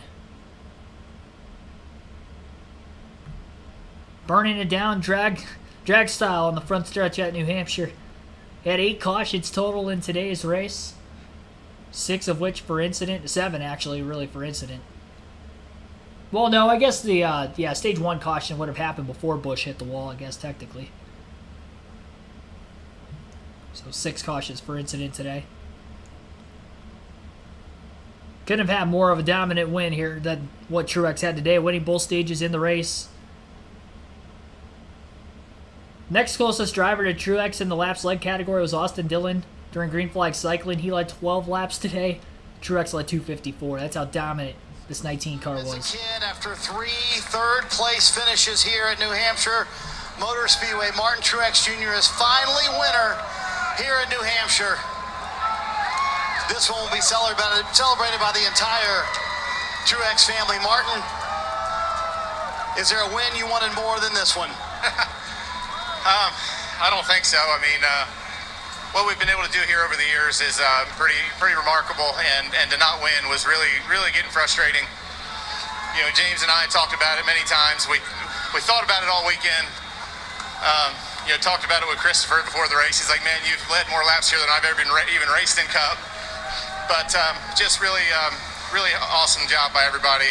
What a race car we had today. Just proud of the whole team. Pit stops were flawless. Race car was unbelievable. We had some challenges at times throughout the race, and it was a handful at times, but we just kept our heads down, kept digging. So just thanks to everybody, racers, Bass Pro, auto owners, Toyota TRD, everybody back at the shop, JGR, all our fans, Oakley, Flight Safety, all the people that help us. Just, man, this is feeling really good to do what we did today and finally cap it off with a lobster. Do you remember being an 8-year-old and sitting in those stands watching your dad race at this place? I mean, how much significance does that add to this for the Truex family? That's a lot. It's a big part of it. I sat in turn 1 with my mom. My little brother was drinking out of a bottle. So, I mean, it was, we were young, you know, 12, 13, maybe 14, whatever. But, you know, this is the first big track I ever came to with my dad and watched, and first time I ever seen Cup cars in person and Busch cars in person, and just, it's been a special place for us. And, you know, being able to win K&N, being able to win the Busch Series, this one's been eluding me for a long time. So I'm just really happy, really thankful, and can't say enough about my team, man. They're incredible. I'm a lucky guy to drive these things. What were you thinking on those final few restarts? Cautions kept coming out, and you had it in hand. Stop wrecking. Everybody just stopped wrecking. But, yeah, I mean, luckily we were able to hold them off. Car was just so fast. I don't know. I don't even know what to say, man. Speechless. Been after this one a long time. This one's sweet. As he told me earlier this weekend, this one is one I want very badly. Martin Truex Jr. gets to kiss the lobster here at one of his home tracks in New Hampshire. So he's going to hoist the lobster, and he's going to hold on to the lobster. I don't think you have to kiss the lobster, do you, Steve? He might. I mean, he's earned the right to do it. Kiss the If he wants to lobster. give that thing a big kiss in victory lane, let him. This is a guy, he said it. I mean, over 1,000. Yeah, I don't know about him kissing the lobster, but we'll see. He gets to hoist it, though, for the first time in his career. Martin Truex Jr. finally a winner, and Loudon went through the finishing order. We mentioned that Truex won both stages, by far led the most laps in today's race. As far as speed went, I mean, Bell led the first 2. I mean, there wasn't anybody that passed the 19 the whole day. Blaney got close to him at one point. He ended up not finishing that well because of that pit penalty. Ended up 22nd. And again, 27 cars finished on the lead lap. Average race speed was 100.66 miles per hour. 3 hours, 8 minutes, 7 seconds. Total time of today's race from drop of the green flag to the checkered flag. Check out the fantasy standings on the NASCAR mobile app or website. You can join the NASCAR Fantasy League. It is free to join. Chance to win 2 tickets to any NASCAR race of your choosing if you win the regular season or playoff championship. So, Martin Truex Jr. I had on my team. Good, you won. Christopher Bell I had on my team. Not so good. He ended up getting into trouble late. Just didn't have the track position. Pit crew kept letting him down. We'll never know if he would have had anything for Truex, although Truex passed him in the early going and was looking just a bit quicker than Bell. There were times where Bell was running the fastest laps of the race today, but it is tough to tell based off of lap traffic. He was one of the first cars that were moving up into that outside groove as well, which we pretty much saw everybody running at the very end of the race. Bubba Wallace I had on my team as well. He ended up with a top 10. Let me check. Yeah, he finished in 8th. He didn't get any stage points, but solid finish. Back-to-back top 10s at New Hampshire for him. Keselowski, great day. Finished 5th, couple stage points along the way. Kevin Harvick had a top 5 with some stage points as well. Almirola was running good early. Had him in the garage after he had that late incident in stage 2 with the right rear tire coming off. And as far as the bonus points went, getting 20 bonus points out of the possible 40. I had Logano beating Chastain, Truex beating Reddick. And the 2 I missed, I had Busch over Hamlin. Busch wrecked early. And then I had Byron over Elliott. Elliott beat the 24. Basically, Elliott finishes basically where Byron was on speed in the first half. And then Byron finished where Elliott was on speed in the first half of the race. So they kind of just completely flipped at a 180 there towards the finish. Truex pumped in victory lane. You can tell this one means a lot to him. Inside Uranus is your winner this week for the Fantasy League. 215 points scored. Mark the Kyle Busch fan finishes second with 211 points. Monster Jam X10 with 207 points. 206 points. Redo in fourth. The Not an Elliott fan rounds out our top 5 with 205 points. They had 196, finishing 6th this week. Playoff standings leaving today's race for the NASCAR Cup Series. Bubba Wallace will be plus 2 points. Michael McDowell plus 1. On the cutoff line, Daniel Suarez minus 1. AJ Allmendinger minus 20. Ty Gibbs minus 41. And Alex Bowman minus 42. Elliott cut that gap down just a little bit. I know he was only like minus 57. He only cut the gap down from minus 60 to minus 57 at one point when he was 13th earlier. And I think he finished right around there. Yeah, 12th. So he's probably still over 50 points below the cutoff line. He didn't get any stage points today, which really hurt him. 12th place finish for Elliott.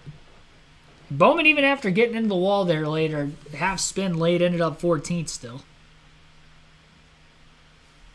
Could have lost more points. Not a great day for him either, though, because he didn't get any stage points just like Elliott in those first 2 stages. Here's Joey Logano standing with Dave Burns. Had the best shot at After him. What were you finishing fighting second. there at the end, Joey? Man, I thought I would have had something right before that caution came out. 2 cautions to the end when we had tires on. It seemed like the 19 took a few laps to get going, and I was running them down. I was like, man, I got a chance here.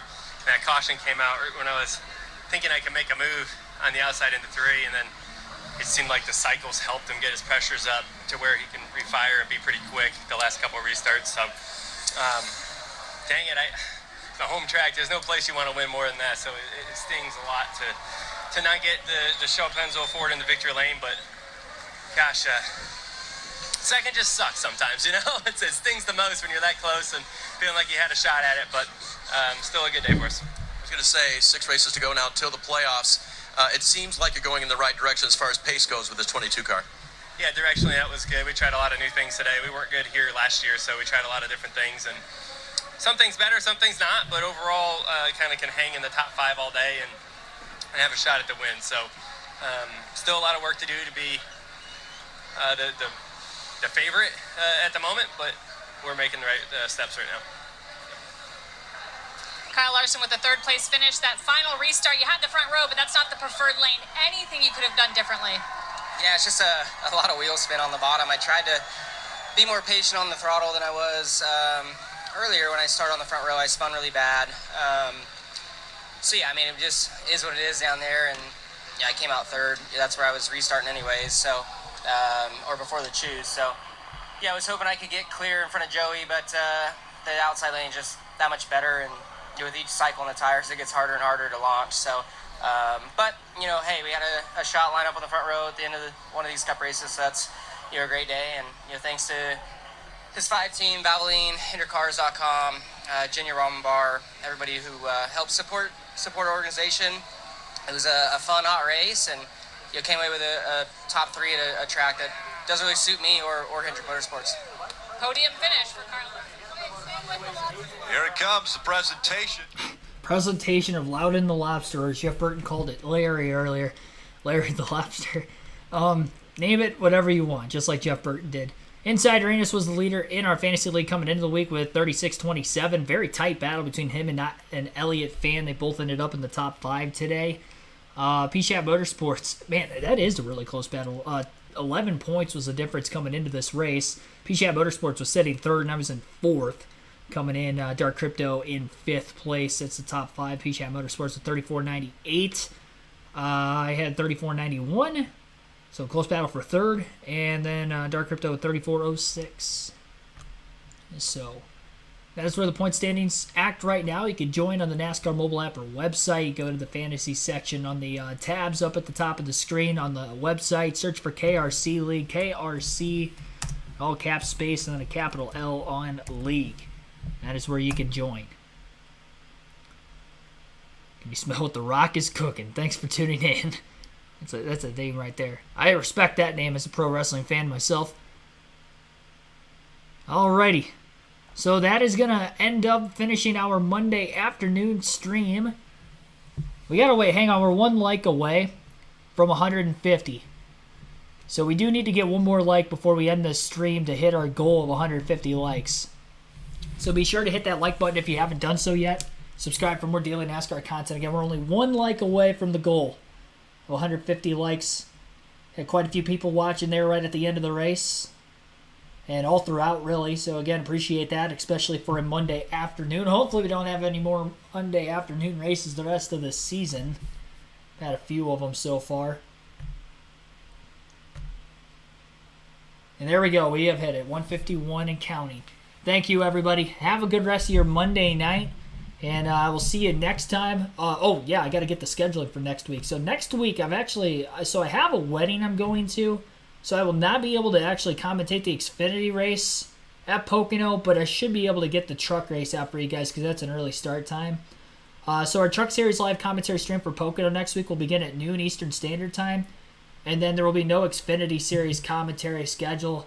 If that changes for whatever reason later in the week, I'll let you know. But as of right now, there isn't going to be an Xfinity Series stream. And then the Cup Series stream on Sunday. Check the start time for that one out. Our pre-race coverage for next Sunday's live commentary for the Cup Series race at Pocono will begin at 2. So 2 p.m. Eastern Standard start time for ourselves at Pocono next Sunday. And then noon Eastern Standard Time Saturday for the Truck Series race. Hope to see you guys then for those streams. Have a good rest of your Monday. Thanks for watching, everybody.